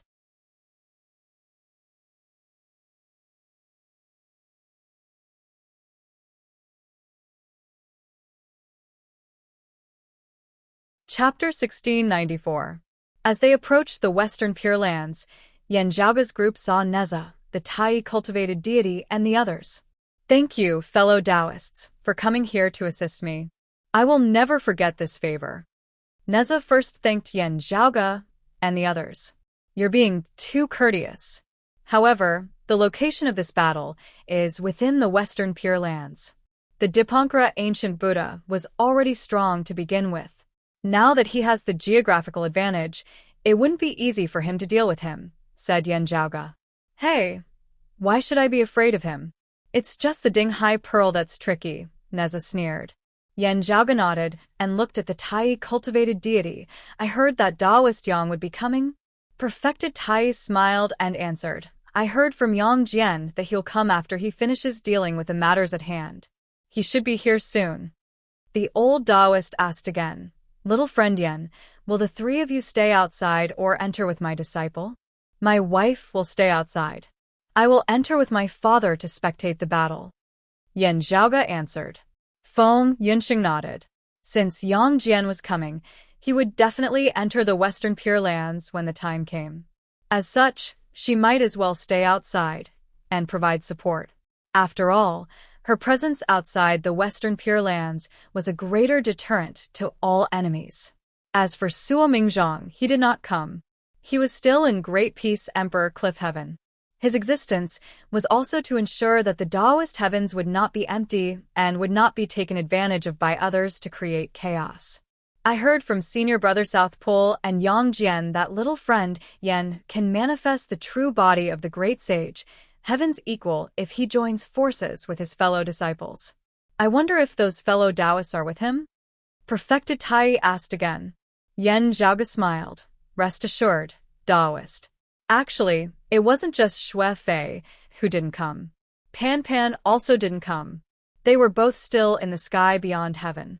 Only Yan Zhaoga's North Ocean clone had come along with the Ru-Yi Golden Cudgel. About 300 years ago, in the battle for the Celestial Extermination Formation, the three golden bodies of the Great Sage merged into one, manifesting the true body of the Great Sage, heaven's equal. Finally, they merged with the Earth Essence Stone, which consumed a lot of energy. To this day, although Su Fei and the other two could manifest the golden body of the Great Sage separately, they were still not strong enough to manifest the true body of the Great Sage equaling heaven, let alone carrying the Earth Essence Stone. They still needed to continue cultivating. Everyone could guess that the golden body of the Great Sage had been greatly damaged, and it would take some time for it to recover. However, the details were hard to estimate. Still, only Yan Zhaoga and the others knew the specifics of the situation. Others had no way of knowing.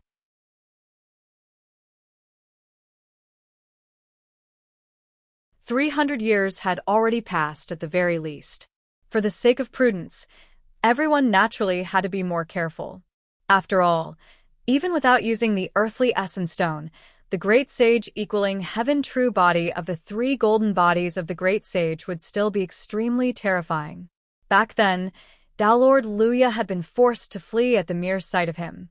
Xue Fei and Pan Pan remained in the sky beyond heaven. They would not go out, nor would they show themselves easily. As long as their positions were not confirmed, as long as they were not together with Yan Zhaoga, the opponent would have no choice but to be wary of them, constantly on guard. Yan Zhaoga's empty fort strategy still held great deterrence. However, there was no need to talk to Perfected Tai and the others. It wasn't that he didn't trust the other party, but the fewer people who knew about the matter, the better. Since that's the case, it couldn't be better. Then, I and Senior Brother Nanzong will stay outside as well. Perfected Tai smiled and said, Dalord Luya is ready now. It's hard to say if the demons will make a move. Yan Zhaoga nodded. While he was cultivating in seclusion, Neza blocked the door, and the Buddha on the lamp pretended to be deaf and mute. Time passed, and the world was in chaos. However, there were many eye-catching incidents. The first to bear the brunt was one of the 12 devilish gods. One of the 6 extinct devils, the Devil of Fire, had been successfully reborn. After the Devil of Aged Metal's rebirth, the grand exalted and formless heavenly devil's authorities were reclaimed by the 9 underworlds. A new generation of Fire Devil had also returned to the 9 underworlds. Within the heavens and earth, there seemed to be a trend of Taoism weakening and devils growing. However, what Yan Zhaoga and the others truly cared about was that the reincarnation of the Devil of Fire and the reincarnation of a new generation of Fire Devil came from the demon race. Generally speaking, there were successes and failures when a great devil was reborn. After a few eras, strictly speaking, failures were the majority. Due to the Devil Dao's hatred, even if a great devil found a suitable reincarnation body, he would be easily eliminated. If one's cultivation was low after being reborn, they would be even weaker.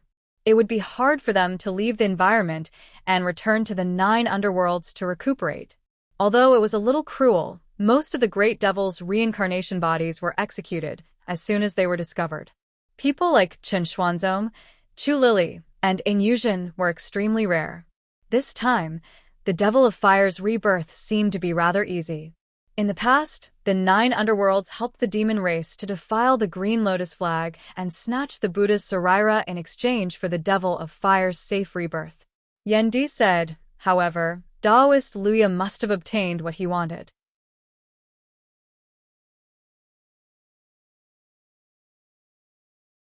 Although he was secretly indulging the 9 underworlds, he still had the devil race's weakness in his hands. Naturally, Taoist Luya had to obtain benefits for himself and the demon race. Fattening the 9 underworlds was for the convenience of harvesting. It wasn't because Taoist Luya wanted the 9 underworlds to grow stronger.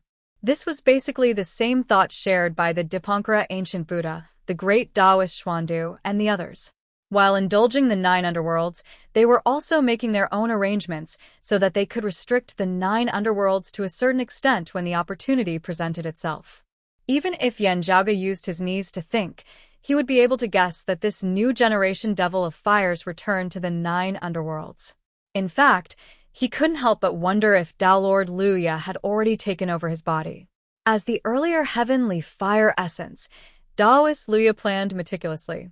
Moreover, he took advantage of the gap after the Devil of Fire's reincarnation. It wasn't like he didn't have the chance to do anything. Of course, while such actions could be hidden from others, it wouldn't be hidden from the primordial heart devil. Even if it was hidden from the primordial heart devil, it wouldn't be hidden from the vast freedom heavenly devil. However, even if the 9 underworlds knew about it, it was highly likely that he would turn a blind eye to it. The 9 underworlds devils were well aware of Taoist Luya, the Dipankara ancient Buddha, and the others' plans.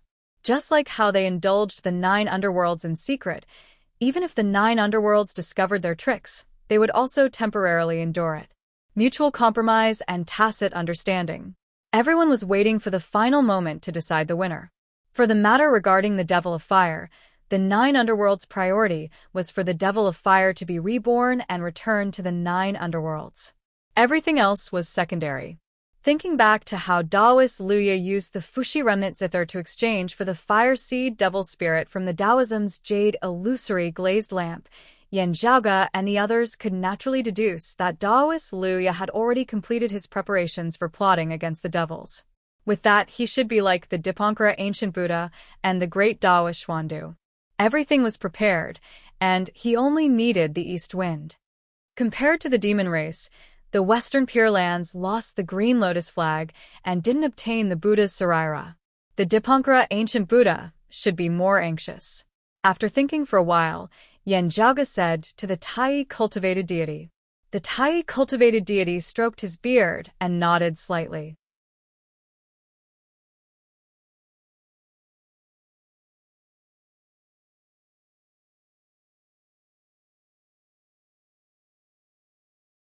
Chapter 1695. I feel the same way about what you said. Perfected Tai nodded and said, in that case, I'll have to trouble little friend Yen and Yang Jian. I'll be outside and see what Randang plans to do. Yan Zhaoge asked, you're not going to wait for Taoist Yang? There's no need for that. You youngsters have surpassed your predecessors and are even better than us old men. Why would I need to specially wait to give you advice? Perfected Tai smiled and said, it's only my disciple. He's not young anymore, but he's still worrying. Nezo was a little awkward at the side. Master, I'm not as bad as you said. You duo, you should be more cautious in your actions. Perfected Tai shook his head and said, this time, when we arrive at the Western Pure Land of Bliss, we'll fight Randang if we can. If the situation isn't right, we'll act flexibly and cooperate with little friend Yen and the others. We'll talk after we come out. At most, I'll look for Randang if I have the chance in the future. Upon hearing Perfected Tai's words, Neza said angrily, Master, are you trying to provoke me, or are you trying to boost the morale of others and destroy your own prestige? Anyway, be careful. Taoist Tai waved his sleeve and bade farewell to his disciple, Yen Zhaoge and the others. Then he turned around and left. After perfected Tai left, Neza turned to look at the Western Pure Land and said snappily, "As long as Amitabha and Mahamyuri don't make a move, the Western Pure Land is not a dangerous place. However, it might not be impossible for other enemies to appear," said Yen Zhaoge. He asked Neza with interest, "Speaking of which, do you have a way to restrain the sea calming pearl? After I transformed into a lotus, I no longer fear the dazzling light of the sea calming pearl. I won't be frozen by it." Neza replied, "However, apart from that, the sea calming pearl itself is extremely heavy, and there are many of them. When the time comes, we can only adapt to the situation and look for flaws." There were originally 24 sea calming pearls. Now that 6 of them are missing, they are no longer complete. I have great potential. Although he was a little hot-tempered, Neza had been through hundreds of battles. In terms of fighting experience, few people in the world could compare to him. He seemed to be stubbornly challenging the ancient Buddha, Randang. However, Neza was not blind. He had a clear understanding of his enemy and himself. On the other hand, the Rui Golden Pagoda in Li Jing's hands came from the Buddhist sect. However, I have to be careful of that old darn baldy, Randang, and the dermic formulation that restrains my treasure lotus immortal body. Back then, the pagoda-bearing heavenly king Li Jing was personally killed by Neza. The Rui Golden Pagoda that restrained his treasure lotus immortal body was also destroyed by Neza.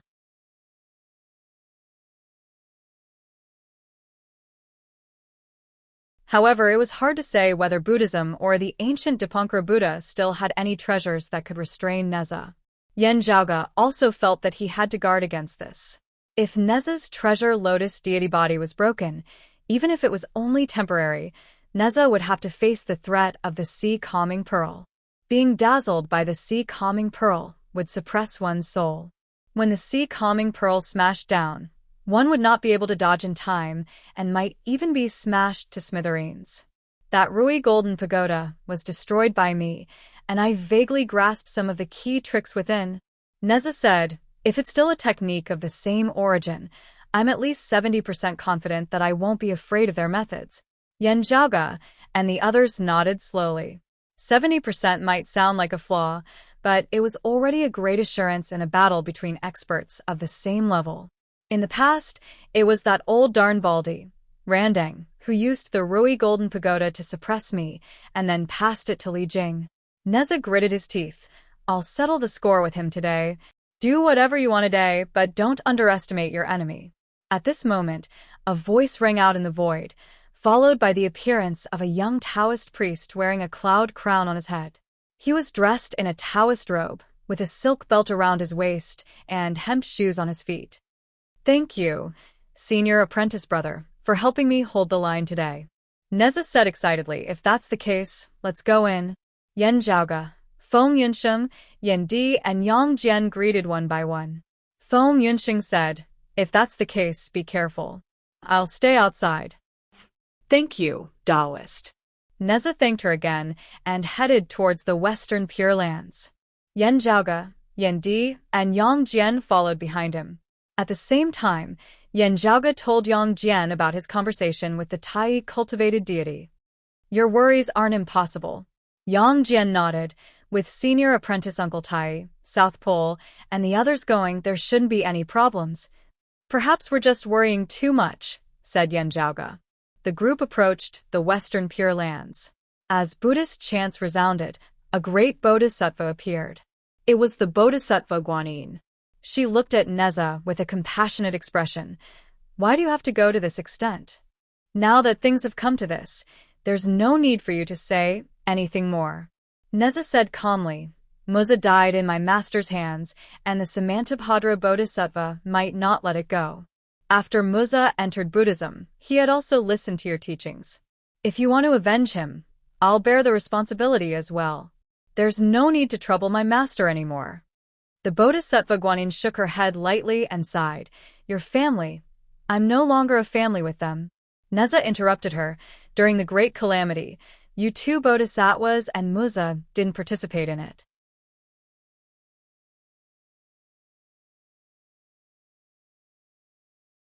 You still cared about your relationship. However, Dipankara, Li Jing, and his disciple were stirring up trouble. Muza and I didn't have any conflicts. However, after I killed Li Jing, I couldn't even call him second brother anymore. He wasn't wrong, but I wasn't wrong either. Neza said coldly, everything can be traced back to its source. Bodhisattva, I'm sure you're aware of who the culprit was. Today's battle is also because of this. The Bodhisattva, Guanyin, wasn't angered by Neza's words. She said calmly, you're also a bigwig now. You should know that it's not beneficial for you to have too deep of an obsession. Today is the day for me to resolve my obsession, said Neza. As they conversed, the group entered the Western Pure Lands. Within Yen Zhaoga's vision, the vast void was enveloped by a faint golden radiance. Numerous gigantic green lotuses were hovering within the void. This place seemed like a huge pond. Countless lotuses were blooming on the water's surface, and one couldn't see the end of it. Within the Western Pure Lands, there were countless Buddhist lands. The other Buddhist bigwigs who cultivated their own Pure Lands had also stored their Pure Lands within the Western Heavens. Personally speaking, I still hope that the Western Pure Lands can get along well with you. The Bodhisattva Guanyin looked at Yen Zhaoga, Yen Di, and Yang Jian. Of course, we also hope to get along well with you, Bodhisattva, said Yang Jian with a smile. Only, the hidden meaning hidden within his words was obvious. The Bodhisattva Guanyin naturally understood it. She shook her head slightly and didn't say anything else. She led the group and traversed through the void filled with green lotuses. As Yen Zhaoga and the others traversed through the void, they could vaguely feel the gazes from the various Buddhist lands that were focused on them.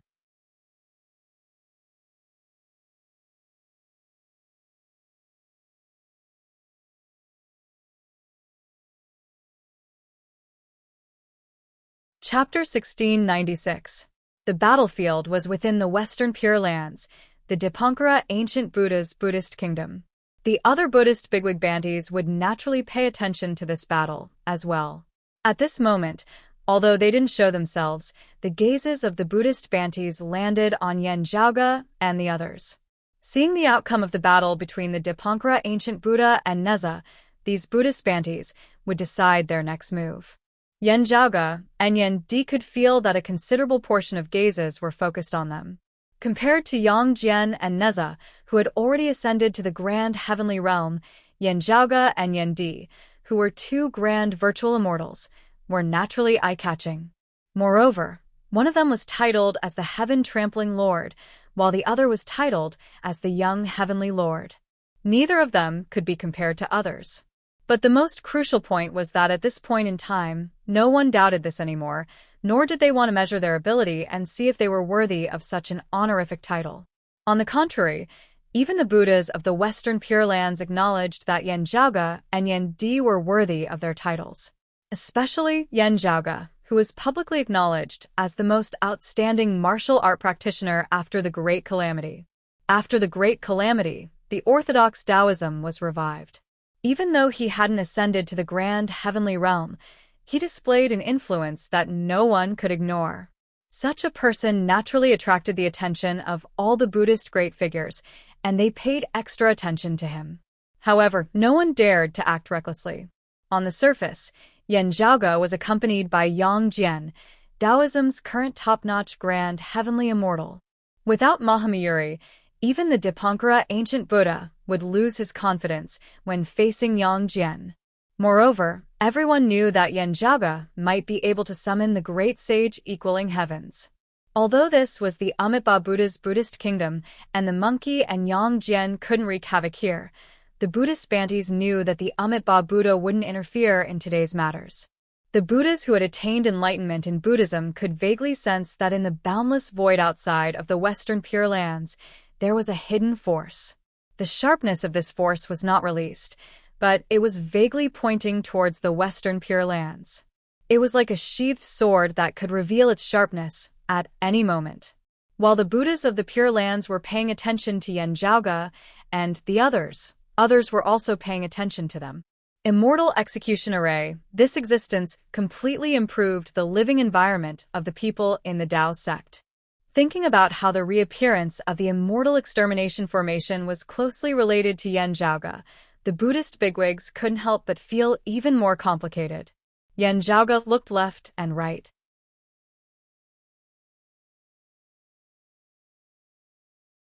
Although he could feel that many people were paying attention to them, he didn't see any other Buddhas along the way. He was still wondering if he would encounter the victorious fighting Buddha. Compared to the other Buddhist Bantis, the victorious fighting Buddha's master, the Buddha of Sandalwood Merit, had perished because of Yen Zhaoge's attempt to recreate the great sage equaling heaven's true body. However, the battling Buddha had yet to show himself. Yen Zhaoge vaguely felt that if he didn't show up now, the victorious fighting Buddha wouldn't show up after the battle between Neza and the Dipankara ancient Buddha was decided. After traversing through the vast universe, Yen Zhaoge, Neza, and the others arrived at a blessed land of Buddhism under the guidance of the Bodhisattva. Here, pagoda after pagoda stood in great numbers, lotus flowers bloomed, Bodhi trees grew, and lanterns lit up. Radiance shone everywhere. There was no night, only eternal radiance. As Yen Zhaoge and the others stood within, the chanting of Buddhist scriptures resounded in their ears. They could smell the fragrance of sandalwood, which calmed their hearts. Within the blessed land, a temple stood. An ancient Buddha stood by the temple's entrance, smiling at Yen Zhaoge, Neza, and the others. "Everyone, you've come from afar. Welcome, welcome." The Dipankara ancient Buddha's tone was calm, as if he didn't know that Neza had been cursing him outside the Western Pure Lands for almost 200 years. Neza took the lead and stared at the Dipankara ancient Buddha. "Dipankara, we're all aware of what happened between us. There's no need for us to talk about such things anymore, right?" His gaze swept across the faces of the Buddhist Bantis beside the Dipankara ancient Buddha. He had already recognized the indestructible Vajra Buddha and the other Buddhist bigwigs. The indestructible Vajra Buddha and the others stood quietly by the side and calmly greeted Yen Zhaoge, Yang Jian, Neza, and Yen Di. What's bound to come will eventually come. It can't be rushed, nor can it be delayed. The Dipankara ancient Buddha smiled and looked at Neza. "This way, please." He turned around and entered the temple. Neza wasn't afraid at all. He followed behind the Dipankara ancient Buddha and entered. Yen Zhaoge and the others also calmly followed behind. After the guests entered, the Guanyin Bodhisattva and the indestructible Vajra Buddha, who were the witnesses of the Dipankara ancient Buddha's side, also entered. After entering the temple, Yen Zhaoge's vision was only filled with radiance. This radiance's color was indescribable. It was only extremely bright and pure. Within it, he couldn't feel any heat or warmth. He only felt like an extra existence that was being rejected by this place. Yen Zhaoge circulated his profound arts, and the radiance in front of him gradually faded away. What was left behind was a boundless primordial emptiness.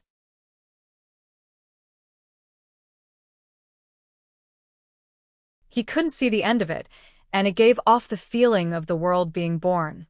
In this world, there was only a single lamp, and its flames flickered gently. The Dipankara ancient Buddha walked into the lamp and sat in a lotus position. The Buddha light behind his head grew brighter, and the image of a lamp appeared within the Buddha light, which became clearer and clearer. "Neza, it's fine if you want to end your karma with me." The Dipankara ancient Buddha smiled and said, "Only, you should already know that the current situation is ever-changing. It's no longer the same as before the Great Calamity. If the two of us fight too intensely, it might cause a war between the three clear lineage and the blessed lands of Buddhism. By then, others would only benefit from it. If you don't mind, I can compensate you for what happened back then. Let's put aside the danger of our two families fighting each other. What do you think? You have to compete with senior apprentice Uncle Xian Du and Daoist Luya for the chance to ascend to the Dao realm, but I don't have to compete with you." Neza stared at him and said coldly, "I don't care about your compensation. What I want can only be obtained with the spear in my hand. Cut the crap. Let's see who's the real deal." After saying that, Neza stepped on the wind-fire wheels and raised his fire-tipped spear. Without waiting for Yen Zhaoge, Yang Jian, the Guanyin Bodhisattva and the other spectators to take their seats, he stabbed his spear towards the Dipankara ancient Buddha. "After so many years, you're still so rash." The Dipankara ancient Buddha laughed and shook his head. He pointed at Neza's head. Then, a dazzling golden pagoda filled with relics appeared and descended towards Neza. Yen Zhaoge and the others' worries had come true. Although the pagoda bearing Heavenly King, Li Jing's Ru-Yi Golden Pagoda was destroyed, the Buddhists still had a way to counter Neza's treasured lotus immortal body.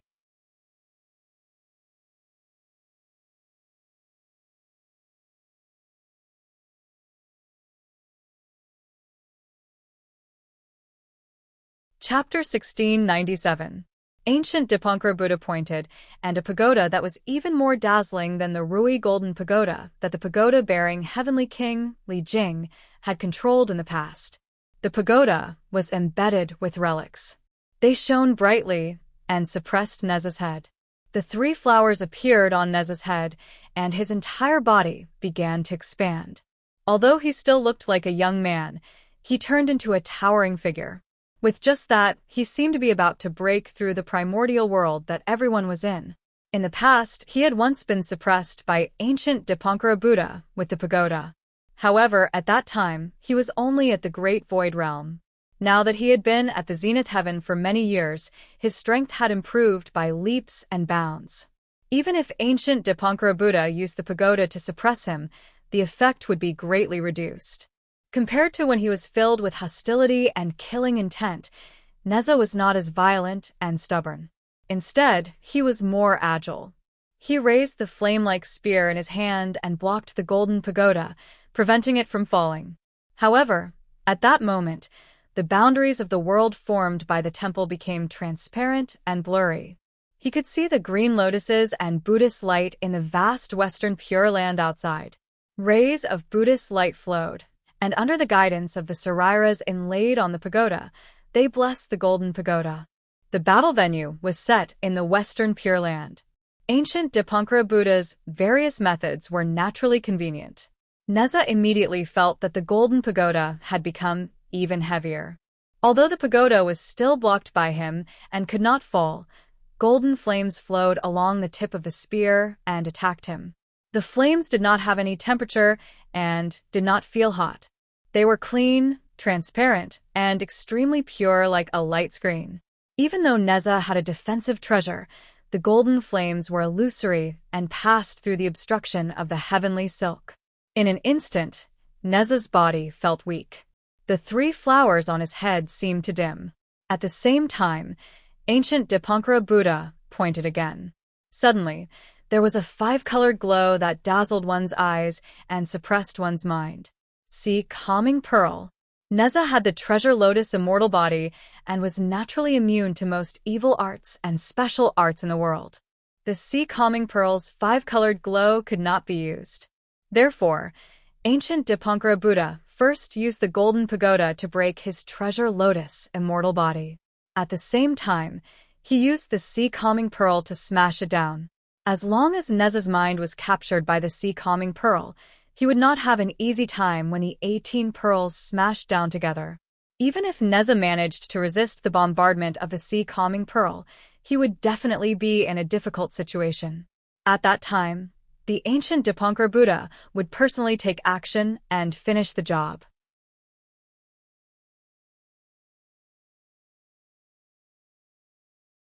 There was a 90% chance that he would succeed in one battle.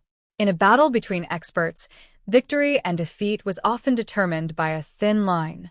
If he seized the opportunity, it was very likely that the snowball would grow bigger and bigger like an avalanche.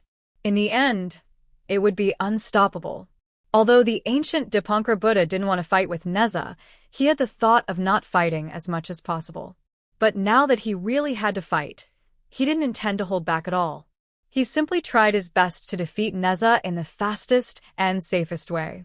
He didn't want to give Neza a chance to be injured or to fight desperately with Neza so that he could minimize the risk and damage that might be caused by this battle. As a result, in Yen Zhaoge's eyes, the scene was like an ancient Dipankara Buddha being forced into a battle. He suddenly erupted, and unleashed a powerful move without stopping. He instantly erupted with his full strength, wanting to kill Neza with a series of powerful moves.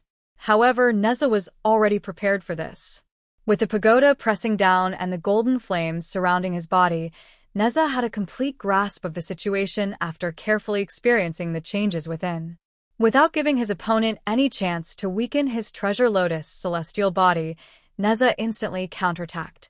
The red heavenly silk on his body shook and turned into a red light. Then, Neza swallowed the red light while looking up at the sky. He secretly activated the new technique that he had figured out. A red glow suddenly appeared on the surface of his body, isolating the golden flames outside. Not only that, the red glow even went up the fire-tipped spear shaft all the way to the tip of the spear, and in turn, infected the pagoda. With a 5-colored light enveloping his body, Neza's vision was originally blurred, and his mind was even more sluggish. One after another, the sea calming pearl was already smashing down towards Neza. A sea calming pearl was like a layer of heavens and a universe. At this moment, it was smashing down from the sky with an extremely vigorous and heavy power. With so many sea calming pearls falling together, it was as if the end of the world had arrived. Fortunately, Neza had already removed the suppression of the golden pagoda on his body. The treasure lotus celestial body was extremely magical, and his mind was no longer confused by the 5-colored light emitted by the sea calming pearl. At the critical moment, the wind-fire wheels under his feet rotated at an extremely fast speed, helping him to dodge the continuous attacks of the sea calming pearls one after another. After Neza regained his footing after the initial urgency, he gradually stopped dodging. The fire-tipped spear in his hand was either horizontally or diagonally sweeping, directly facing the terrifying sea calming pearls head-on. Seems like I can't subdue you like before.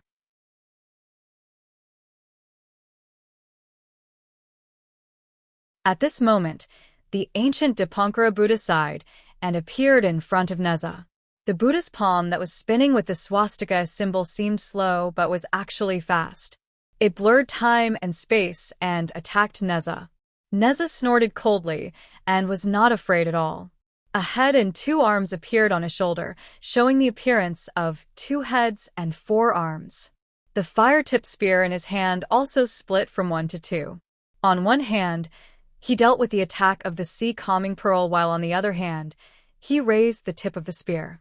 He did not dodge and directly stabbed the swastika symbol in the Buddha's palm. The ancient Dipankara Buddha cared about himself. How would he be willing to fight with Neza in close combat? The Buddha's palm was stabbed by Neza's fire-tipped spear and instantly shattered into a ball of golden flames. Even the body of the Dipankara Buddha, which was also made of flames, also exploded at this moment and turned into a vast sea of flames. As the fire waves swallowed and spat, it burned the heavens and earth, instantly covering the entire temple. Everything seemed to be ignited by the golden flames and turned into its fuel. Even the fire-tipped spear in Neza's hand and the wind-fire wheels under his feet seemed to be engulfed by it. Outside the sea of flames, the real ancient Dipankara Buddha stared at Neza. Behind this ancient Buddha's head, in the perfect Buddha light, there were 3 lights, 1 purple, 1 gold, and 1 gray, shining at the same time.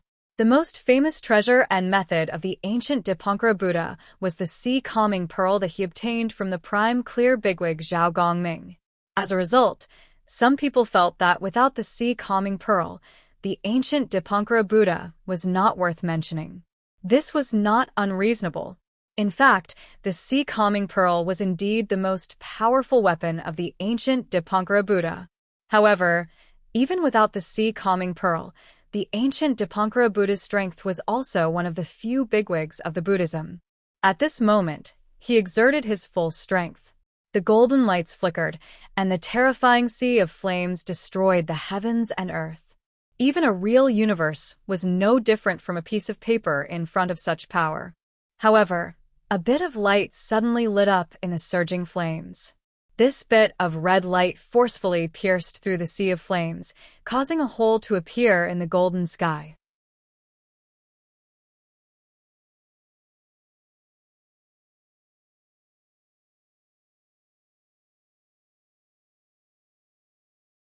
Chapter 1698. A red light broke a hole in the golden sea of flames. Then, a golden light flew out from the red light and shot towards the Dipankara ancient Buddha. Zhaga looked at it and vaguely saw a golden brick. As the purple lights flickered above the Dipankara ancient Buddha's head, he seemed to have expected it. He waved his hand, and a sea-calming pearl shot forward, blocking the golden brick. However, right after the golden brick, Neza rushed out from the hole. Other than the 2 fire-tipped spears, Neza was also holding other treasures in his hands. His appearance also changed from 2 heads and 4 arms to 3 heads and 6 arms. One of his arms held the universe ring, while the other held the yin-yang sword after taking out the golden brick. The 4 arms were still holding 2 fire-tipped spears each. One of them was slashing the sea-calming pearl that was coming towards him. The other fire-tipped spear broke through the sea of flames with an unstoppable momentum and broke out of the encirclement. Heaven opening scripture, yin-yang heavenly scripture, aeon light heavenly scripture, spatial heavenly scripture. Zhaga saw, through the profundities of the 4 jade-clear primordial heavenly scriptures from Neza's spear techniques. Neza's strength didn't just lie in his treasures and the treasure lotus immortal body. His martial arts were also exquisite. He was a disciple of the Jade Clear's 3rd generation direct lineage. Not only did he understand the supreme martial arts taught by his master, the Tai cultivated deity, but he also integrated his own unique insights. Although his martial arts concept referred to the profundities of the primordial heavenly scripture, it wasn't a simple fusion. Instead, after mastering it thoroughly, he created his own unique style and formed his own profundities, which were different from his master, the Tai cultivated deity. Neza's martial arts concept was a kind of indomitable spirit and sharpness. It was displayed in his spear technique. It was a sharpness that penetrated a single point, as if it could destroy everything. This was the core point. Then, according to the specific situation when facing the enemy, there would be other infinite variations. If he used other martial arts, such as the pure supreme martial arts of the Jade Clear lineage, he would be able to do it easily. After all, amongst the Jade Clear 3rd generation direct lineage experts, Neza's attainments in the heaven-opening scripture were publicly acknowledged to be number 1. He was even more outstanding than his peers who were bitterly cultivating this supreme martial art. At this moment, he revealed the form of 3 heads and 6 arms. With various treasures in hand, he executed various martial arts and attacked the ancient Dipankara Buddha.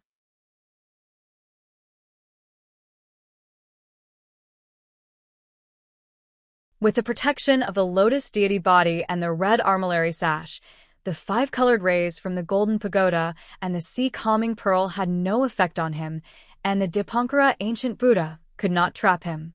The ancient Buddha's first plan failed, so he came up with another plan. The 18 sea-calming pearls enlarged at the same time and manifested the universe. They surrounded Neza from all directions, intending to squeeze him in the middle and slowly wear him down with their domineering sky-burning golden flames. However, Neza was proficient in the Jade Clear lineage's void heavenly scripture and the Aeon Light heavenly scripture. The wind-fire wheels beneath his feet were powerful treasures, and he was rather proficient in movement techniques. Therefore, the ancient Dipankara Buddha was still unable to trap him. Neza jumped out of the encirclement and attacked him again. Neza unleashed consecutive attacks with his spear. However, the perfect Buddha light behind the ancient Dipankara Buddha's head flickered again and again, effectively predicting and capturing Neza's attack route. On the basis of predicting the enemy's moves to a certain extent, with the assistance of the equally outstanding escape art, Lotus Blossoming Steps, the ancient Dipankara Buddha was still able to deal with Neza's storm-like attacks. It's similar to the Jade Clear lineage's origin heavenly scripture. However, it relies more on the Buddhism's karma as its foundation. Zhaga watched from the side and thought, however, the ancient Dipankara Buddha's attainments in this Tao were quite deep. Neza revealed 3 heads and 6 arms, and his strength was tyrannical. However, the ancient Dipankara Buddha also had the sea-calming pearl with him. The 5-colored rays couldn't stop Neza's mind and actions. However, the sea-calming pearl's prowess couldn't be underestimated. Both sides exchanged blows and were locked in a battle. The ancient Dipankara Buddha had the geographical advantage. Every single move of his would affect the vast Buddha light from the western Pure Lands, which boosted his strength, causing his strength to be majestic and boundless. At the same time, under the support of the supreme Buddhist arts, he seemed to possess traces of the Amitabha Buddha's benevolence and majesty. It had an extremely strong suppressive effect on one's spirit, causing others to want to worship him and convert. Even Yen Zhaoge, Yen Di, and the others had to divert their attention to resist the Buddhist arts influence. However, Neza was similar to Feng Yunsheng, Sua Mingzhong, and the others. He was also someone who grew stronger the more he fought. The more he fought in a real battle, the more extraordinary he would be. His opponent seemed to have boundless strength, and the surrounding environment was constantly weakening and suppressing him. Such a situation was naturally disadvantageous to him.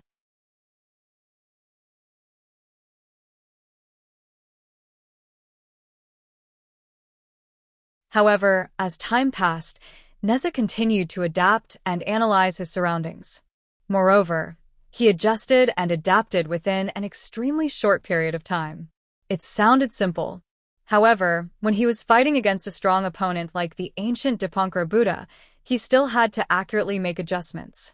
The difficulty of it was imaginable. As the battle progressed, not only did Neza's strength not decrease, but he also adapted to the current environment.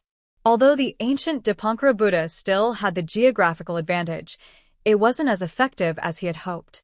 However, this ancient Buddha's expression remained calm, as if he wasn't disappointed at all. Even though his hopes of ending the battle quickly fell through, the ancient Dipankara Buddha wasn't discouraged. Instead, he decisively changed his combat style and slowly fought against Neza. At this moment, he prioritized self-preservation. He didn't want to gain any merits, but he wanted to avoid any mistakes. The ancient Dipankara Buddha, who had the geographical advantage of the Western Pure Lands, put down his pride and adopted such a passive method. Neza couldn't do anything to him. At least, he's still defending and attacking at the same time. The ancient Dipankara Buddha hasn't completely thrown away his pride. Yen Zhaoge stroked his chin. Completely thrown away his pride? Yen Di raised his brows. He's only focused on defending himself. Even the remaining 18 sea calming pearls manifested the universe and fused them together to protect himself. As the father and son watched the battle from the side, they placed themselves in the opponent's shoes. They imagined themselves facing the opponent and how they would resolve the opponent's attacks or break through the opponent's defenses. Observing the battle between two grand heavenly realm experts gave them a lot of inspiration.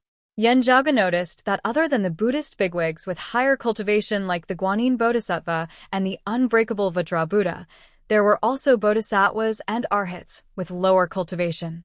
Although they might not be as clear as Yen Zhaoge and Yen Di, watching the battle was still better than cultivating bitterly. Such a high-level battle with real swords and spears, even if two Buddhist mighty figures simulated it, it would be difficult for them to achieve such a good effect. It's understandable that the ancient Dipankara Buddha doesn't want to get injured. However, the problem is how can he win against Neza? As Yen Zhaoge watched, he frowned. Neza wouldn't accept the result of a tie. Could it be that Dipankara wants to continue dragging it out in hopes that he could defeat Neza one day?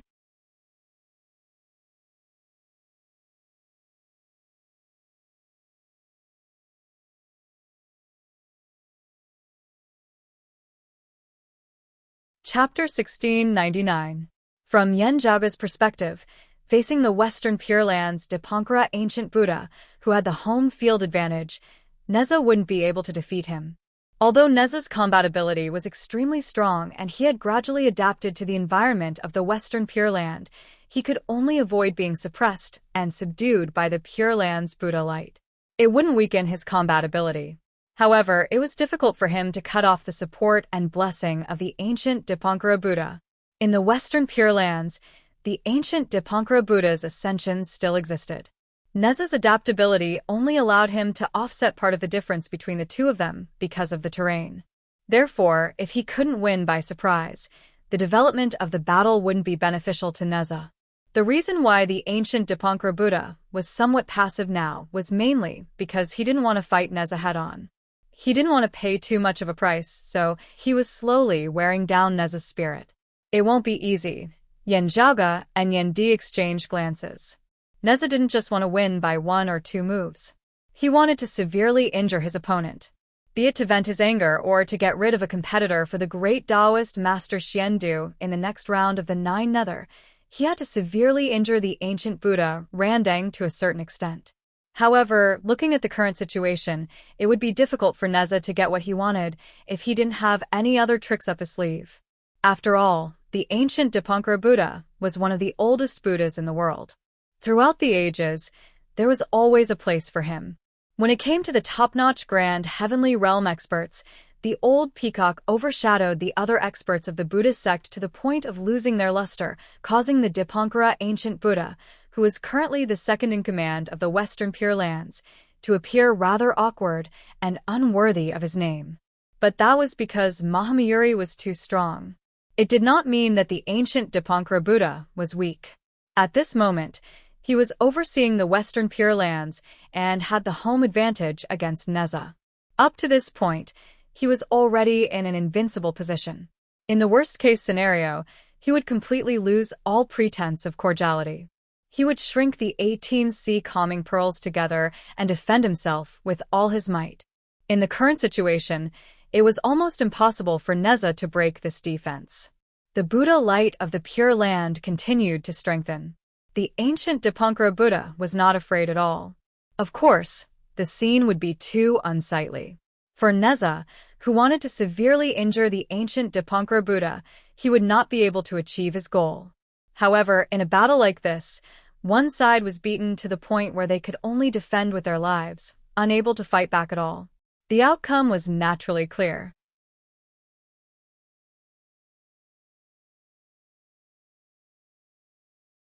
With how thick-skinned the ancient Dipankara Buddha was, if there was really a need, he definitely wouldn't mind changing his strategy immediately and defending to the end.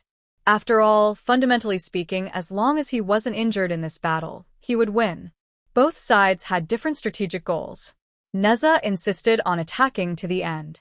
If this continued for a long time, the ancient Buddha might even have a chance to make a comeback. However, judging from the current situation, although the Dipankara ancient Buddha did not want to get hurt, he was not that conservative. At this moment, he seemed to be at a disadvantage under Neza's strong attack, but he could still persist. He attacked and defended against Neza. Neza was naturally unconvinced. He spread out his 3 heads and 6 arms and became braver and more anxious as he fought. He did not give the ancient Dipankara Buddha any chance to catch his breath. His every move seemed to have the power to shatter heaven and earth. The temple that everyone was in was the core of the Dipankara ancient Buddha's Pure Land. At this moment, under the battle between the two sides, it gradually became riddled with holes and withered. Not to mention the world inside the temple, even the pagoda forest, bodhi, and flowers outside the temple were mottled and withered. Apart from his astonishing skills, Neza also unleashed all his treasures. Other than the armillary sash to protect himself, the universe ring, yin-yang sword, golden brick, and other treasures kept falling towards the ancient Dipankara Buddha. None of his treasures were ordinary. They were either born and destroyed with him back then, or they were obtained when he was reborn for the first time. After experiencing the baptism of the lotus dew, they were different from ordinary immortal treasures. They shared weal and woe with him and complemented each other. These treasures were completely different when used by others and when used by Neza.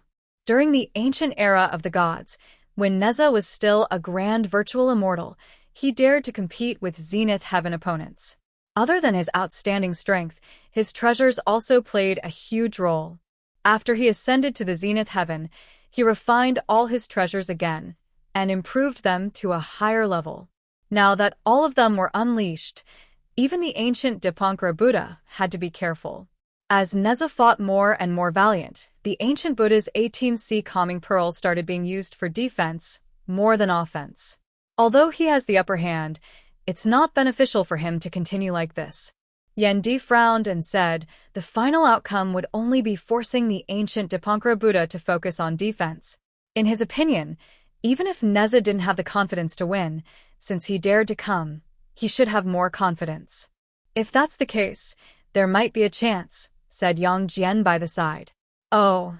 Yan Zhaoge and Yendi looked towards Yang Jian.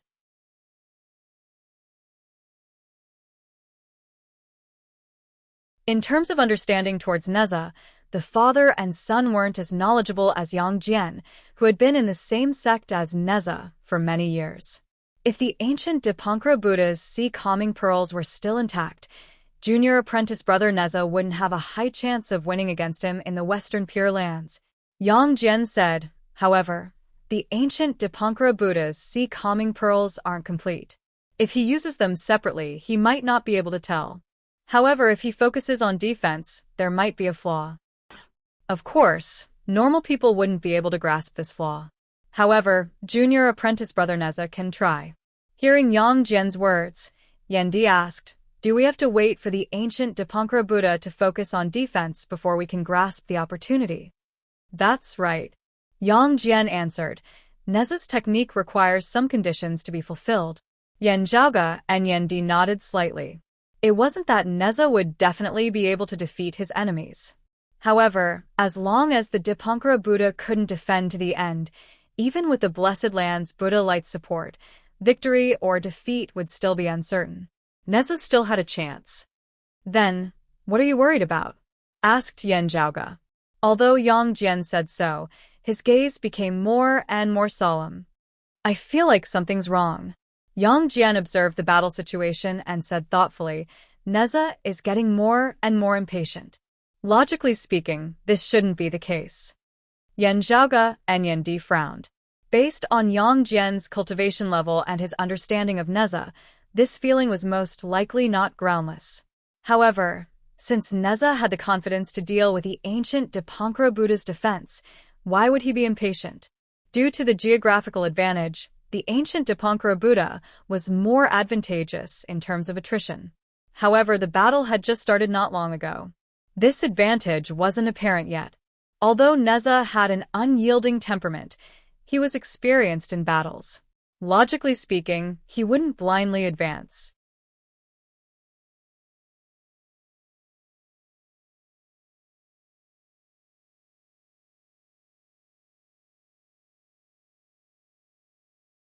Chapter 1700.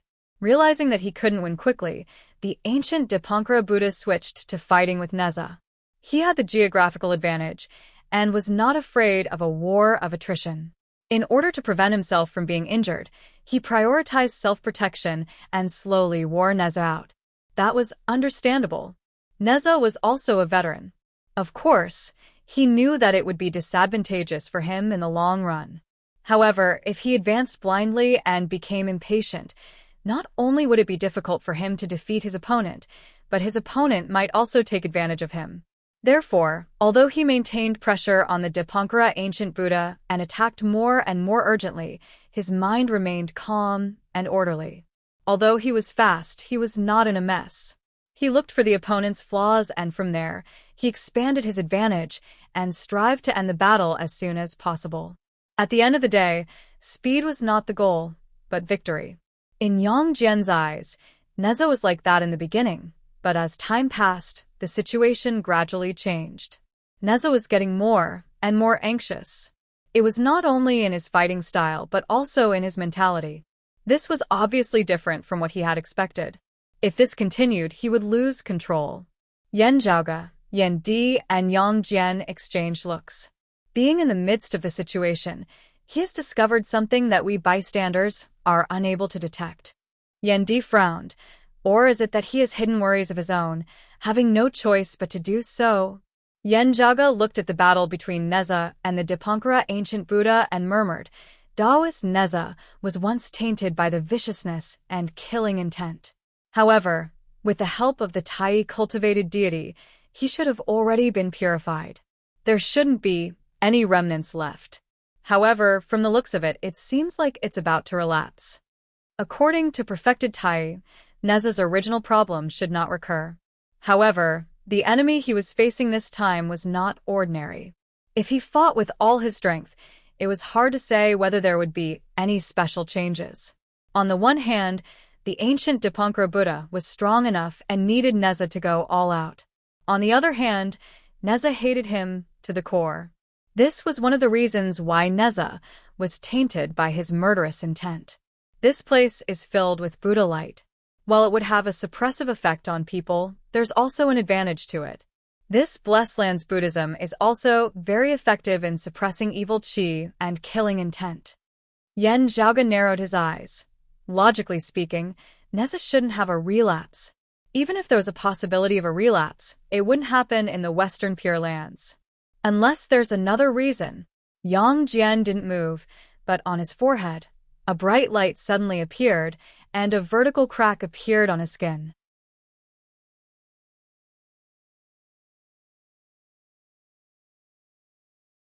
Suddenly, a vertical eye appeared on Yang Jian's forehead, which was the third eye that could scan the entire universe. Seeing this, the invincible Vajrabuddha and Guanyin Bodhisattva looked at each other. We can't hide it anymore. Yang Jian opened his third heaven eye and gazed at Neza. Neza didn't look any different from before, but multicolored lights were flickering in the depths of his pupils. Primordial Heart Devil. Yang Jian snorted coldly. Randang, aren't you ashamed? Dipankara Buddha's expression remained unchanged, and he said lightly, "You're exaggerating." Neza's resentment was too strong, and it gave birth to inner demons. The primordial heart demon took advantage of it. You really can't blame me. If Neza feels unwell and wants to suppress his inner demons, I don't mind. Today's battle can be considered a draw. Dream on, Neza shouted. However, his movements immediately slowed down a little, suppressing and adjusting himself. Dipankara Buddha, aren't you pushing the blame away too cleanly? Yen Zhaoga raised his brows. It's fine if it's other places. However, this is the Western Pure Lands. Without the Amitabha Buddha's approval, without your approval, how could the primordial heart devil do anything? Due to his temperament and hatred towards Dipankara Buddha, Neza's mental state had a flaw. However, with his control over himself, he could suppress these inner demons and slay them without disturbing himself. However, if the primordial heart devil personally took action, it might become a huge hidden threat. Especially when Neza was currently fighting against Dipankara Buddha, the primordial heart devil might take advantage of the situation.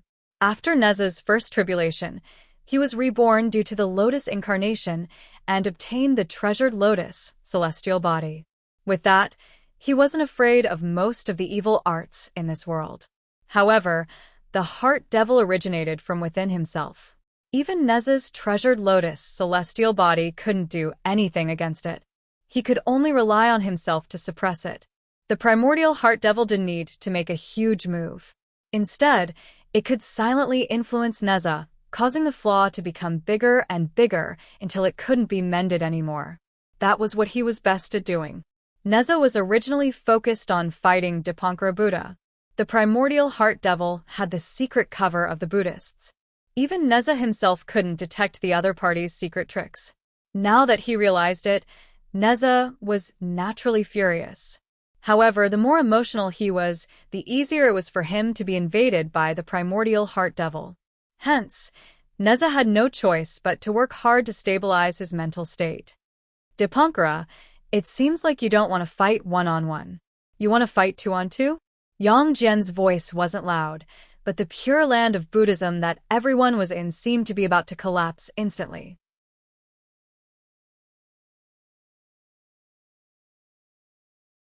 Dipankara Buddha smiled and said, "Fellow Taoist, you're wrong.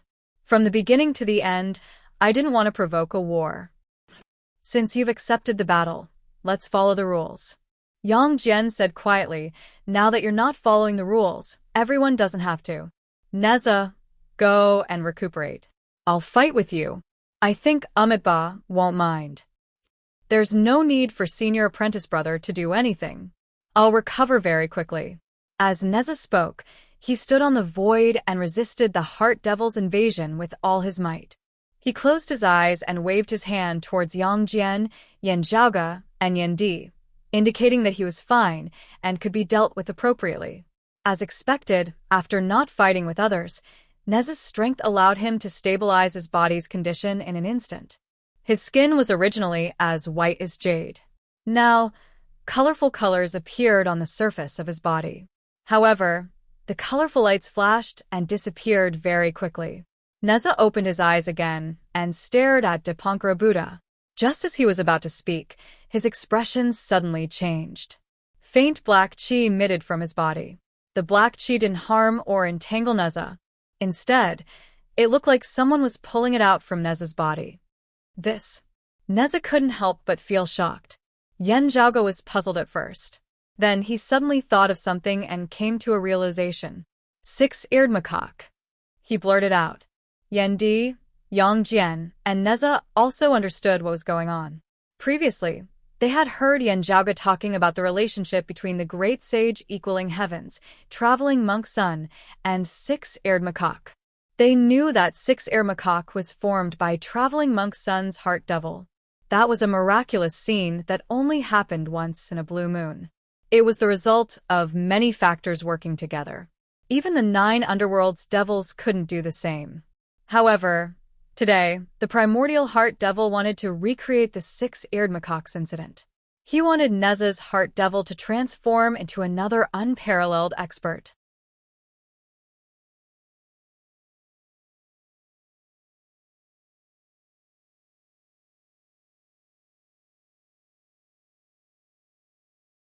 Chapter 17:01. The primordial heart devil's help was equivalent to helping the ancient Dipankara Buddha out of his predicament. Of course, Nine Nether wouldn't do it for free.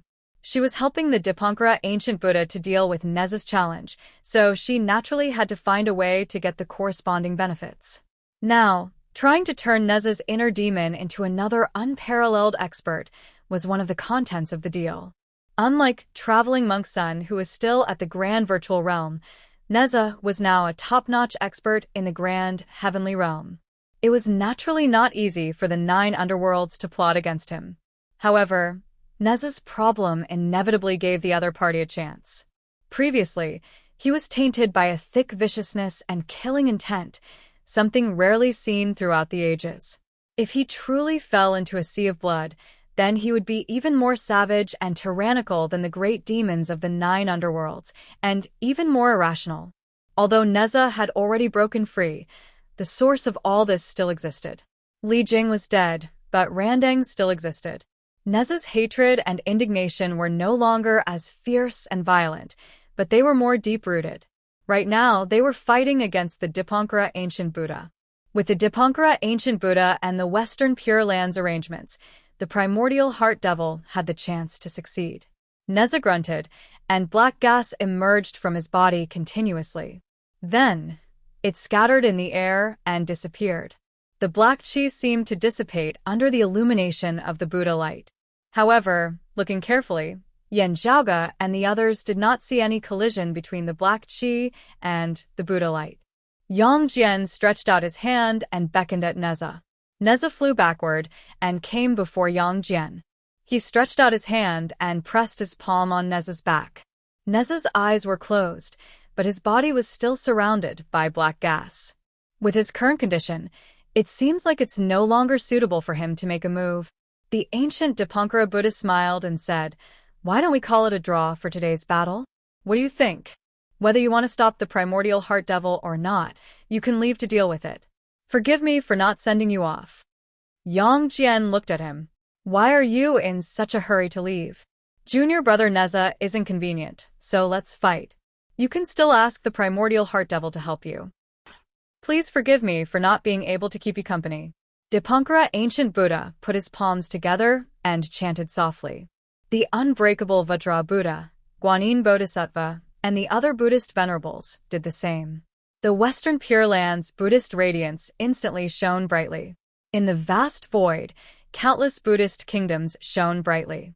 The radiance formed a whole, repelling Yan Zhaoge, Yang Jian, and the others, attempting to send them out of the Western Pure Lands.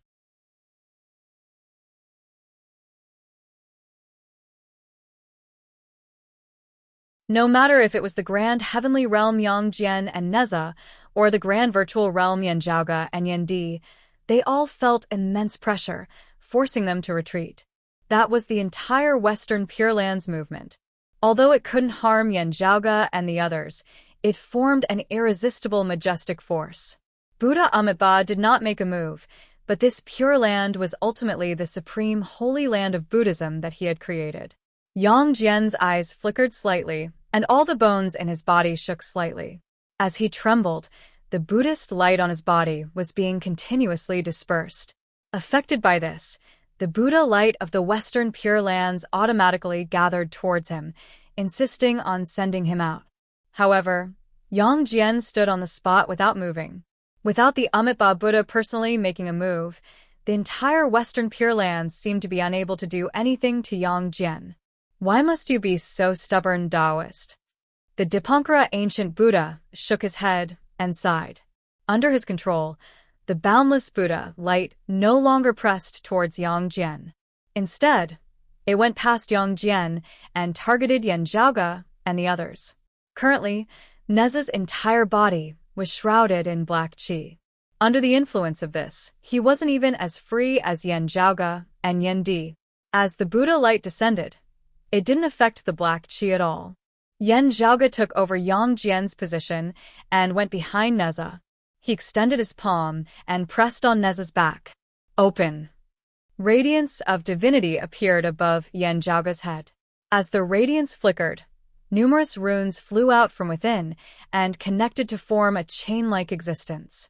They intersected with each other and formed a ring, enveloping Neza and Yanjiaoge within. With Yanjiaoge and Neza as the center, the rings formed by runes revolved in different directions. From the looks of it, it was as if a temporary spherical heavenly devil-slaying ritual had appeared. Compared to the ritual that Yanjiaoge used to help Qin Xuanzong in the past, the current spherical heavenly devil-slaying ritual seemed much smaller. However, it also seemed boundlessly vast. After being suppressed by the spherical heavenly devil-slaying ritual, the black qi on Neza's body was no longer as rampant as before.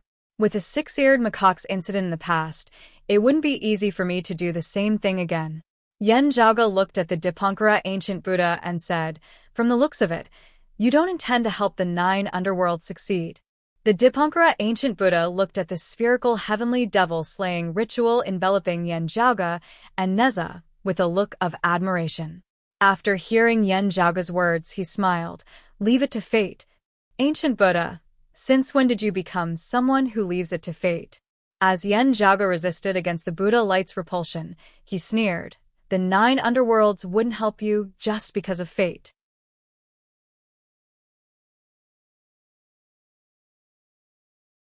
You'll have to pay a higher price to convince them." Yanjiaoge retracted his smile and looked at the Dipankara ancient Buddha. "Is it the water devil or the earth devils?" Putting aside the ancestral devil for now, among the 6 extinct devils, the mental devil and the wood devil had always been alive. The current devil of aged metal was reborn in a battle 400 years ago, and the new generation devil of fire was reborn in recent years. The remaining ones were the water devil and the earth devil. They had yet to be reborn, and were still waiting for a suitable physique for them to be reborn. The 2 devils' rebirth was extremely crucial to the 9 underworlds. Previously, others might try their best to stop them and suppress the 9 underworlds. However, under the unique circumstances of the current era, with the Dipankara ancient Buddha, Taoist Luya, and the great monk Xian Du having made their preparations, everyone was trying to obtain the 9 underworlds. As such, to other forces, the water devil and the earth devil's rebirth became an important bargaining chip, just like Taoist Luya and the devil of fire. However, to Yanjiaoge, the 2 devils' rebirth made him feel complicated. Leave it to fate.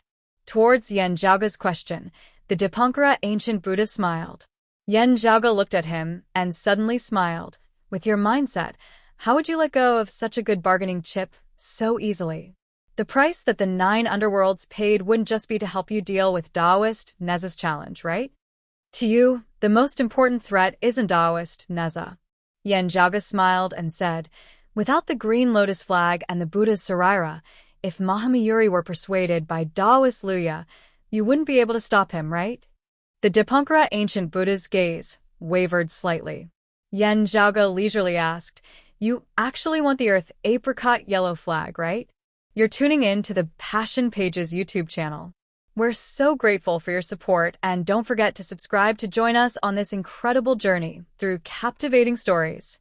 Your generosity through donations truly makes a world of difference, as it's the primary source of revenue that allows me to expand and enhance this channel for you. Thank you from the bottom of my heart for being a part of this adventure."